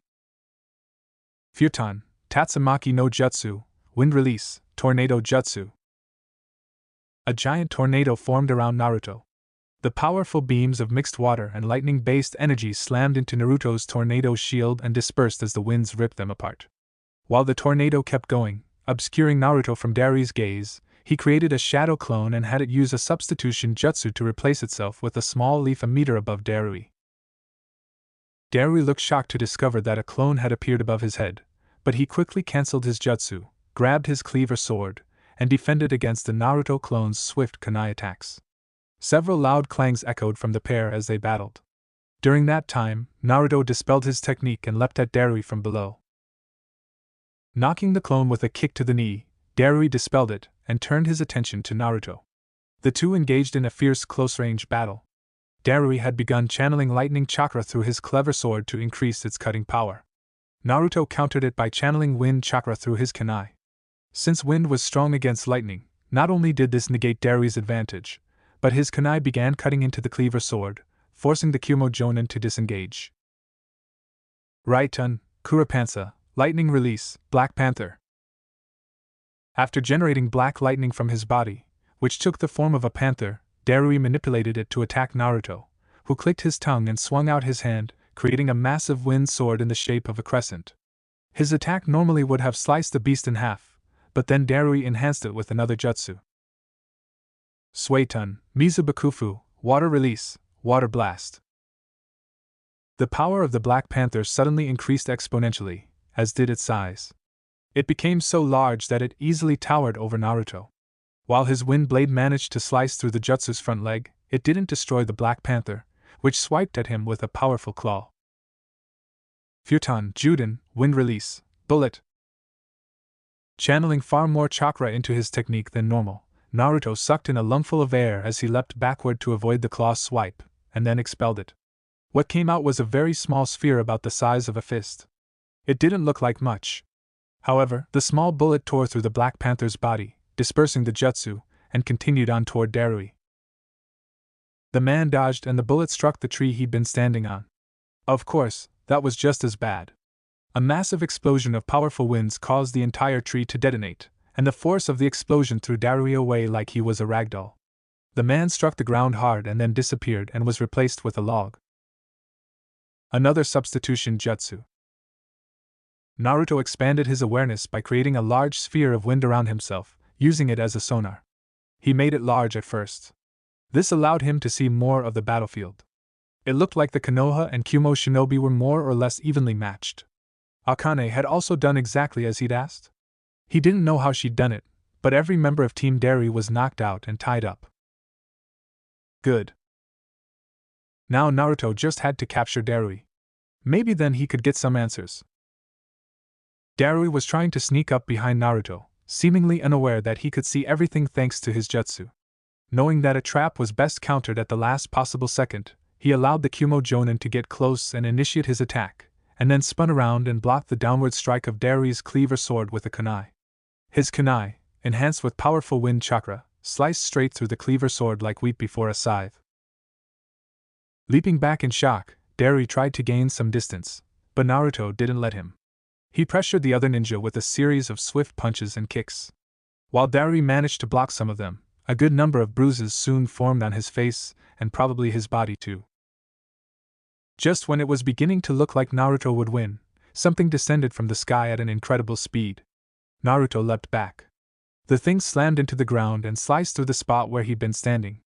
As he looked at it more closely, he realized it wasn't a thing but a person, a blonde-haired woman with dark eyes and beautiful features. Yujito? Naruto murmured. Yujitoni looked at him, but then quickly looked away. Our surprise attack failed. We're retreating, she said to Darui. Right. This mission was a dull bust. Darui climbed to his feet. Do you really think I'm going to let you get away? Asked Naruto as he readied himself for battle. I do. Yujito nodded. You see, I'm not the only Jinchuriki here. Killer Bee is also here. If you don't let us leave, he'll turn into the Eight Tails and rampage through your camp. Naruto couldn't tell if she was bluffing or not. There was nothing in her voice to suggest a bluff, but he was well aware that the Reikage did not let his little brother leave Kumo very often. In fact, ever since Akatsuki began their operations, Karabi had been confined to the village. That said, if she wasn't bluffing, then he was curious to know why they hadn't just rampaged from the start, but he assumed it was because they knew he was present. Turning into their Jinchuriki forms would basically mean fighting to the death. Naruto was also a seal master, so they would be the ones at a disadvantage. However, they would cause massive harm to his forces before he could seal their powers away. It was a lose-lose situation for both of them. Knowing that he couldn't afford to attack when there was a possibility that what she said was true, Naruto didn't go after them as they disappeared into the shadows. As if their retreat was the signal, all of the other Kumo Shinobi Sans Team Karui also retreated. We've beaten back, but don't let yourselves grow complacent, Naruto ordered as he began directing their forces. There's a lot of work to be done, so let's get to it. The first order of business was getting an estimate on the number of injured and dead. Konoha had fared fairly well in this battle. They'd only lost one squad of 4, bringing their total forces down to 496. 2 squads had been injured, but their injuries weren't grievous enough to be fatal. Similarly, only a squad of Kumo shinobi had been killed. He didn't know how many had been injured. However, they also had Team Samui in captivity thanks to Akane, so he would have to say they came out better than Kumo had. After getting an estimate on the damage done to their forces, Naruto created a shadow clone to inform Kakashi about what happened. Then he made for the command tent. As he opened the flap and stepped inside, he found Akane standing guard over Samui, Omoi, and Karui. They were awake. None of them looked very pleased. Not only were their wrists and legs bound in such a way that they couldn't move at all, but Naruto had placed chakra restraining seals on them. They wouldn't be able to use chakra at all. Even if they somehow broke free of their bonds, there was no doubt they'd end up captured again. Have they said anything? Asked Naruto. Akane shook her head. Not a word. Kneeling down, Naruto stared at the trio. While Samui looked at him with calm poise, Karui was glaring like she wanted to bite his head off, and Omoi was staring at the ground in silence. After another few seconds of staring, Naruto sat down and crossed his legs. I don't suppose any of you know why Kumo suddenly decided to attack Konoha? He asked. While Karui just glared harder and Omoi barely stirred, Samui shifted her shoulders a bit. Because there were several bands wrapped around her chest and torso, The movement caused her breasts to shift and bulge. Naruto sighed. Do none of you find it strange that your Raikage decided to suddenly attack Konoha out of the blue like this? When none of them said anything, he frowned. If you don't talk to me, then I will just have Ino mind rape you until all of your secrets have been revealed. We have no idea what the Raikage is thinking, Samui finally said. Ever since the Chunin exams you and Yujito participated in, Lord A has been striving to make inroads on our alliance. However, a few months ago he suddenly changed his mind and said we were going to war with Konoha. It does seem strange, but we're shinobi. We follow the orders of our Raikage regardless of what they are. Naruto nodded several times as he listened, but his thoughts were firmly on something else. It sounds to me like the Raikage is being manipulated by someone. There's no way that's possible. Karui snapped. Lord Raikage would never allow anyone to manipulate him. Then how do you explain his sudden change in international policies? Asked Naruto. That's Karui looked uncertain. Even if she was a hothead, she also understood how out of character it was for the Raikage to suddenly switch from working hard on building a stronger alliance with Konoha to going to war with them. While I understand why you might think Lord A is being manipulated, I must remind you that not only is he surrounded by powerful ninja, he is also our Raikage. Samui spoke in a calm, collected tone. There are very few ninja in this world that are strong enough to fight on even terms with him. I understand what you are getting at, Naruto allowed. However, I think it is precisely because of that confidence you're displaying that my idea has merit. If what you are saying is true, then who would be capable of controlling a Kage? Asked Samui. She seemed skeptical. Her expression suggested she didn't believe him at all, though he supposed her confidence came from knowing how strong the Raikage was. Either way, he couldn't really blame her. I have a few guesses, but nothing concrete yet. Naruto uncrossed his legs and stood up. However, if any of my hunches are correct, then it spells a lot of trouble for everyone. Naruto left Akane to guard Team Samui and headed for the hospital tent. 4 of the 12 beds had people on them. It looked like most were suffering from electric damage. One of them was being healed by Sakura. Judging from the gash running down his chest, he'd been cut by a sword. Nodding at Sakura, Naruto traveled over to Ino, who was currently relaxing on a chair. She stood up the moment he approached. Naruto, what's up? She asked. I want you to interrogate Team Samui, Naruto ordered. I want you to find out everything you can about Kumo's army, including information about their forces, any special Kekkei Genkai users we need to watch out for, and what their plans are. Use drugs to make their minds more malleable if you have to, but do everything in your power not to damage them either mentally or physically. If what I'm thinking is correct, Kumo may be victims even more than we are. While Ino was clearly confused by his last statement, she told him she'd begin interrogating them later tonight. Naruto said she could have Akane help her. While the immortal woman wasn't an interrogation specialist, she was incredibly talented at manipulating humans, having well over several hundred or maybe even several thousand years' worth of experience. After leaving the hospital tent, Naruto found a quiet place far from the campsite. He created several more clones that took the place of the ones that had been dispelled. Then he found a tall tree to climb up. Reaching the highest point, Naruto stuck to the top with chakra and gazed at the forest spread out before him. Somewhere within this vast forest was Yujito-ni. He narrowed his eyes. What am I going to do about her? Naruto didn't have an answer. Given the nature of the situation, Naruto had decided it would be prudent to expand his patrols. He created several hundred more shadow clones and had them spread out. The idea was to set up a perimeter, and also locate any Kumo shinobi long before they arrived at the campsite. Kakashi was still in Kifka, waiting to meet with their allies from Kiri, which meant he was in charge until then. 2 days had passed since the sneak attack by Kumo. Samui, Karui, and Omoi had been put under constant guard. There had been no further attacks, but Naruto had discovered via his clones that Kumo's army was no longer in Taizuki-ge. He wouldn't admit he was worried, but, well, he was worried. Naruto, a voice called out to him just as Ino entered the command tent. Naruto and Akane looked up as the girl saluted. I've finished interrogating those 3 Kumo ninja. Did you find out anything? Asked Naruto. I discovered a bit. Ino paused as though collecting her thoughts.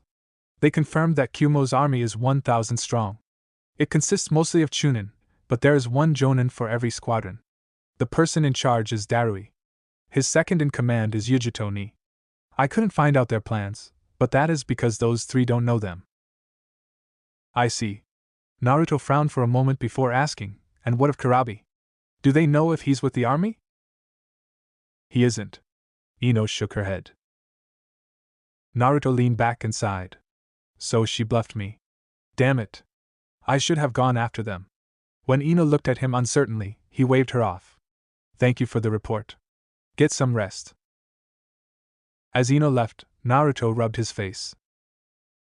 What's the plan now? Asked Akane. Now? Dragging his hands down his face, Naruto eyed the woman sitting beside him. Now we wait. We don't even know where Kumo's army is, so we can't do anything else but wait. Waiting, huh? I once heard from an old soldier several centuries ago that waiting was the worst part of any war, Akane mumbled. Her tone was conversational, idle even. I think I'm beginning to understand what he meant. Waiting for something to happen sucks. Yet Naruto sighed as he stared at the map of Hai no Kuni. It was marked in several places. Kifka and their campsite was marked in red. There were also several X's to mark where his clones were patrolling. I hate waiting. Do you mind if I ask why you are using clones to patrol the campsite? Asked Akane. Shouldn't you use your shinobi? There are 500 ninja under your command. It would be easy to make them patrol the perimeter for you. Naruto looked up from the map. Akane was staring right at him with her carnelian gaze. He considered her words for a moment, then grinned. I could order them to go on patrol for me, sure, but that wouldn't be using my soldiers efficiently. Naruto glanced at the map. We have 500 ninja to face off against a force that is twice as large. I can't afford to needlessly waste their strength doing something that I can easily do myself. Besides, shadow clones were made for reconnaissance purposes. I get all their memories when they dispel or are killed, which means the information is transmitted to me faster, and our forces won't suffer any losses. I suppose that is true, Akane agreed easily enough. Naruto went back to work. He was trying to figure out how far he should set up the perimeter, and whether he should focus his forces on one side or not. Given that the Kumo army had been stationed north of her before moving, it was logical to have most of his clones patrol the north.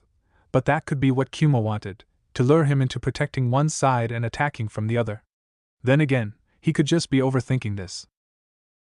Sighing, Naruto realized he couldn't make a decision when he didn't have enough information. Come on. Akane suddenly stood up and grabbed his hand. Huh!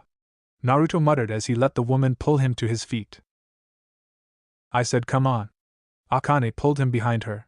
You're not going to solve anything like this. I think you need some fresh air. Naruto was about to oppose her suggestion, but then he sighed and nodded. Yeah, okay. The camp looked no different now than it always did. Naruto saw a number of ninja standing around and chatting, while some were making lunch and others were just relaxing against the trees. None of them looked worried. He didn't think it was because they were unaware of what was happening, but perhaps using his clones to patrol had put them under a state of false security. As the thought crossed his mind, Akane led him through the camp. Several ninjas greeted them. He waved back and smiled, but his mind was elsewhere as the two of them walked. Where are you taking me? Asked Naruto. Nowhere, Akane said, still holding his hand. I just thought you could use a walk to clear your head. Naruto accepted that with an easy nod. She was probably right anyway. He'd been trying to think of what Kumo would do after their sneak attack failed, but he hadn't been able to come up with anything. His mind kept going in circles. Getting outside and not thinking about what their enemy will do next was a good idea. And yet, the moment this thought crossed his mind, he froze as several images blasted their way into his brain. He held a hand to his head and tried to sort through them. It seemed several shadow clones had dispelled themselves. Grimacing, he began separating the images into something more coherent, but when he did, the vision they created made him pale. What's wrong? Asked Akane. Naruto looked at her and felt his lips tremble. There is a large army of Kumo-the-Q ninja heading right for us. Oh. Akane paused. That is not good. No, it's not good at all. Knowing that Naruto needed to get everyone ready, He created several shadow clones and had them quickly order all of his forces to prepare for battle and meet in front of the command tent. He also created another shadow clone and had it inform Kakashi of what was happening. The command tent was located in the largest clearing within this section of the forest. All 500 ninja were able to stand in this place. That said, it was impossible for people in the back to see Naruto if he just stood on the ground, so he used wind chakra to levitate himself above the heads of everyone else and projected his voice. Kumogakure's army is on the move, Naruto informed everyone. They are currently heading this way, which means they plan on confronting us. Their army is large. We're outnumbered 2-1 here. That said, we still hold every other advantage aside from numbers. This is our homeland. Our turf. We know it better than them, which means we can use the terrain to our advantage. None of the ninjas said anything. Of course they didn't. Maybe they would be more willing to talk in an informal setting, but they were currently on the cusp of battle. Unnecessary chatter was unbefitting of a ninja. I have a plan to deal with their forces, Naruto said. Our ultimate goal in this fight is not to kill them, but to stop them from killing us. That means we need to be clever. Naruto felt his lips curl into a grin as he began informing the Konoha ninja of his plan. Yujito marched at the head of Kumo's army alongside Darui, the Jonin in command. His expression was grim. Of course, he had a reason to be. Karui, Samui, and Omoi were captured during their failed midnight assault. Thinking on it in hindsight, Yujito should have realized the moment she destroyed those clones that the mission was a failure, but there was little they could do about that now. Hindsight was always 20/20. I don't think I need to remind you, but you and I will have to engage Naruto together if we want to win, Darui said. Because their army was 1,000 strong, they were being forced to move through the forest slowly. That meant what would normally take less than an hour for a small squadron to reach was going to take several. Taizuki Gei and Kifka were about 6 hours apart. I know, Yujito said. You and I are going to engage Naruto in combat. Meanwhile, our army will overwhelm the Konoha forces and destroy them. Once that is done, if we haven't managed to kill Naruto, our army will surround him and unleash a barrage of ninjutsu. Not even he will be able to withstand such an attack. Darui nodded. Of course, should he unleash his bijou, I'll be relying on you. I know. Are you really okay with this? Asked Darui. I know it's too late for us to do anything now, but you are being ordered to kill someone you are close to. Correct me if I'm wrong, but I could have sworn you were in love with Naruto. Yujito did not like the thought of killing Naruto, but she tried not to think about it. This was an order from her Raikage. She was a ninja. She couldn't disobey orders. Of course I dislike the idea, but orders are orders, Yujito said. That's dull. Given that Kumo was a mostly mountainous region, it was hard for Darui to figure out where exactly they were going. All of the trees looked the same. They were fortunate Yujito had so much experience in Hai no Kuni. Thanks to the alliance they used to have, with Konoha, she had spent almost as much time in Konoha as she had Kumo, which meant she knew her way around the nation. They soon arrived at the clearing where Konoha's campsite was located, should have been located. Yujito and Darui both stared at the now empty camp. The tents were still there, several fires were still going, and it even looked like a couple of people had left their cookware out, but there was no one present. The campsite was empty. What did they all move out already? Asked Darui. It's possible Naruto received an advanced warning, Yujito murmured as she looked around with a sense of unease. I bet you anything he decided to create more shadow clones after the attack and have them remain on guard for us. He probably knew we were coming for several hours and had his forces abandon the camp. But why bring out such a large force if you aren't going to fight? Darui wondered out loud. Knowing Naruto, he probably has a plan, and we definitely won't like it. Darui pondered her words with a thoughtful frown, and then ordered the army to spread out and search the camp. A third of their forces were ordered to retreat to a safe distance in the event of an enemy ambush. He didn't know if they would find anything. However, Yujito was sure the Jonin commander was hoping to discover where they had gone somehow. The problem was that no one found anything. There was no indication that anyone had ever left, not even footprints to mark someone's passage. Yujito found that disturbing. While all ninja were trained in erasing their tracks, a large army numbering in the hundreds couldn't erase their tracks or presence so easily. It took time. And Yujito knew for a fact that Konoha's forces had not been given the time necessary to remove all traces of their passage. Even if they tried, there were sure to be some clues that they missed in their haste to leave. A stray footprint, a chakra signature, a scent that wasn't erased. There should have been something. She had a really bad feeling about this. Just as a cold chill swept through her body, several hundred voices screamed in unison. Yujito spun around to find that a good portion of their ninja were buried up to their necks. She couldn't get an estimate of how many had been caught in this simple trap, but while the vast majority had escaped it, there must have been at least several dozen that hadn't, and were now trapped in the dirt. As if the sprung trap had been the signal, several hundred shuriken and kunai suddenly flew through the air from above them. Yujito realized with some shock that a number of Konoha ninja were hidden in the trees. She and those who managed to avoid getting buried underground defended the ones who were trapped, but that also left them open to surprise attacks. Almost before the long-range barrage had stopped, a number of Konoha ninja emerged from beneath the ground and attacked. The Kumo ninja tried their best to defend, but then several more ninja appeared from the surrounding forest. Among them Yujito could see an Inuzuka tearing through their forces alongside his dog companion, a Hyuga girl slowly decimating the unprepared ninja with her jukin, an Aburame who used his bugs to drain Kumo ninja of chakra, and the next incarnation of the Ino-Shikucho trio. On their own, none of these ninja would have posed a threat, but together, and when combined with how effective their surprise attack was, the Konoha ninja were able to decimate their ranks very quickly. Raiton, Kenden Haribari, lightning release, electric shock needles. Darui went through a number of hand seals and then threw his hand into the air. A number of blue needles like tiny lights surrounded him, but then they quickly flew into the air. Darui made another hand seal and shouted Katsu, and the needles exploded as if they were fireworks. That was the signal for the ninja who had been held in reserve, and they poured into the clearing seconds later to engage the Konoha ninja. What had once seemed like a one-sided battle now became more even. However, that would change soon. Konoha was already outnumbered to begin with. Now that their forces had been reinforced, Kumo was able to simultaneously engage their enemy and help their allies who were stuck in the ground, thereby increasing their forces' power through numbers. Just as it looked like the battle would turn in their favor, a flash of blonde appeared in front of Yujito and slammed into her. She grunted as she flew backward. Sliding along the ground, she tried to stop her forward momentum, but then something slammed into her again and again, pushing her back before she had a chance to recover. Oddly enough, the attacks didn't really hurt. They stung a little, but she had the feeling their intent was not to damage her, but to get her away from the main battle.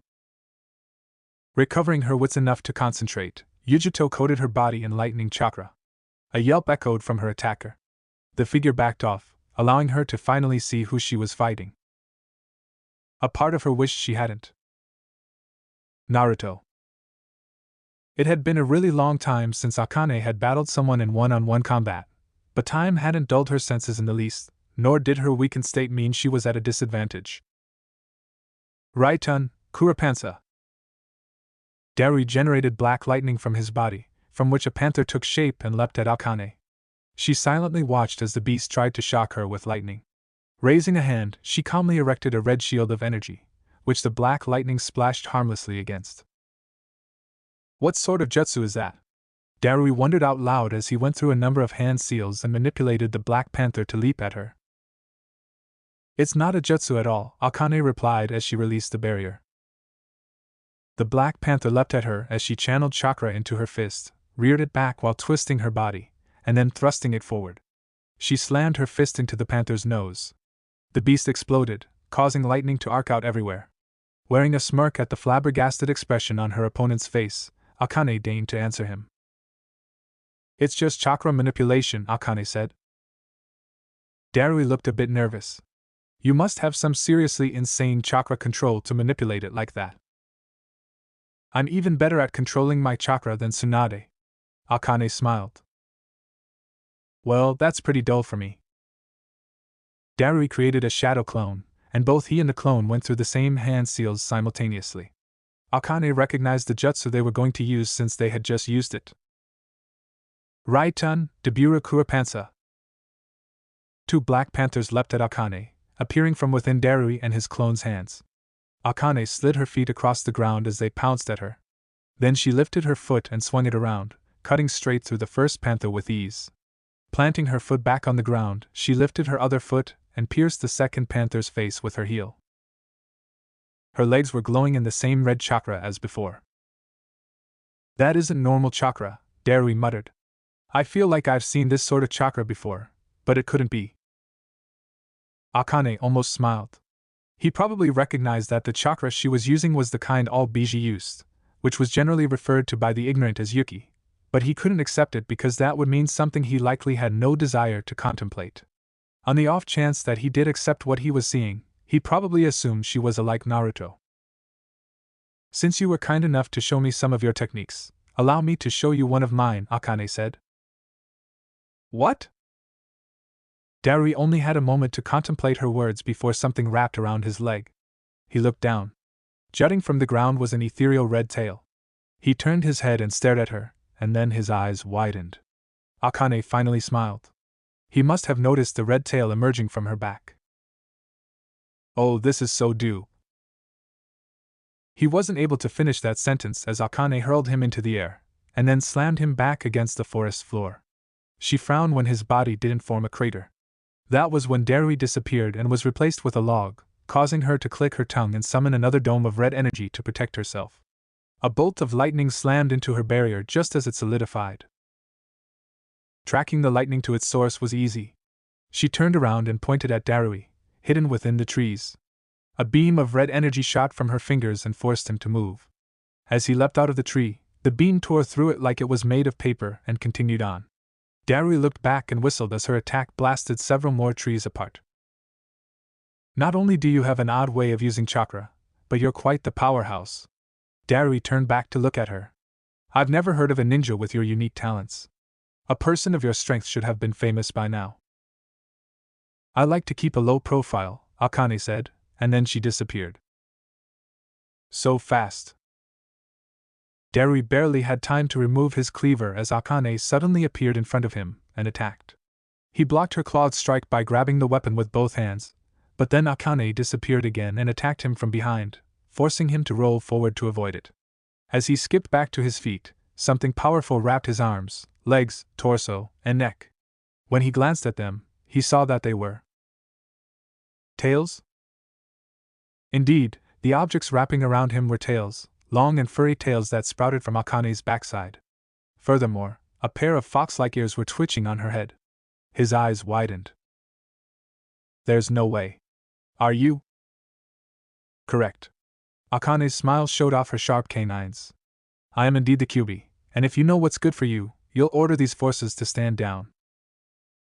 Darui looked indecisive, but as he was silently trying to determine what the best course of action was, several more ninja came out of the forest. These people were not Konoha ninja. They wore a pinstriped material as bracers and greaves, which merged into their sandals.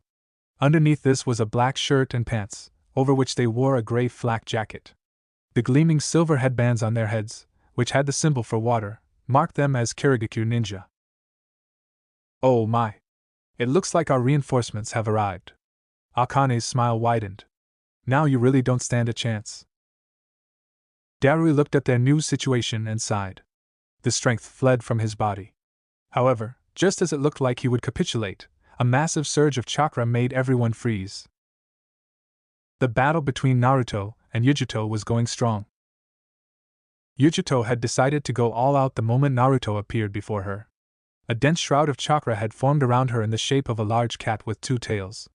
Not only had her chakra taken the shape of a cat, but her eyes had become even more narrow and cat-like, and her pupils now had the same slit-like crescents of one as well.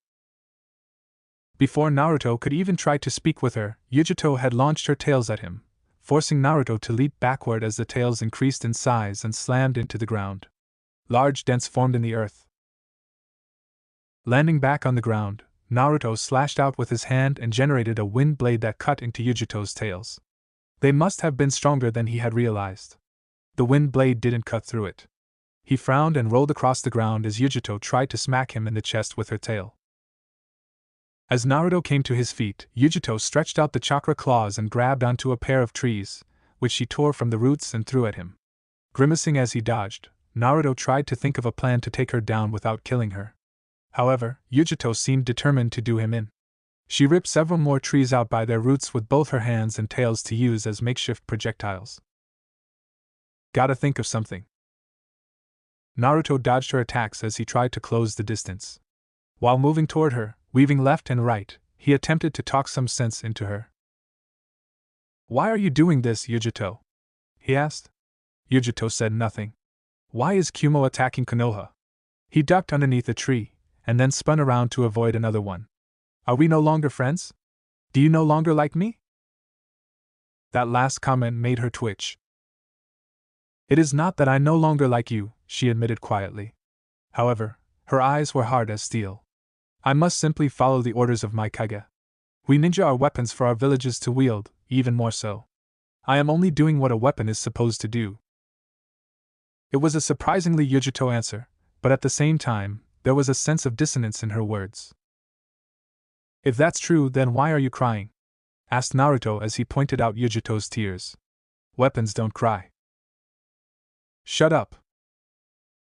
That seemed to make Yujito mad, for she quickly forsook throwing trees at him and suddenly reverted to the next stage in a Jinchuriki's transformation.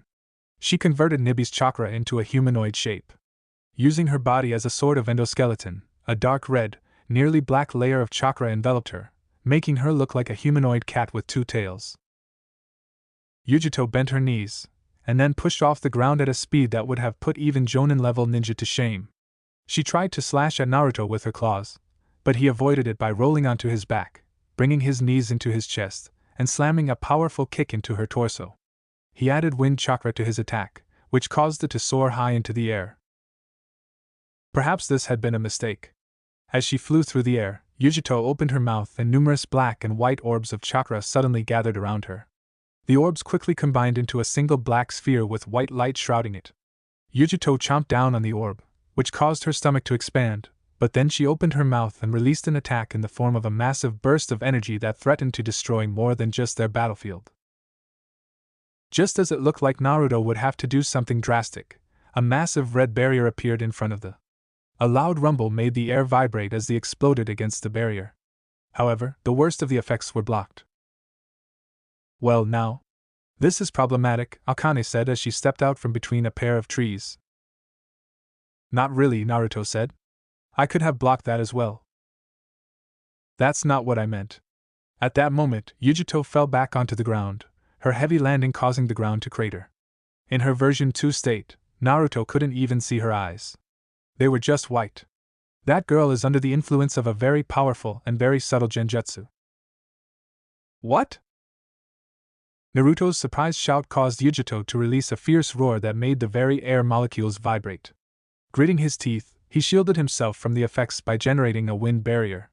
However, that was when Yujito burst off the ground and charged straight at him. I can probably release her from the genjutsu, but you have to knock her out of that version 2 state. If you can knock her unconscious, that will be even better. What do you think I'm trying to do? Naruto shouted as Yujito slammed into him. He gnashed his teeth together as he locked hands with Yujito and tried not to let her push him back. However, momentum was on her side.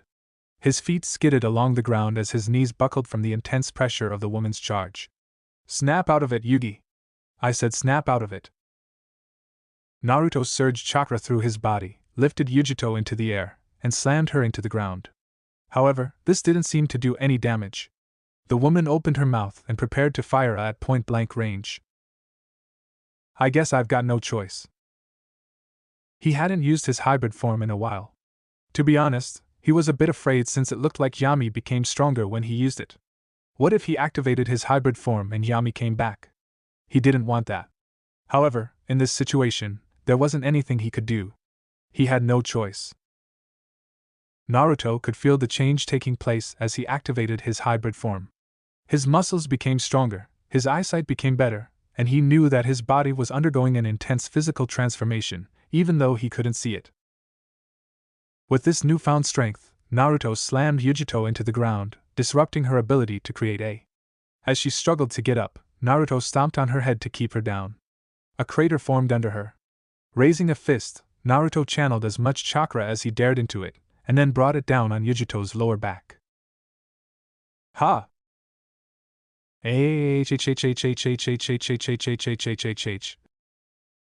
Yujito unleashed a monstrous scream. However, as the scream continued, it became more and more human. Even as he remained there, his fist embedded into her lower back, the dark layer of chakra receded, revealing soft white skin underneath. A second after the transformation had ended, Yujito's eyes rolled up into the back of her head, and she went limp. Waiting for a moment, Naruto slowly rolled the woman onto her back. As he knelt next to her, he pressed a finger against her neck, checking her pulse. It was steady. Next he closed her eyes and gestured for Akane. You said you could undo the genjutsu? Naruto asked. Yes. Akane knelt as well and placed a hand over Yujito's head. I have first-hand experience with this kind of genjutsu. Just leave it to me. As he wondered what she meant by that, Akane channeled chakra into Yujito and closed her eyes. Akane glanced around at the dark space she'd found herself in. She wrinkled her nose as the scent of wilted flowers and dead grass greeted her. Taking a step forward, she grimaced as her bare foot crunched against what felt like dried-up vegetation and dead soil. The area she'd found herself in looked like an alpine prairie gone wrong. It was like a wasteland that had once held a beautiful splendor. Numerous rolling hills greeted her vision. Had they been covered in grass and flowers, they might have been scenic, but covered as they were in dead flora that had long since withered, the scene before her was more like something out of a nightmare. Given that she had no idea where to go, Akane began wandering in a random direction, using her feelings and senses to guide her. She traveled over hills, past gnarled trees that were every bit as dead as the grass beneath her feet, and wandered alongside a dried-up riverbed through which water no longer flowed. She eventually stumbled upon a person. They were crouched on the ground by a dead tree, their knees curled into their chest, hugging their knees to themselves as they buried their face between them. Even from far away, she could see how this girl's shoulders shook. "Excuse me, little one," Akane said. However, the moment she spoke, the girl's head snapped up. Cat-like eyes stared at her, wide in fear. Before she could so much as take another step forward, the girl leapt to her feet and bolted off, disappearing into a forest of dead trees. Akane sighed as she watched the girl take off. Great. Now she had to chase the girl. Wandering into the forest, Akane sniffed with distaste at all the dead plants surrounding her. She tried to ignore the way dead grass, flowers, and leaves crumpled beneath her. The sound was grating. Not only that, but the sensation they left on her feet was gross. If she didn't hate the idea of footwear, she'd have worn sandals at least. It wasn't very hard to find the girl. She couldn't hide her presence well. Akane found her huddled behind a tree, crouching low and covering her face with her hands as though that would keep herself from being found. "I'm not here to hurt you, you know," the girl squeaked as she spoke. Bright eyes stared at her in fear before flicking around as though trying to find another hiding spot to run to. However, now Akane had her trapped against the tree. There was no way she could escape now. Akane wasn't one for gentle smiles, so she didn't bother to give one as she stared into the frightened child's eye. This girl had blonde hair like Yujito, and the same cat-like eyes, but her body was immature. At a guess, she would have put her age at somewhere around 11 or 12 years old. "Is your name Yujito?" asked Akane. Still wide-eyed, Yujito silently nodded. "I see. That's good. I'm here to help you." While Yujito tilted her head as though she didn't understand, Akane subtly frowned. "It looks like you're only a small piece of Yujito-ni, perhaps her youth or maybe part of a memory from a long time ago. I wonder where the rest of you are." As if her words had jolted the young Yujito, the girl stood to her feet and grabbed Akane's arm. She tugged on it. "Are you telling me you know where the rest of you is?" Yujito didn't say anything. She nodded and tugged harder. Deciding there was no harm in following this girl, Akane stood up and let the young Yujito drag her through the forest. Now that she had a more clear understanding of the person pulling her, she also understood more about this place and why it looked like this. This is inside of the seal, but thanks to the genjutsu affecting Yujito and Nibi, it's become rather desolate. Akane hummed as she wandered past a tree whose dead bark was flaking and chipped. Without Nibi and Yujito to maintain the seal together, this place is falling apart. It could also be a good indication of her mental state. The young Yujito looked confused. She was definitely the immature side of Yujito, who had never grown up. Akane doubted this child understood what she was talking about. "Well, let's not worry about that and find the rest of you." Yujito nodded emphatically as she led Akane further into the forest. It didn't take long before they reached the mouth of a large cage, which Akane could tell even at a glance was bad news. The cave was dark. There also seemed to be an ominous presence hanging in the air. Yujito isn't here? Asked Akane. The young Yujito nodded. Left with little choice but to travel inside, Akane and young Yujito stepped into the cave and were soon wandering through it. Water dripped from the ceiling. It echoed all around them as they walked. The damp air made Akane feel oily as moisture clung to her skin and clothing. Dang it! Had this been her seal, she could have changed this so she didn't feel the humid moisture. It was even worse because this cave was so cold. Akane let young Yujito lead her as they traveled through the rounded passages of the cave. She had noticed it already, but this gave her a slight decline. They were traveling down. Would they find Yujito and Nibi at the end of this? The area up ahead began glowing. Yujito pressed herself against Akane as though afraid. She frowned at the girl, but then she looked at the glow and realized they were coming to the end. A fairly massive, cavernous space spread out before them as they reached the end of the tunnel, stretching out for several dozen meters at least. There were several crystals located throughout the cave that dimly glowed. In the center of this cave was Yujito and Nibi. They looked like they had seen better days. Yujito was suspended in the air by a series of chains, which wrapped around her like a psychopath's idea of bondage. The chains held her arms above her head, bound her breasts, wrapped around her legs, and even went between her thighs. While her eyes were open, they were also dim. The lights were on, but nobody was home. Nibi was in even worse shape. Her fur had grown bristly and tough. Bright yellow eyes glared at anything and everything as she hissed, a feral sound that caused young Yujito to hide behind Akane in fright. The giant, two-tailed cat prowled around Yujito like a guard dog. I see, Akane murmured. The genjutsu has locked away Yujito's mind, which has made Nibi revert back to her normal behavior before she was sealed. What to do? What to do? I suppose I will just have to defeat her before undoing the genjutsu. She pushed young Yujito off her. You stay here while I rescue those two. Akane didn't wait to see how young Yujito responded. She stepped into the cave proper, alerting Nibi to her presence. The giant cat hissed at her as it crouched low, though describing it like that was something of a misnomer. Since the Nibi was so huge, crouching low was impossible from a human standpoint, but the massive cat was definitely getting ready to pounce on her. Do you really think you can defeat me? Asked Akane as she strolled forward without a care in the world. If that's the case, then come over and show me what you can do. Akane wasn't really a fighter. Of course she had overwhelming amounts of power as the Kyuubi, but she preferred not to fight because fighting was barbaric and something stupid humans did. She took greater pride in her ability to manipulate the emotions and thoughts of others. That said, it wasn't like she couldn't fight. As the Nibi leapt at her with a vicious and feral growl, Akane held out her hands and channeled her chakra. Power crackled between her hands as a small red orb appeared. It didn't look like much, but then she tossed it at Nibi, striking the giant cat right in the face. The orb exploded with enough power to throw the cat backward. Even Akane found her feet skidding across the cavern floor as the force of the detonation pushed her back. Nibi landed on the ground with a loud crash. It didn't stay down for long. With a hissing sound, it stood up and opened its mouth, getting ready to unleash a Bijudama. Oh, no you don't. Mimicking what she'd seen Naruto do thousands of times, Akane channeled chakra into her feet and exploded forward. It was almost like she had teleported. 1 second she was several meters from her foe, and the next she was directly underneath Nibi, punching the cat with a powerful uppercut that caused its jaw to snap shut. Crouching down, Akane sent all 9 of her tails toward Nibi, wrapping one around her muzzle, one around her neck, one around her body, another around her 2 tails, and then binding up her legs with the rest. Nibi fell to the floor with a powerful thud that shook the cavern.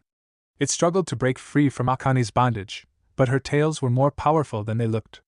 Akane then channeled chakra through her tails and created powerful bindings that remained even after she retracted them. Nibi struggled some more, but there'd be no escaping from that, at least for a little while. Now then. With that nuisance taken care of, Akane wandered up to the still bound Yujito, stopping in front of the woman and studying her closely. It didn't look like Yujito was aware of her presence at all. She waved a hand in front of the woman's face, but she got no response. Not even poking her cheek gave her a response. Frowning, Akane cupped Yujito's left boob and gave it several firm squeezes, but still there was nothing. The woman didn't even twitch. "This genjutsu is exceedingly powerful," she muttered. "It reminds me eerily of the genjutsu that had been used to control me and make me attack Konoha.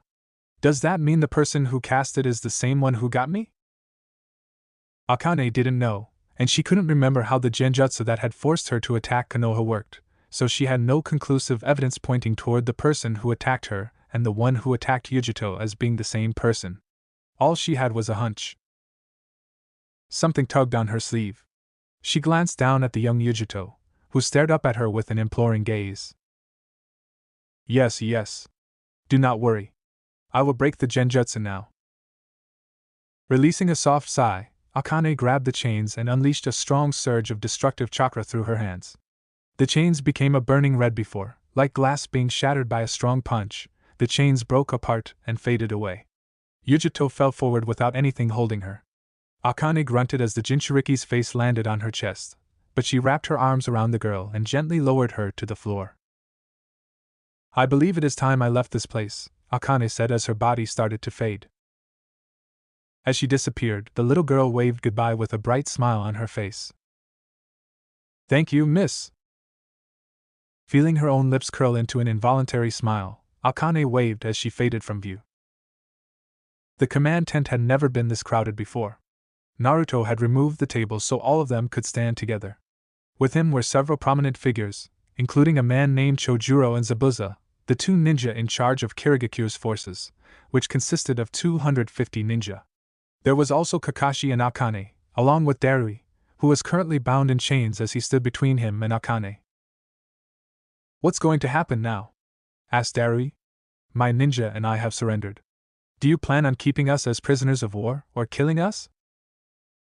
"I personally vote for killing you," Zabuza said, and even though his face was covered in bandages, Naruto could see the bloodthirsty leer in his eyes. "We don't plan on killing you or your ninja right now," Kakashi said. "Naruto here believes someone manipulated you guys into attacking Konoha."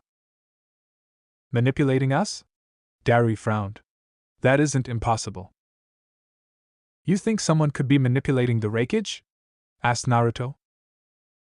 Darui sighed but nodded. "Something seemed off about the Reikage when he told us we were going to war with Konoha. It wasn't just the order itself that was strange. While there was no outward change in how Lord A acted, I know how much the alliance with Konoha meant to him. That genjutsu on Yujito is also a strong indicator that someone is pushing events behind the scenes," Akane added. "It is very similar to the one that was cast on me and made me attack Konoha." At these words, everyone turned to look at the redhead. Akane was still wearing her usual clothes and refused to wear shoes. Her ears and tails were currently hidden under a genjutsu like usual. "Who are you again?" asked Zabuza. "Someone who has a lot more power and experience than you," Akane replied with a smile. "Tch." Zabuza's left hand twitched as if longing to pull his sword from his back, but he resisted and eventually settled down. "Sounds like you picked up a rather troublesome woman brat." Naruto shrugged. "I like troublesome women." Zabuza snorted. "I'll bet." "The only concern I have is that I can't figure out who would be able to manipulate Lord A like this," Darui said, getting their conversation back on track. "It can't be one of our ninjas, but if it isn't, then it means our security is incredibly faulty. There's also the fact that Lord A is the strongest shinobi in our village. I can't imagine someone being able to manipulate him." "You should," Zabuza said. "Our last Mizukage was being controlled by someone from the shadows. Even now, we don't know who, but whoever it was, they were able to cast a powerful genjutsu over Yagura. While we have no clear evidence, we have a strong reason to suspect whoever had done it was an Uchiha." "Was Yagura a Jinchuriki?" asked Akane. Zabuza glanced at her, and then nodded. "He was." "Then an Uchiha could very easily have manipulated him if they had the Mangekyo Sharingan." Akane wrinkled her nose as though smelling something distasteful. "There was a man long ago named Madara who was able to manipulate even the Kyuubi, forcing her under his yoke and making her attack the first Hokage. I would not be surprised if the person who made me attack Konoha was also an Uchiha." As she spoke, Akane's hands had clenched themselves into fists. She bit her lip, blood welling up and dripping down her chin as her strong emotions boiled over. An intense aura enveloped her. The others backed away from the red chakra bubbling from her body, all of them except Naruto, who grabbed her hand and rubbed it. Akane took several deep breaths and calmed down. "Are you?" Zabuza muttered, but Kakashi cut him off. "I don't know if there are any Uchiha left who can manipulate someone like that except maybe Itachi." Kakashi's one eye narrowed in thought. "We haven't heard anything about him in a while, though. We also haven't been able to find Sasuke." "Do you think it's one of them?" asked Chojuro. "The one manipulating the Reikage and who cast the Genjutsu on Yujito?" He was a short man and not very muscular. His tufty blue hair and dark eyes also lent him a meek quality, which contrasted with his pointed, shark-like teeth, a common trait among the 7 swordsmen of the mist. He wore a pair of square, black-rimmed glasses connected to ear protectors. Meanwhile, his outfit consisted of a blue pinstriped shirt and camouflage-patterned pants. Strapped to his back was a massive sword wrapped in bandages. "I don't think it's Sasuke," Kakashi said with a frown. "He doesn't have the Mangekyo Sharingan, and to get it, you need to experience a strong loss. The intense emotional trauma from losing the person you cherish the most is the trigger to unlocking Mangekyo. Given that Sasuke doesn't really have anyone he treasures, I can't see him ever unlocking it." He paused. "That said, Itachi does have the Mangekyo Sharingan. He might be able to cast a Genjutsu strong enough to manipulate the Reikage in Yujito, but Akatsuki has gone silent, and we don't know where he is." Everyone grew contemplative at his words. Naruto glanced at the others as he thought about the situation. It was obvious they needed to do something. However, it was equally obvious that they didn't have enough information about what was happening to make a decision. That said, "I think right now we should focus on the Reikage," Naruto said. Everyone looked at him. "What do you mean?" asked Darui. "If the Reikage really is being controlled by a Genjutsu, then our first priority should be breaking it," Naruto elaborated. "If we do that, then whoever was manipulating him should reveal themselves once they realize their plan has failed." "That, or they will just go underground," Zabuza said. He crossed his arms. "A person who manipulates others like this isn't likely to reveal themselves when their plan fails. When our current Mizukage killed Yugura, the person manipulating him from the shadows never showed themselves. The only reason we even knew Yugura was being controlled is because the medical division found trace amounts of foreign chakra centered around his brain." Naruto shrugged. "That is also a possibility. However, we currently have no way of figuring out who is doing this anyway. If we don't do something, then nothing will change." "True." Zabuza nodded at his point. "Then what do you propose?" asked Kakashi. "I propose sneaking into Kumogakure and confronting the Reikage directly," Naruto said, wearing a fox-like grin. Everyone looked at Naruto like he was crazy, but then Zabuza began laughing. He held a hand to his gut and laughed so hard tears appeared in his eyes. "You're a riot brat. That's the most audacious plan I've ever heard. Then again, I'm not much better." "You do realize how dangerous that is, right?" asked Kakashi. "First of all, how would you even get into Kumo? Second, even if you did sneak into Kumo, you would still have to find a way to confront the Reikage, who will be surrounded by numerous elite ninja. Then there's the Reikage himself. I know how powerful you are, Naruto, but the Reikage isn't someone you can just confront." Nodding as he listened to Kakashi, Naruto waited until the man was finished to speak. "Those are all valid points. I won't deny any of them. On my own, I'm probably not strong enough to confront the Reikage and all of his ninja. That's why I won't be going alone. I'll sneak a team of us inside, and we'll confront him together." Kakashi still looked skeptical. Naruto didn't blame him. In fact, most of the people in the room looked like they couldn't figure out what he was planning. The only one who didn't look like he'd gone off the deep end was Akane, whose eyes shone with a knowing light. She probably knew what his plan was. "Okay," Zabuza began in a voice that was skeptical but humoring at the same time. "Let's say I go along with his idea. How do you plan on sneaking yourself and a squadron of ninja into Kumo?" "Sneaking a squadron in will be easy." Naruto reached into his ninja pouch and pulled out a scroll. "This is a summoning scroll. It's very simple to use.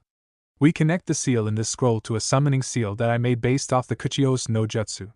It will automatically summon whoever is standing in the summoning seal, and it can summon up to 6 people at any given time.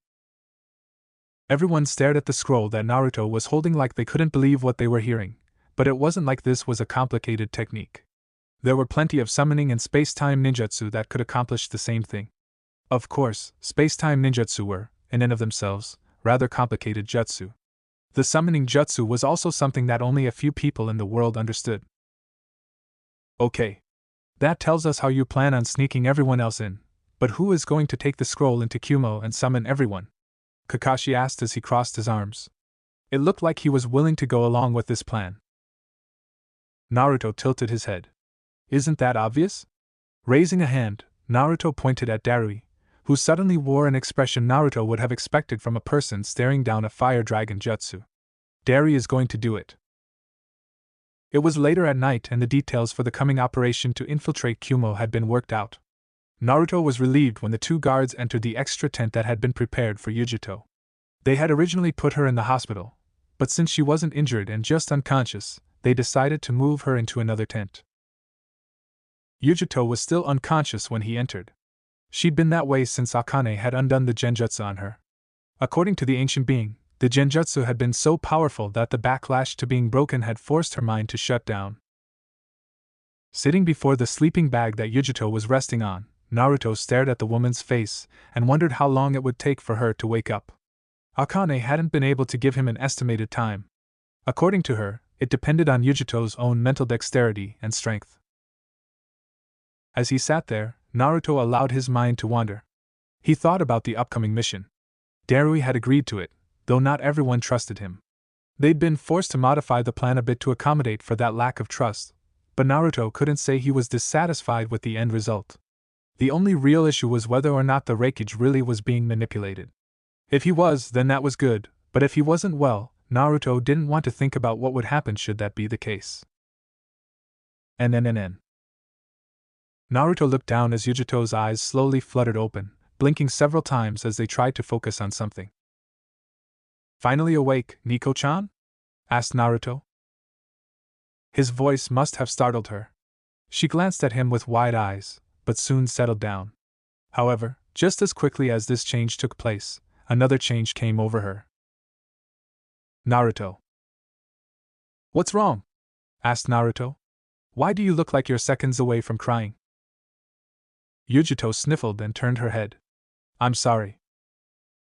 After a prolonged pause, Naruto ran a hand through his hair and released a deep breath. I'm guessing you are aware of everything that happened while you were under that genjutsu? Yujito nodded. Can you tell me who placed it under it? Yujito shook her head. While I remember what that person looked like, I'm sure it wasn't their real face. So they were under disguise.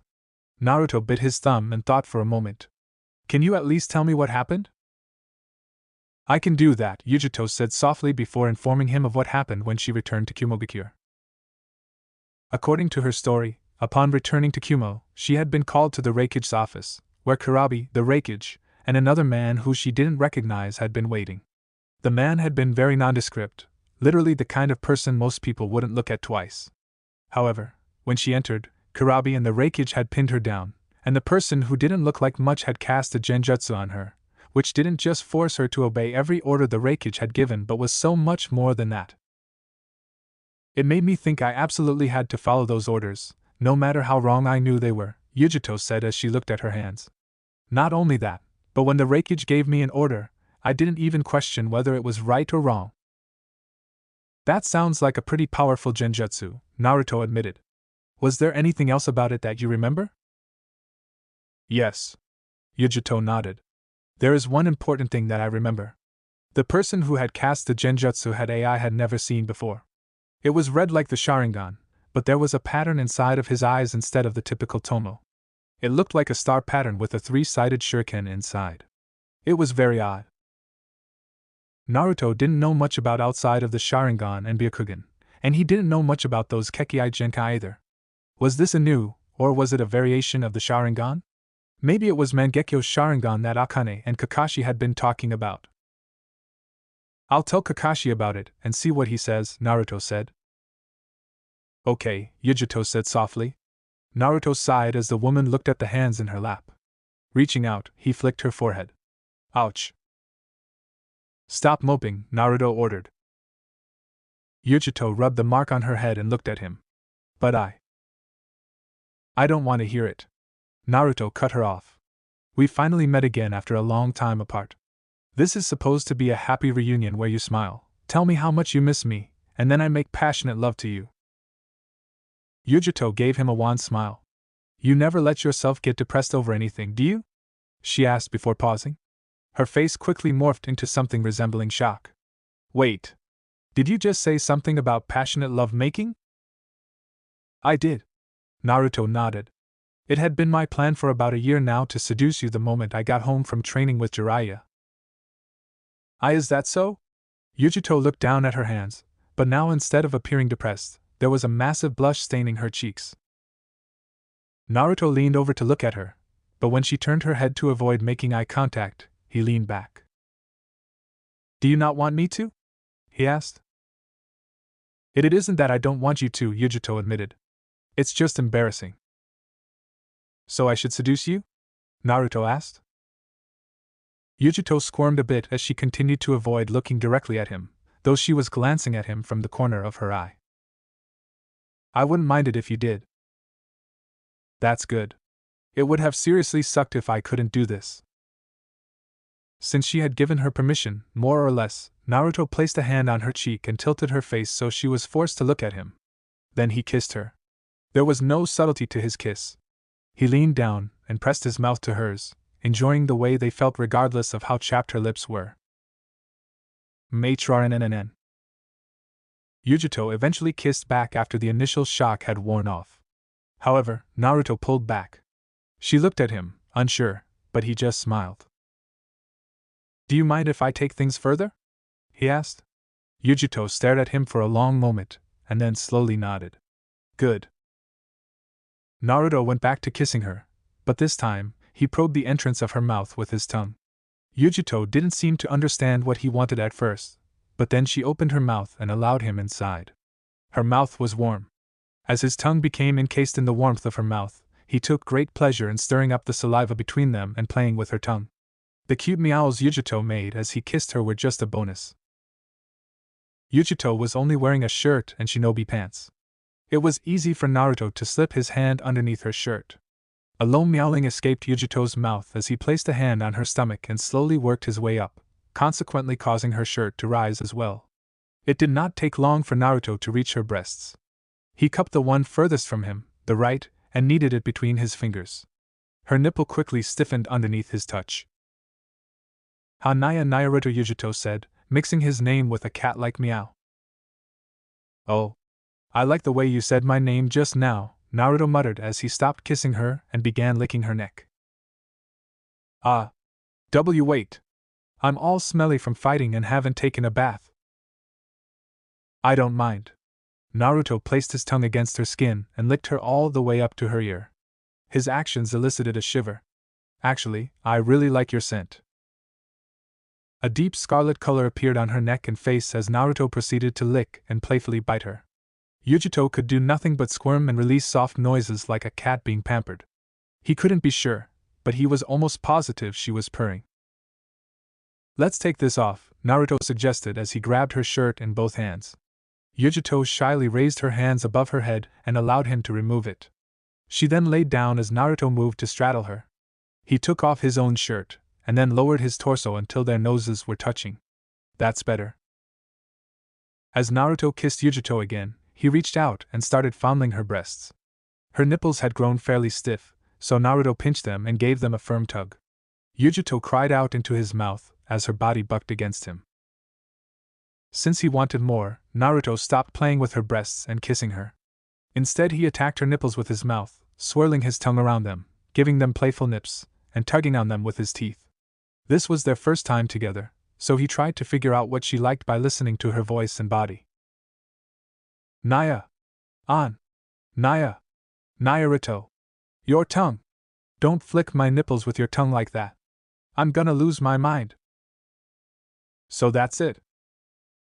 Naruto quickly flicked her nipple between his tongue, back and forth several times. Yujito's body jerked as though she had muscle spasms. Her nipple was quite engorged. It was hard and pointed and was even pulsing. It shuddered against him when Naruto sucked it into his mouth and continued flicking it. As he paid homage to her breasts, switching from one to the other, Naruto slipped his hand inside of Yujito's pants. Her panties were wet.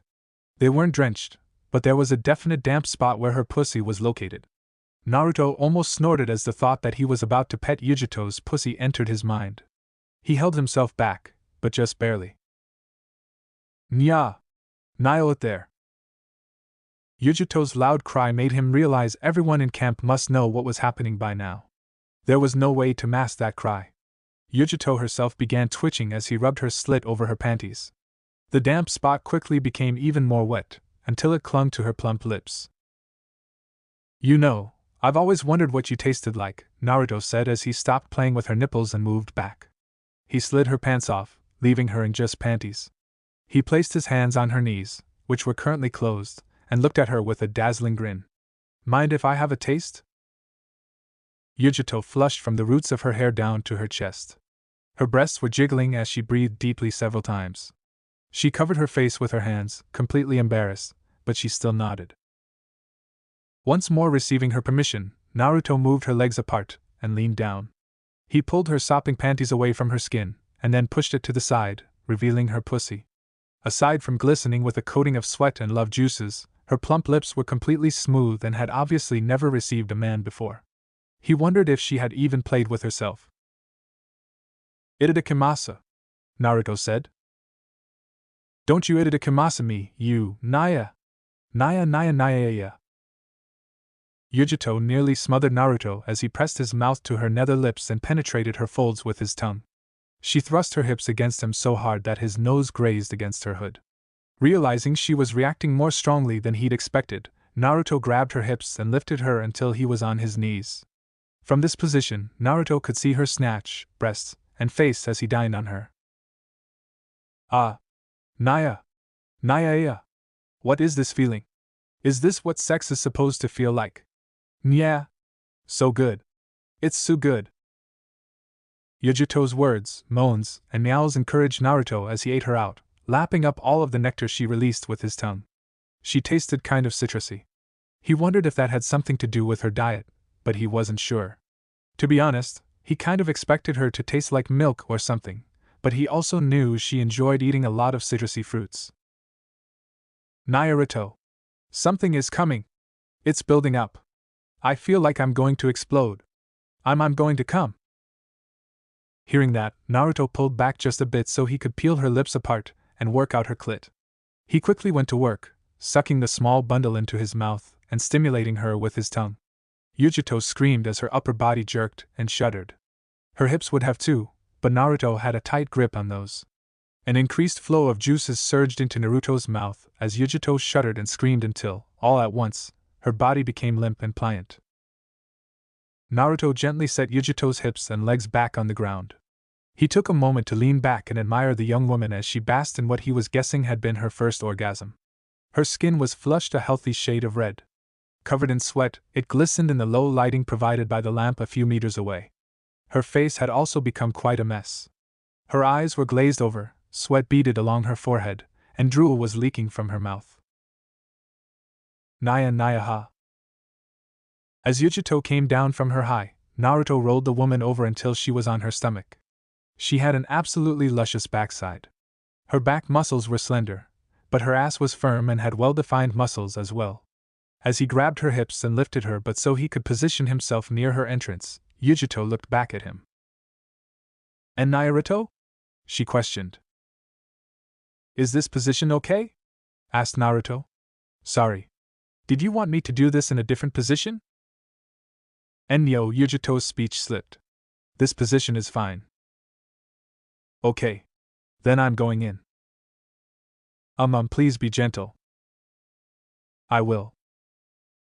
Naruto took a deep breath before slowly pushing his cock into Yujito's love canal. He groaned when her lips parted around him. Yujito also groaned, though again it sounded more like a cat's meow. As a virgin, she was really tight, and that was made even worse by her being a. Also, perhaps because she was a with an incredible healing factor, her hymen was intact. Yujito, Naruto said. Hm? Asked Yujito. This is probably gonna hurt. I know. Naruto retracted his dick just a little, waited for several seconds, and then pushed himself back in. He broke through her hymen quickly. However, Yujito cried out in pain as a result. A frown crossed his face as tears leaked from Yujito's eyes. He realized only now that this position was no good for their first time. He couldn't hold her or lean over and wipe her tears away. However, even as he thought that, Yujito soon settled down and wiggled her butt against him. Why, you can move now, she muttered. Oh. Right. Then here we go. Keeping a firm grip on her hips, Naruto began thrusting into her at a slow pace, though he increased his speed when Yujito asked him to. Her walls were incredibly warm and wet, and the way they pulsed around his dick caused him to bite his lip. His speed apparently wasn't enough for her. Yujito soon began timing his thrusts and thrusting her butt back against him, creating a loud, wet slapping sound as their skin came together. This increased the friction between his shaft and her rigid interior, enhancing the sensations rushing through him. Nya, so good this position, what is this? Why does this feel so good? I think it's because you're nibbies, Naruto grunted as he tried to keep up with Yujito. She was increasing the speed of her butt thrusts, and it was making it hard for him to concentrate. What does that have to, Naya? What's that got to do with anything? Well, you know. Cats are animals and stuff, so a position like this would obviously be their favorite. Nibby isn't normal, Kaattt. Naya. Yujito's spine arced as Naruto stroked a spot near her lower back, exactly where her back and butt met. Her reaction allowed him to lean down and reach around her. He grabbed her breasts and firmly groped them as he pulled them both back. What the, Naya? This. I can't. Naya. Naruto gritted his teeth as he fell onto his back but continued to thrust inside of her. This new position was sending all kinds of crazy sensations through his cock. As he fought against his own impending orgasm, he began a coordinated assault on her neck and shoulder, adding a third manner of attack to the previously two-way assault. I'm gonna lose my mind. Naya. It's too much. Naruto. It's way too much. I can't, I'm gonna come. Then hurry up and come, Naruto grunted. I'm not gonna last much longer either. Naya. I'm coming. Naruto groaned as Yujito's walls tightened around him as though sucking the life out of him. He couldn't fight even if he wanted to. He unleashed his load inside of her. It's pouring into me. His actions only increased the power of Yujito's orgasm, causing her thighs to twitch, spasm, and tighten before relaxing again. As she fell on top of him, Naruto grunted. She was heavier now that she was dead weight, but he didn't roll her off him and let the woman take several deep breaths. You okay, Yujito? Asked Naruto after several seconds of silence. And Naruto, she still sounded like a cat. That was Naya. He felt his lips twitch. Is Naya good? Yes. Very good. I'm glad. Yujito eventually recovered enough to move him off. The sleeping bag was a mess, so she didn't crawl under it. Naruto unsealed an extra from his scroll, and the two of them snuggled underneath that. Perhaps because this was her first time, Yujito fell asleep barely a minute later, but Naruto remained awake. They were lying on their sides and facing each other.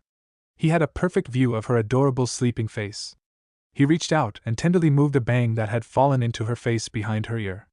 Yujito smiled as she nuzzled against his hand. I forgot to tell her about the mission I'm going on tomorrow. Naruto yawned and closed her eyes. Oh well. I'll tell her tomorrow. In the waning hours of the morning, Naruto fell into a fitful sleep. He would be incredibly grumpy when Akane came to wake him up several hours later. Chapter 61.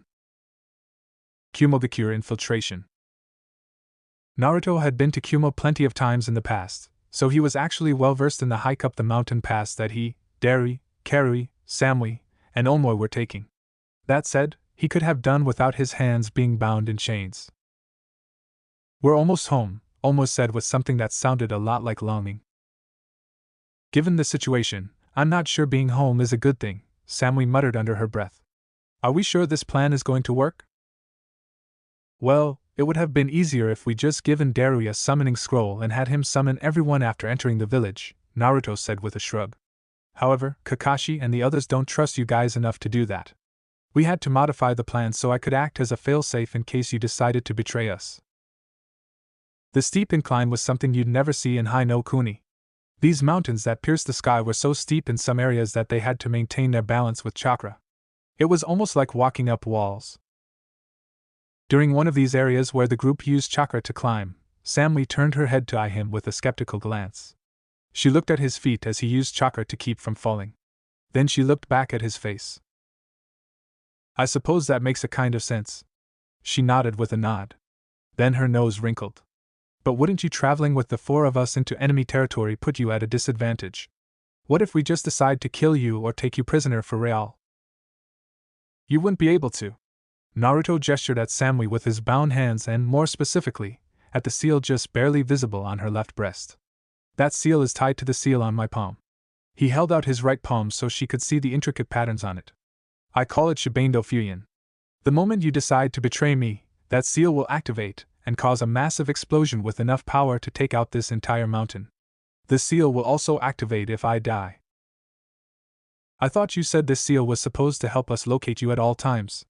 Karui shouted as she suddenly whirled around on him.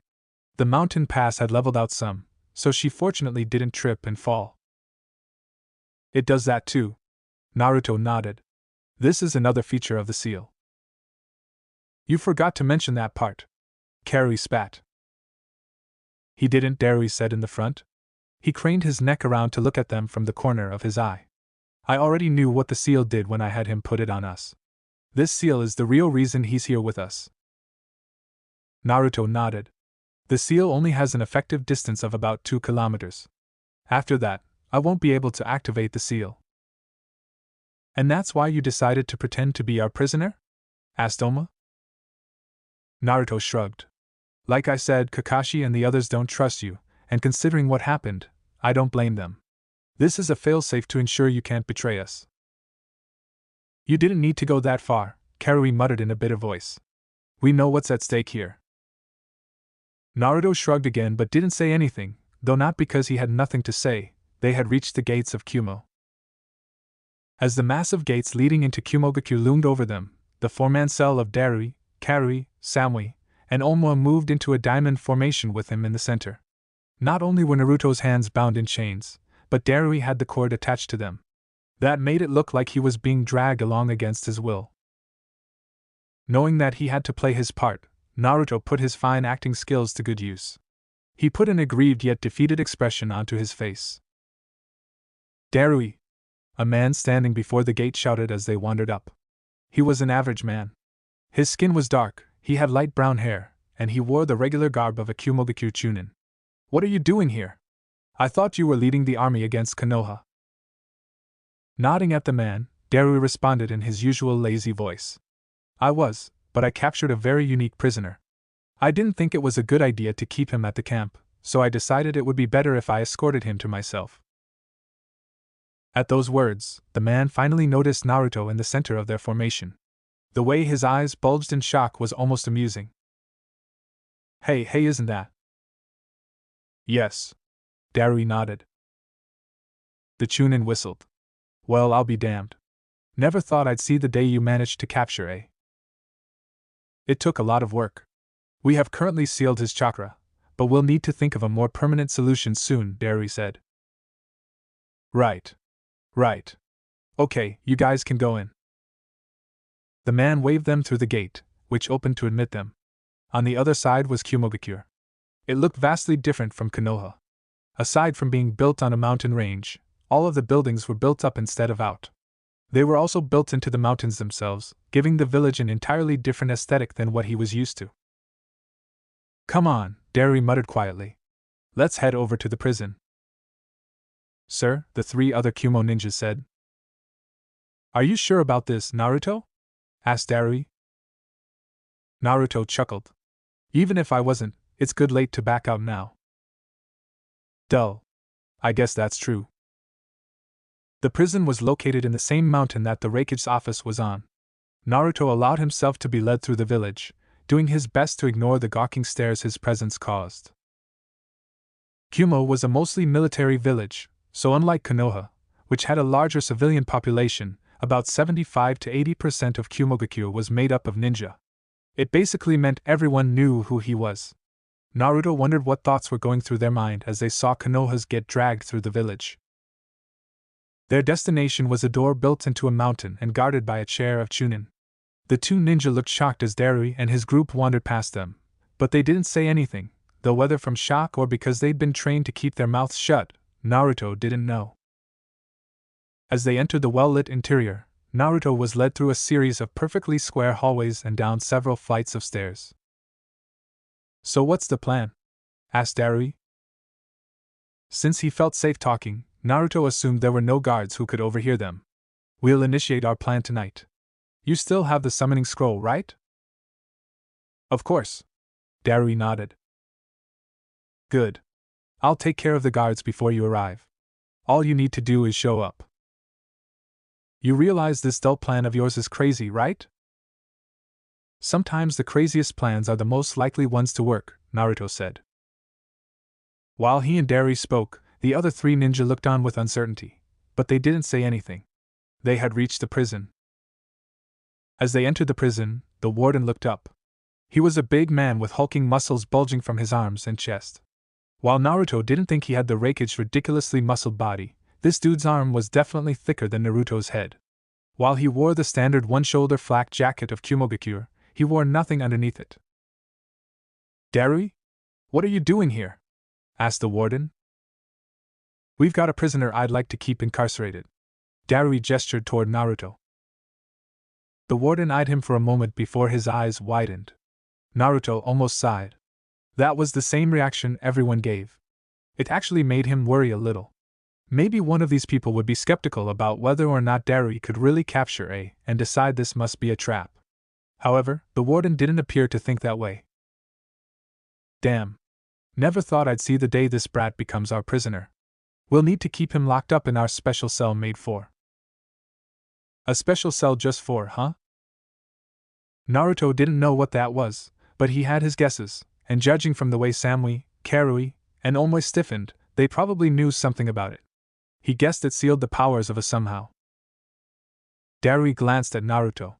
Locking gaze for a brief second, he nodded at the man, who flicked his gaze back to the warden. "That's fine. I'll leave him to you." "You got it." Darui handed off the cord to the warden, who gave it a firm tug that made Naruto stumble. Realizing what was going to happen, Naruto forced himself to remain relaxed as a fist became embedded into his gut. The sound of air being expelled from his lungs echoed around the room. He coughed and hacked several times, but the warden didn't give him a moment to recover. As Darui and the others left, the warden dragged him through the prison, yanking on the cords with little regard to the fact that Naruto was breathless. He winced and forced himself to keep up. It seemed the special prison was its own chamber. Upon being shoved into the room, Naruto glanced at the numerous seals lining the wall. They were a bit sloppier than what he was used to. These seals weren't nearly as complex as the ones his parents or Jiraiya could make. That said, it wasn't like they were bad either. They were just really simple to understand. "You'll be staying here for the foreseeable future," the warden said. "At least until we figure out what to do with you." After saying that, the man slammed the metal door shut. There were several grating clicks as the door locked. It sounded like the locking mechanism was more complex than a normal door. Naruto strained his ears and listened for the warden's footsteps, waiting until the man was far enough away that he didn't have to worry about being overheard. "Well, that was pleasant," Naruto mumbled as he wandered over to the wall and studied some of the seals. He recognized the kanji being used. So it looks like this chamber is used to keep it from being able to call upon their biju's power. Interesting. This must also be the sealing chamber then. Of course, this chamber did nothing to Naruto, who was no longer A. Just to test his theory out, he quickly began channeling his chakra through his body. It flowed smoothly through him. Like the seals around this room, the seals on these chains couldn't keep his chakra restrained since it was a mixture of his and Akane's chakra. It wasn't human anymore. Right. Time to get out of these. With nary a grunt, Naruto shattered the chains binding his hands together. He rubbed his wrists and glanced around the room some more. However, nothing new revealed itself to him. A sigh involuntarily escaped from his mouth. I guess now all I can do is wait until it's nighttime.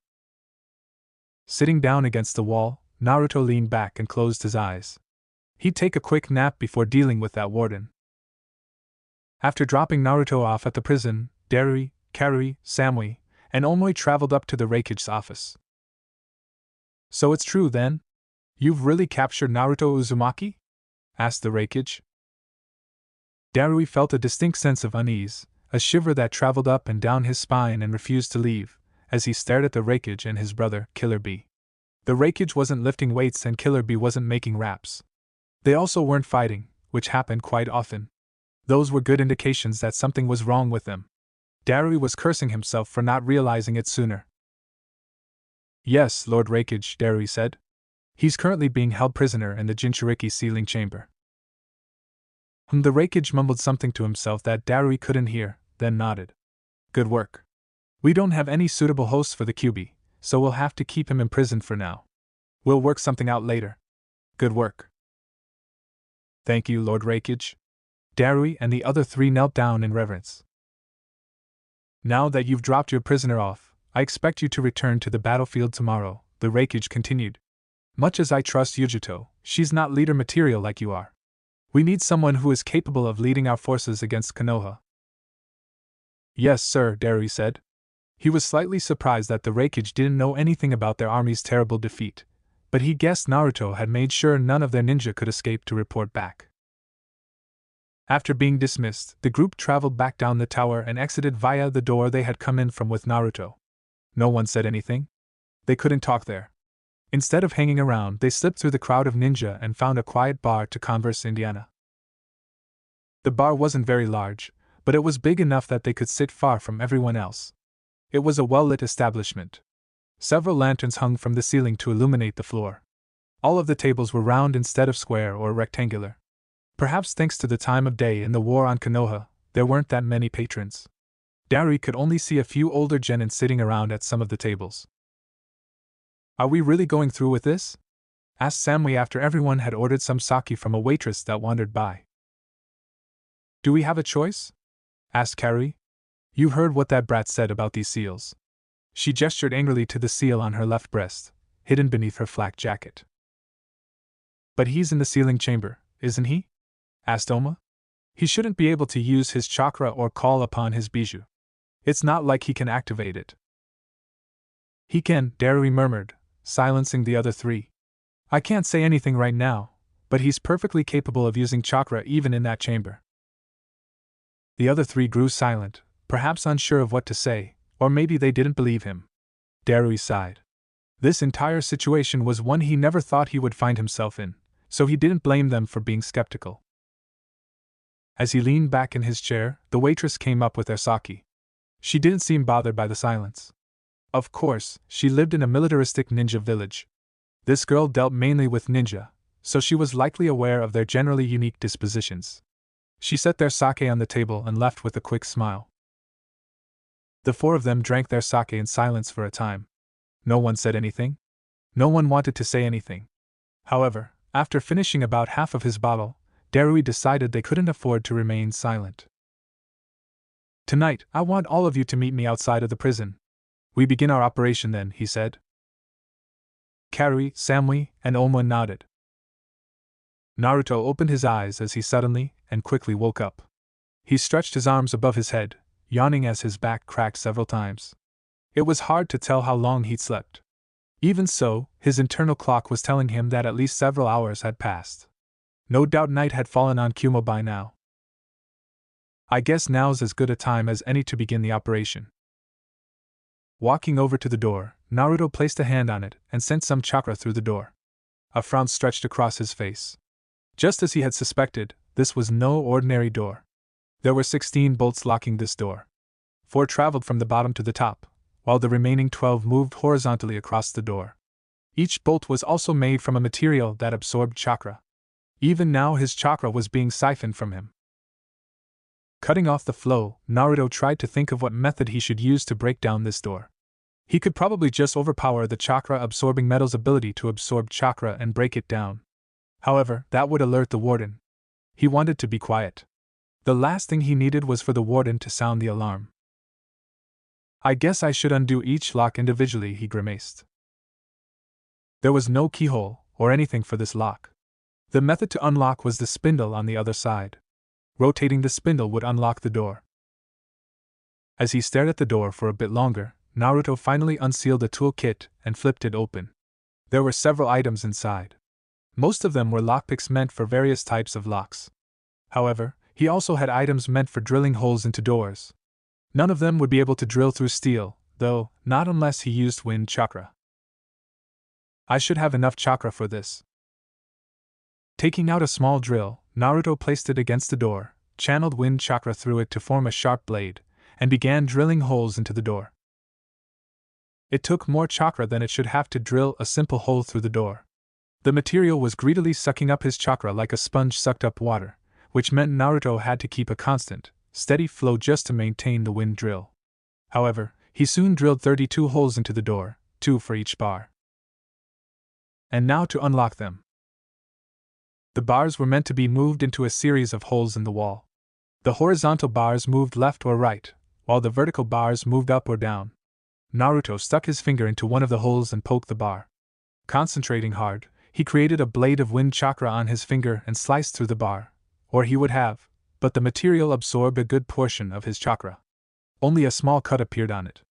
With another grimace, Naruto funneled more through his finger and continued working, until he'd sliced the bar clean through. There was no noise to indicate the bar had been cut. It was being held in place by the rest of the locking mechanism. Naruto proceeded to cut through the remaining bars. When the last one was sliced through, he pushed the door open, wincing as it creaked. I really hope the warden didn't hear that. The sealing chamber was located at the bottom of the prison, meaning Naruto had to climb up several stairs and down several halls. He was glad the prison cells were barred with actual doors and not bars. None of the other prisoners could see him, and he made sure his footsteps were silent so they wouldn't hear him. Before too long, he was back on the first floor of the prison. The warden was over by the exit/entrance, which was on the opposite side of the door Naruto stood by. Of course. It would have been too easy if he was closer. Karmic laws demanded that nothing ever be too freaking easy. As Naruto complained to himself, he thought up a plan of action. First, he created 3 shadow clones. Then each clone transformed into spiders, which began crawling along the walls toward the warden. As he impatiently waited for his clones to reach the warden, Naruto unsealed another item from the seals on his arms. This time what he unsealed would have been mistaken for an egg because that was what it was. It looked innocuous enough, just a plain white egg from a chicken. Only Naruto knew that this egg was not a plain egg. Just then, a muffled shout echoed from the exit/entrance. Naruto glanced around the door to see that his clones had put the warden into a submission hold. One of them had forced a man to his knees, another was holding his arms behind him in an arm lock, and the last was covering his mouth so he wouldn't scream. Naruto walked out from behind the door, enjoying the way the warden's eyes widened. He stopped in front of the man. The warden struggled to escape from the hold, but even though they were just clones, each of them had a good portion of chakra and were using it to strengthen their limbs. There was no escaping from that. You know that punch of yours hurt, Naruto said in a conversational tone. I think that deserves some punishment. He nodded at the clone keeping the man's mouth shut. The clone nodded back and removed his hands. As soon as he did, the warden opened his mouth to yell, but Naruto shoved the egg into his mouth, and then the clone forced his mouth closed again.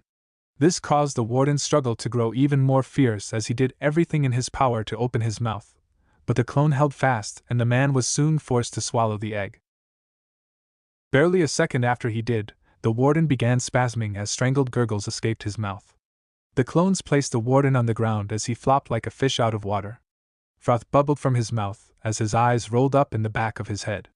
He went still seconds after that. And this was the scene Darui, Karui, Samui, and Omoi arrived at. Naruto was standing triumphantly over the frothing at the mouth warden alongside his clones. Darui glanced at the warden to make sure he was alive, and then looked at Naruto with a frown. What did you do to him? He asked. Hey. Naruto swiped his nose and gave a pleased grin. Back when I was younger, I used to pull a lot of pranks. I still kept some of my prank items in storage. The one I just used on him was actually a boiled egg. What I did was remove the yolk, and then I replaced it with a mixture of spices and gaseous chemicals. Let's see, I think this mixture was a combination of chili powder, serrano peppers, manure, and sewer water. A heavy silence filled the air as the four Kumo ninja looked at Naruto, their faces turning an interesting shade of green. What? Asked Naruto. And nothing, Darui muttered, coughing into his hand. Anyway, let's hurry up and summon everyone here. He reached into his pouch and pulled out the reverse summoning scroll Naruto had given him. Spreading it on the ground revealed the scroll in all its splendor, the numerous complex-looking squiggles mixed in with kanji. Only a seal master would have been able to read it. Darui placed his hands on the reverse summoning scroll and channeled his chakra through it. A massive burst of smoke filled the room, causing everyone who wasn't prepared to begin coughing, but then the smoke cleared and revealed the four people who were going to take part on this mission with them: Akane, Chujiro, Kakashi, and Zabuza. How about that? Zabuza said with an impressed whistle. That scroll actually worked. Of course it worked. Naruto puffed out his chest. I made it. Now that we are here, we should begin the mission. Kakashi quickly took charge. We'll be splitting off into groups of 3. Group 1 will cause a distraction. Group 2 will confront Killer Bee. Meanwhile, Group 3 will work on removing the genjutsu placed over the raikage. There were 9 people present, which meant they'd be divided into 3 groups of 3. It was decided that Naruto, Akane, and Zabuza would deal with the raikage. It was originally going to be Naruto, Akane, and Kakashi, but Zabuza had said he wanted to go with the brat. The group going after Killer Bee would be Kakashi, Samui, and Darui. All 3 of them were Jonin, and therefore the ones most likely to survive a battle against the 8-tailed Jinchuriki. Finally, Chujiro, Karui, and Oma would cause the distraction. Once your group causes the distraction, we'll move in and engage Killer Bee, Kakashi said. Then you guys will confront the raikage and remove the genjutsu on him. Does everyone understand the plan? Everyone gave an affirmative. Then let's move out. Under the cover of darkness, the 3 groups of ninja moved off toward their respective objectives. The group consisting of Chujiro, Karui, and Omoi traveled through the streets under the cover of darkness. There were many Kumo ninjas still patrolling the village even this late at night. It wasn't even that they were on high alert. Kumo was a military village who acted like a military village. They were nothing at all like the peace-loving Konoha. Karui and Omoi were able to walk in the open, but Chujiro could not. He used the stealth skills Kirigakure was known for to travel alongside the 2. Karui glanced left and right, up and even behind her, but no matter where she looked, she still could not see the swordsman accompanying them. Damn, that's creepy, she muttered. Oma glanced at her. What is that guy's stealth skills? I can't even detect him. Well, he is one of the 7 ninja swordsmen of the mist, you know? They're well known for their sword skills and assassination techniques, Oma lectured her. It only makes sense that an amateur like you wouldn't be able to detect him. What was that? Karui slammed her fist into the back of Oma's head. None of the Kumo ninja paid the 2 any mind as they bickered back and forth. They were known throughout the village for their arguments, so the most they got were a few exasperated headshakes. Hey, Karui suddenly whispered. Are we really sure we can trust those Konoha ninja? What do you mean? Asked Oma. Don't give me that, Karui hissed as she leaned in closer. I mean, can we really believe them when they say the raikage is under a genjutsu? I mean, how would they know unless they placed him under it, right? But Yujito was also under a genjutsu, Oma pointed out. She admitted it herself, and if she was under one, then it stands to reason Kurabi-sensei and Lord A are also under a genjutsu, right? I guess. While Karui didn't look convinced, Omoi seemed sure of himself, so he nodded several times as they finally arrived at their destination. Their goal was to create a distraction large enough to gather the vast majority of ninja. It had to be in a place that was far enough away from the raikage's office that it would take time to go back, but it also needed to be somewhere that was both important and wouldn't kill people if it got blown up. That was why they had decided on the Kumogakure training ground. Konoha had a lot of training grounds, But Kumo's space was much more limited, and with that being the case, they only had one training ground. It was a massive, bowl-shaped zone that vaguely resembled a stadium. During the times when Kumogakure hosted the Chunin exams, this place was used during the final test. According to myth, the training ground had been the impact point of a meteor, but there was no evidence to support that. The interior of the bowl-shaped ground had been flattened, smoothed out, and divided into multiple zones. There were places with training dummies for ninjutsu practice in one section, combat zones where people sparred each other in another, and even a gymnasium for people who wanted to lift weights. That had been a relatively recent addition. It was the fourth Reiki's idea. Once they stepped into the training field, Karui suddenly appeared before them as if by magic. Karui let out a shocked squeak as the man bashfully rubbed his head. Even Omo seemed somewhat shocked.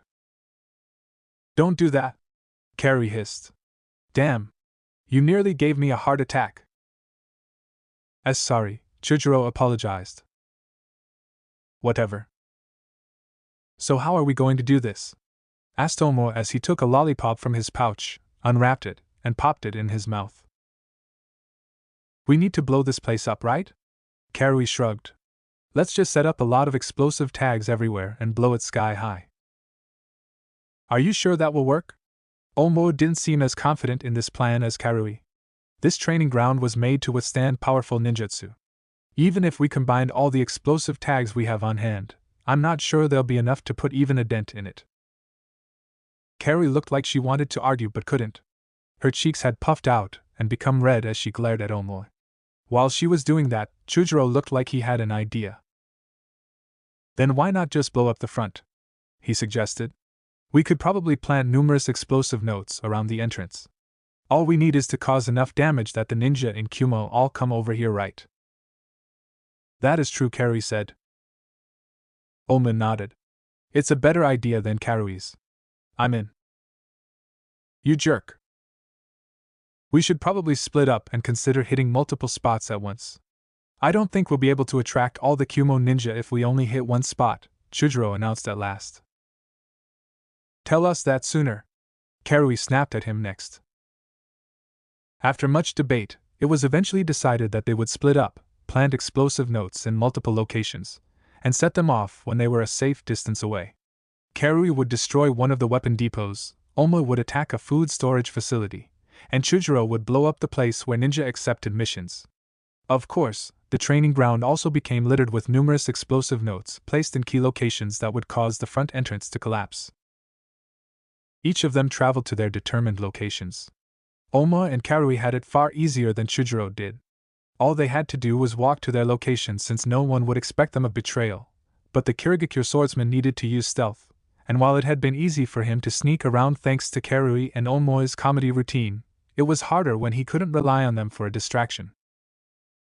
Despite the numerous hardships he faced, Chujiro still managed to accomplish his mission, placing numerous explosive tags within the building used to give ninja missions.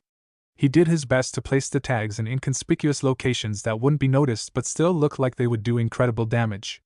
Their ultimate goal was to cause a large enough distraction that people would come running.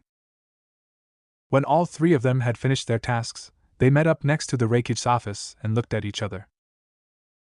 "You two ready?" asked Karui. "I am," Omo said. "Me too." Chujiro nodded. "Okay." Karui sighed as she made a hand seal. The other two also made hand seals. "I can't believe we're doing this." Naruto and the others were waiting for the signal to begin their own respective missions when numerous explosions went off at once in 4 separate locations.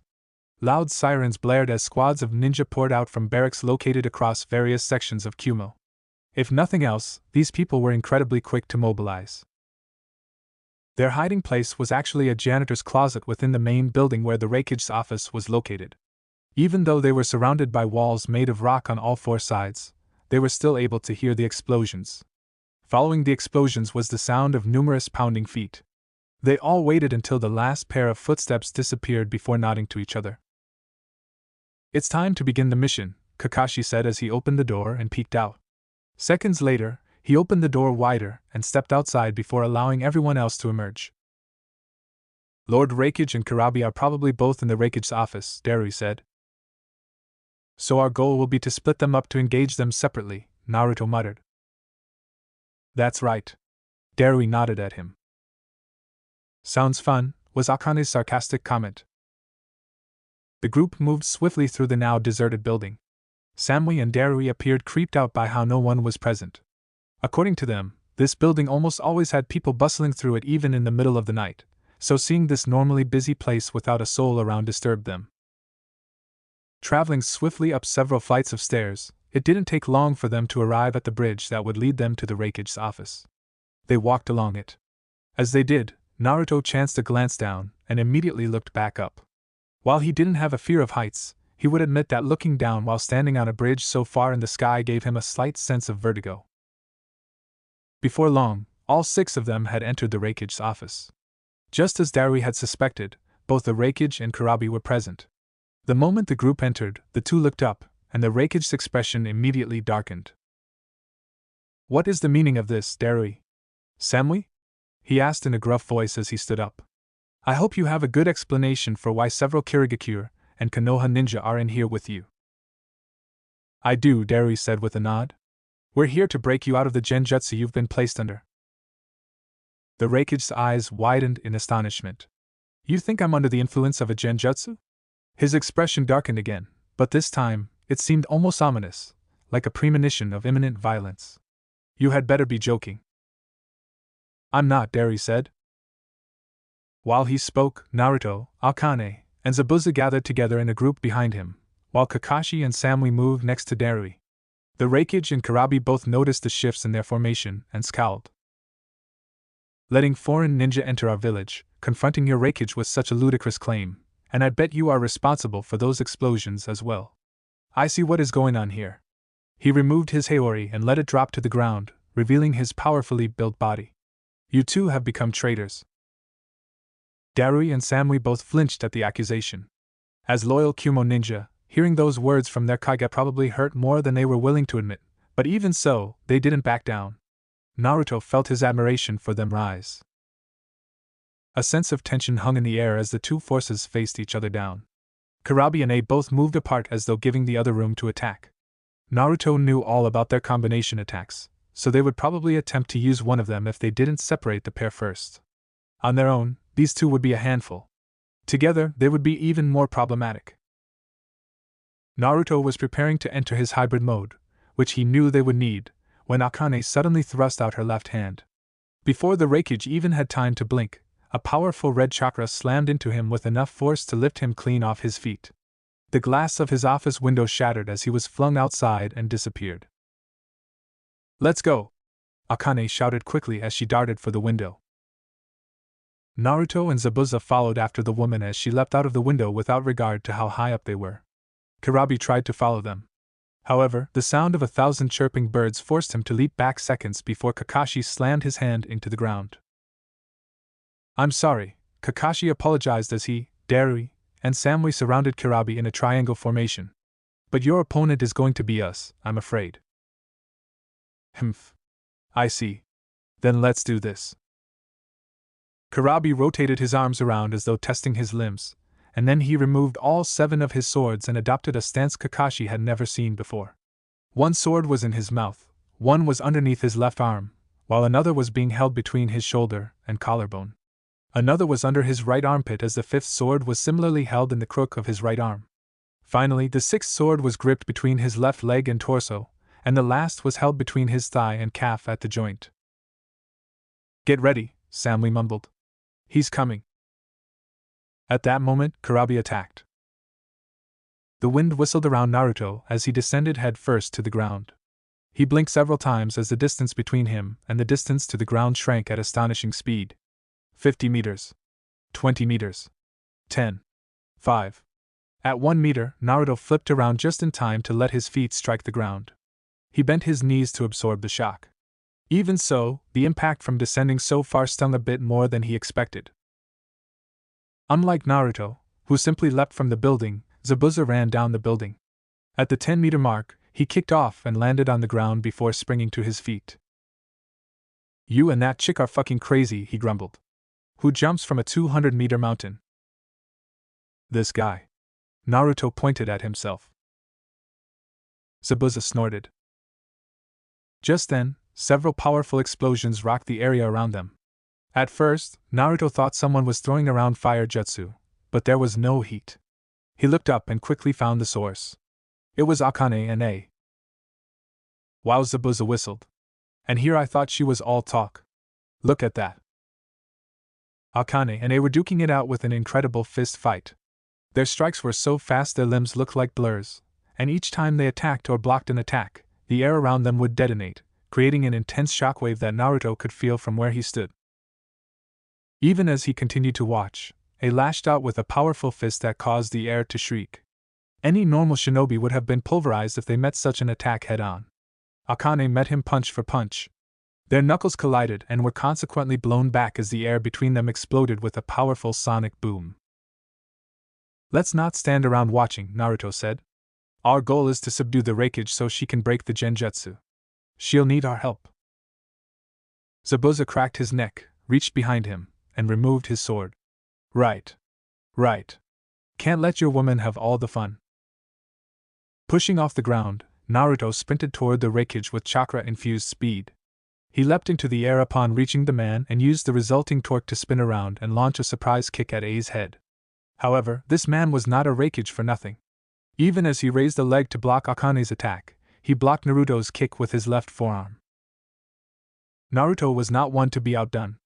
After his initial attack did nothing, he used A's arm to push himself into a counterclockwise rotation and launch another kick from the opposite direction. That was blocked as well. Unfortunately for the Raikage, he could not block Akane's next attack that happened at the same time. The redhead delivered a powerful double palm thrust to the village leader's chest. A powerful red chakra had engulfed her hands as she attacked, and the resulting explosion sent the Raikage flying backward, where Zabuza was waiting. Here I come! Descending from the air like a bird of prey, Zabuza swung his sword at the Raikage. In most normal circumstances, such an attack would have done serious and perhaps even fatal damage. A was a Kage, however. Before Zabuza's attack could hit its target, lightning chakra exploded from A's body like a thunderstorm. Several bolts lashed out at Zabuza, who was forced to use the substitution jutsu to escape certain death. As the man appeared beside Naruto and Akane, the Raikage regained his bearings and stood to confront them. That doesn't look good, Zabuza said, though he sounded more excited than worried. His eyes were shining as he stared at the Raikage. A's body had become wrapped within a layer of lightning chakra. An intense blue aura surrounded him as arcs of lightning flew and skittered around his body. His hair had also become spiked like a crown.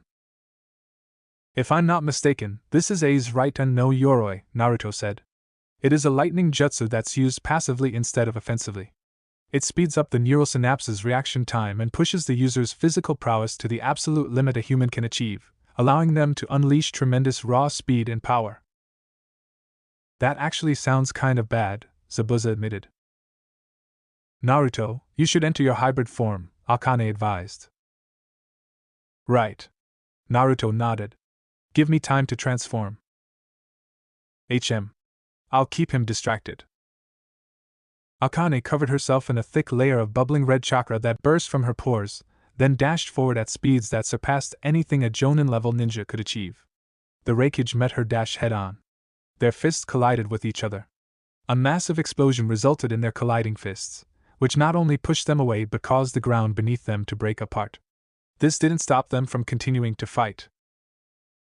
Akane, 9 tails made of red chakra floating behind her, attacked with massive claws that she created from her chakra.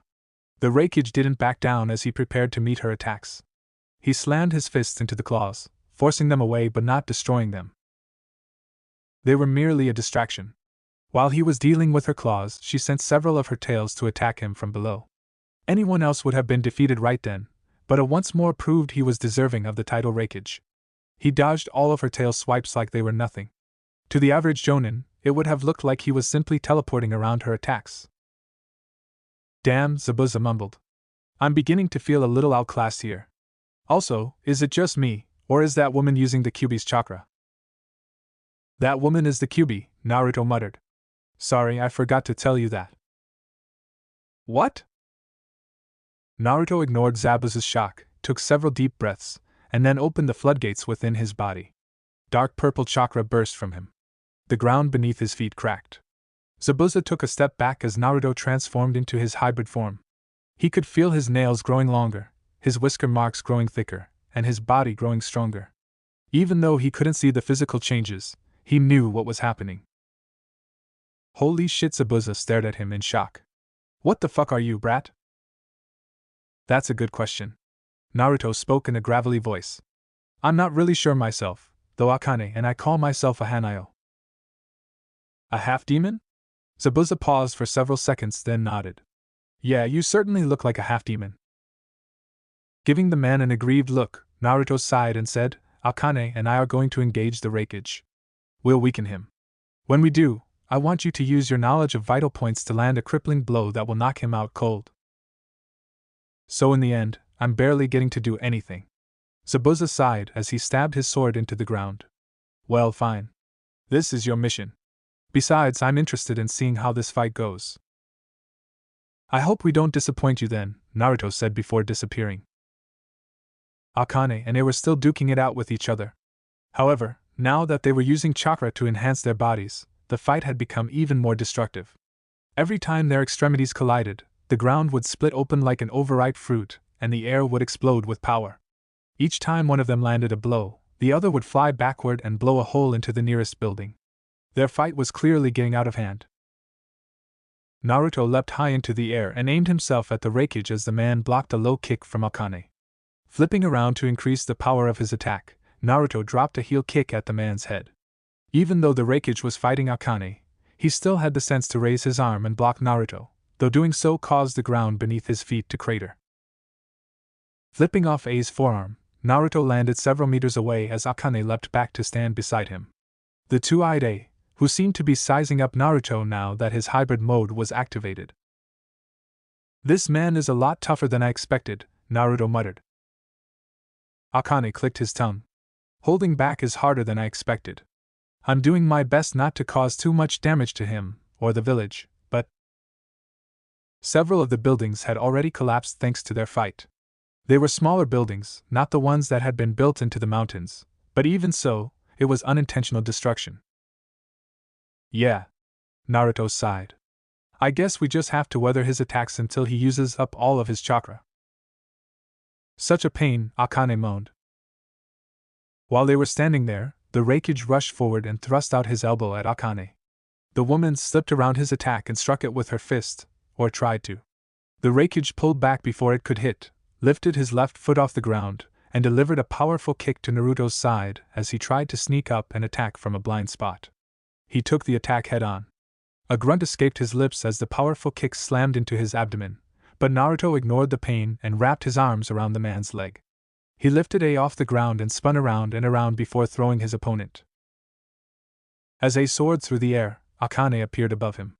She was holding out her left hand, which had formed an unusual L shape with her index finger and thumb. Red chakra gathered near the tip of her index finger, growing brighter by the second before. With a strange whining noise, a massive burst of red chakra flew into the Raikage. Being in the air, A was unable to dodge the attack and got hit. The powerful burst of energy slammed him into the ground. A massive crater formed beneath his body and several nearby buildings crumbled from the resulting shockwave. Naruto hoped no one was in those buildings. As dust billowed out in a makeshift smokescreen, Akane landed on the ground next to Naruto. Did that get him? She asked. Not even a second later, the Raikage burst out of the dust cloud and flew at them. I don't think I need to answer that, Naruto said before he and Akane split apart. I must have determined that Akane was a larger threat since he went after her. The woman did her best to remain one step ahead of her opponent, but A actually seemed to be a bit faster than she was. Akane was forced to block and dodge his attacks as Naruto came in from behind and attempted to deliver a double punch to the Raikage's spine. It missed when the Raikage disappeared and reappeared behind him. I see now why this man was said to be on par with my dad. Naruto grimaced as he spun around and crossed his arms above his head. A jumped above Naruto and brought his foot down in a powerful downward kick, using the momentum of his fall to increase his attack power. The shockwave unleashed from the attack was enough to make Naruto's bones vibrate and his teeth to clatter. He released a pained groan as his forearms snapped like brittle twigs before regenerating. Even though the pain was immense, he gritted his teeth and withstood the attack. At that exact moment, Akane appeared and landed a powerful kick to the Raikage's head, sending the man flying into another building. "We're gonna get in so much trouble for this," Naruto murmured as they caused even more property damage. "It's his own fault for allowing himself to be controlled by genjutsu," Akane said with a huff. "Oh look! He's back!" At that moment, the Raikage raced out of the hole in the wall and rushed toward them. Naruto and Akane split apart again, forcing A to choose one of them over the other, and he chose Akane again.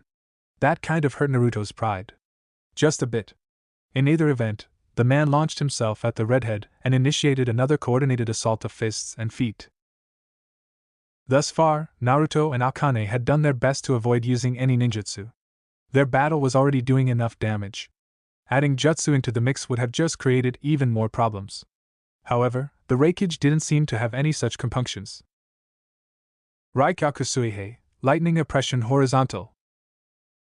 The man performed a simple backhanded horizontal chop. While Akane blocked it, even she winced as the attack lifted her into the air and threw her back. A was about to go after the woman as she skidded across the ground, but then Naruto appeared next to him, engaging the man in a hand-to-hand bout. Both of them stood in place as they attacked each other with a series of lightning-fast punches and kicks. Compressed bursts of air exploded between them. Cracks appeared on the ground. However, it wasn't as powerful as before. Naruto had noticed it. The Raikage was running out of chakra. In the next moment, Akane appeared alongside Naruto and forced the Raikage into a two-way battle. Just as Naruto had suspected, where before the Raikage had been capable of keeping up with them both, now he was backpedaling as he tried to evade their attacks. The two of them had no intention of letting him off. They kept up the pressure, attacking together and forcing him to divide his attention as he expended more chakra. A brief flicker marked the end of the Raikage's jutsu. The lightning armor encasing him was released, his chakra spent. A wobbled on his legs as he tried to remain standing. In that moment, there was a short but intense burst of killing intent, and then several acupuncture needles pierced the man's back in several specific points. Naruto and Akane watched in silence as the leader of Kumo pitched face first to the ground. Behind him was Zabuza. "I really feel like I didn't do anything at all here," the Kiri ninja complained. Naruto shrugged. "Given the difference in your affinities and abilities, you were at a disadvantage. Besides, me and Akane don't have any experience working with you. It would have only added more chaos to the fight." "Whatever." Zabuza sighed in discontent. "So what now?" "Now we..." Almost before Naruto could finish speaking, several dozen Kumogakure ninjas landed on the ground around them. They were all armed to the teeth. "I guess our battle attracted their attention," Akane said as she looked at the mass of angry shinobi. "Well, shit," Naruto sighed. "This is just not my day." The goal in separating A and Karabi was not just to fight them individually, it was also to break them free of their genjutsu individually. Kakashi thought it would have been better if Akane had fought against Karabi. She managed to break Yujito from the genjutsu placed on her by traveling into the seal that contained the Nibi. Kakashi wasn't sure he had that ability. That said, Akane had theorized that the genjutsu had been placed on everyone by a Sharingan user, which meant it could also be broken by another Sharingan user. Unfortunately, Kakashi wasn't being given a chance to even try breaking it. "Watch out!" At Darui's warning, Kakashi began backpedaling as Karabi attacked him with 7 swords. The man was a whirlwind. His swords spun through the air as he tossed them, attacked, caught them, attacked, tossed them again, caught them again, and attacked again. The swords came at Kakashi from every conceivable angle as the man known as the perfect host leapt and spun in a zany dance that not even his Sharingan could accurately predict. Darui and Samui were hanging back, waiting for an opportunity to attack, but it didn't look like one would be forthcoming. Kakashi had already brought out his Chikuto. He used the blade to try and defend against the ridiculous onslaught, but there was no way his one sword could compete with 7. It was even harder because he wasn't a swordsman. Kakashi's training was basic A and Bu Kenjutsu. This man, Karabi the Eight-Tailed Jinchuriki, was a master who had created and refined his own sword style after years of training. Cuts began appearing on Kakashi's clothing and skin. A blade flashed across his cheek, drawing blood. Another struck his arm. More blood. The sting of Karabi's blade couldn't be underestimated. While each wound inflicted little damage, as Kakashi was able to use his Sharingan to barely avoid the attacks, the number of cuts that began appearing would eventually overwhelm him. "I could use a hand right about now," Kakashi shouted. "All right." Samui pulled out her tanto and rushed in to help Kakashi. However, even with another person fighting, Kurabi's prowess was not diminished in the least. In fact, it seemed as if his abilities increased as more people joined. Blades flipped around through the air as Kurabi spun, only to be caught and used to attack from a different angle. A sword flew in from below. Another came down from above. One tried to pierce them through the head. Samui tried her best to keep up, but even though she was a Jonin, the difference in skill between her and Kakashi was huge. She was probably a newer Jonin.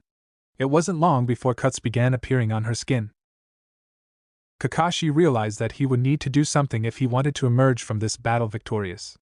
He had been hoping to avoid using any of his Mangekyo Sharingan abilities due to the backlash they caused, but he realized now there wasn't much choice. Chidori. Letting lightning chakra flow through his Chikudo, Kakashi attacked Kurabi with increasing speed, while simultaneously trying to defend against the 7 swords flowing around the man like a tornado. If this had been a battle against anyone else, his blade would have sheared through his opponent. However, lightning soon flowed along Kurabi's sword. That more or less negated his own lightning-natured chakra. However, using lightning chakra served its purpose. The blinding flash created from the chakra gave Kakashi the chance to grab Samui and jump away. "Now, Darui!" "Ranton, Ryza Sakasu!" A bright halo of energy spread around Darui's hands as he activated the technique. Then it encircled his hands. Several beams of intense blue energy shot out and angled toward Kurabi. They tried to block and dodge the attacks, but Darui manipulated his chakra and altered the beam's directions, slipping around swords and slamming into Kurabi without pause. Kakashi took several deep breaths as he tried to calm himself down. He watched as the return jutsu crashed into Kurabi. However, as he expected, the attack didn't do much damage. Kurabi had activated his cloak. "I always knew you had some good moves," Kurabi said. "But that sort of attack won't work on me." "Damn," Darui cursed. "There's no way for a regular Jonin like Samui and me to go up against a man like Kurabi, after all." "In a battle like this, we are at a complete disadvantage," Samui added. "We're honestly just lucky this battle is happening in the Reikige's office. Had it been anywhere else, Kurabi-sensei would have already unleashed his Biju's full power and squashed us." "That's why Naruto and the others took their battle outside instead of us," Kakashi said. "Do you think you can buy me some time?" "How much time do you need?" asked Samui. 1 minute should be enough." "Asking for 60 seconds? Darui grimaced. "That's a dull bargain. I need at least that much time to activate my jutsu." "We'll do our best," Samui said as she prepared her tanto. "Try to stay cool until then." "Roger." The two quickly attacked Kurabi, Samui with her tanto and Darui with his cleaver sword. They had much better teamwork than he and Samui had, which explained how they were able to stall Kurabi. Kurabi's increased power was a problem, though. The man was covered in a thick cloak of bubbling red chakra with 8 tails, and each tail seemed to be able to move independently. The two ninja found themselves struggling to defend against the combined assault of 8 different appendages, plus the man's arms and legs. Creating a hand seal, Kakashi closed his non-Sharingan eye and focused his chakra. While he couldn't necessarily see the change taking place, he knew his Sharingan was changing to look like 3 triangles were wrapping around the pupil similar to a pinwheel. He grimaced as blood welled in his eye, but Kakashi focused on Kurabi as hard as he could. Generally speaking, Kakashi's eye allowed him to use the space-time technique, Kamui. By remotely forming a barrier around whatever he looked at, he could warp the target to Kamui's dimension. He was even able to travel there himself. However, it wasn't like that was the only thing he could do. The Mangekyo not only gave him unique abilities, but it increased the Sharingan's other abilities. That said, he could not use Tsukuyomi. Kakashi watched the battle between Darui, Samui, and Kurabi play out as he gathered more chakra. The two were struggling against Kurabi now. Their bodies were battered and bruised, with blood leaking from numerous cuts, but they refused to give ground.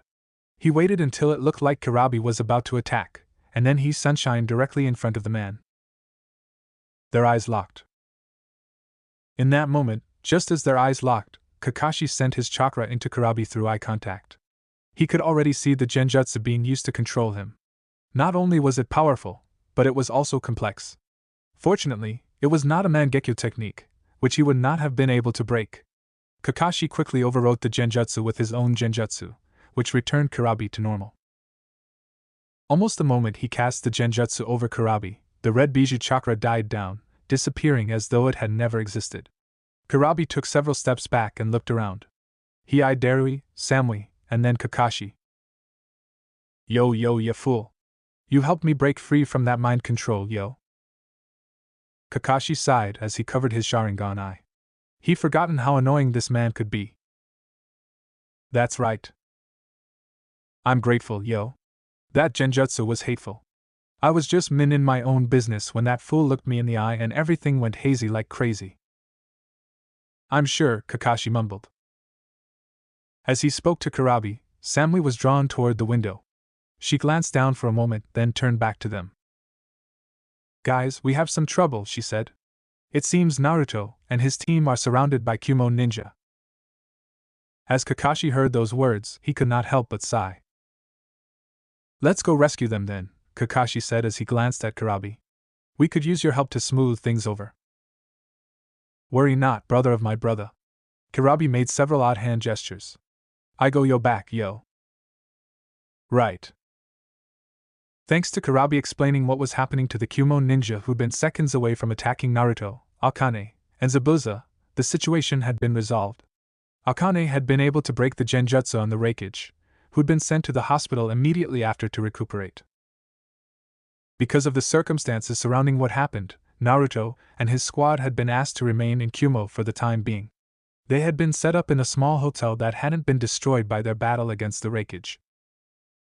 Most of the people gave them a wide berth. It was understandable.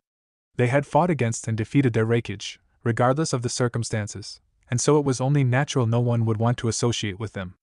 Fortunately, Naruto was friends with Kurabi, who decided to stick around. That helped ease some of the tension. The Raikage remained asleep for most of the first day immediately after their battle. He didn't wake up until the morning of the second. Naruto and Kurabi had gotten the call while they were trying to come up with dank raps for their new single, Jinchuriki Mania.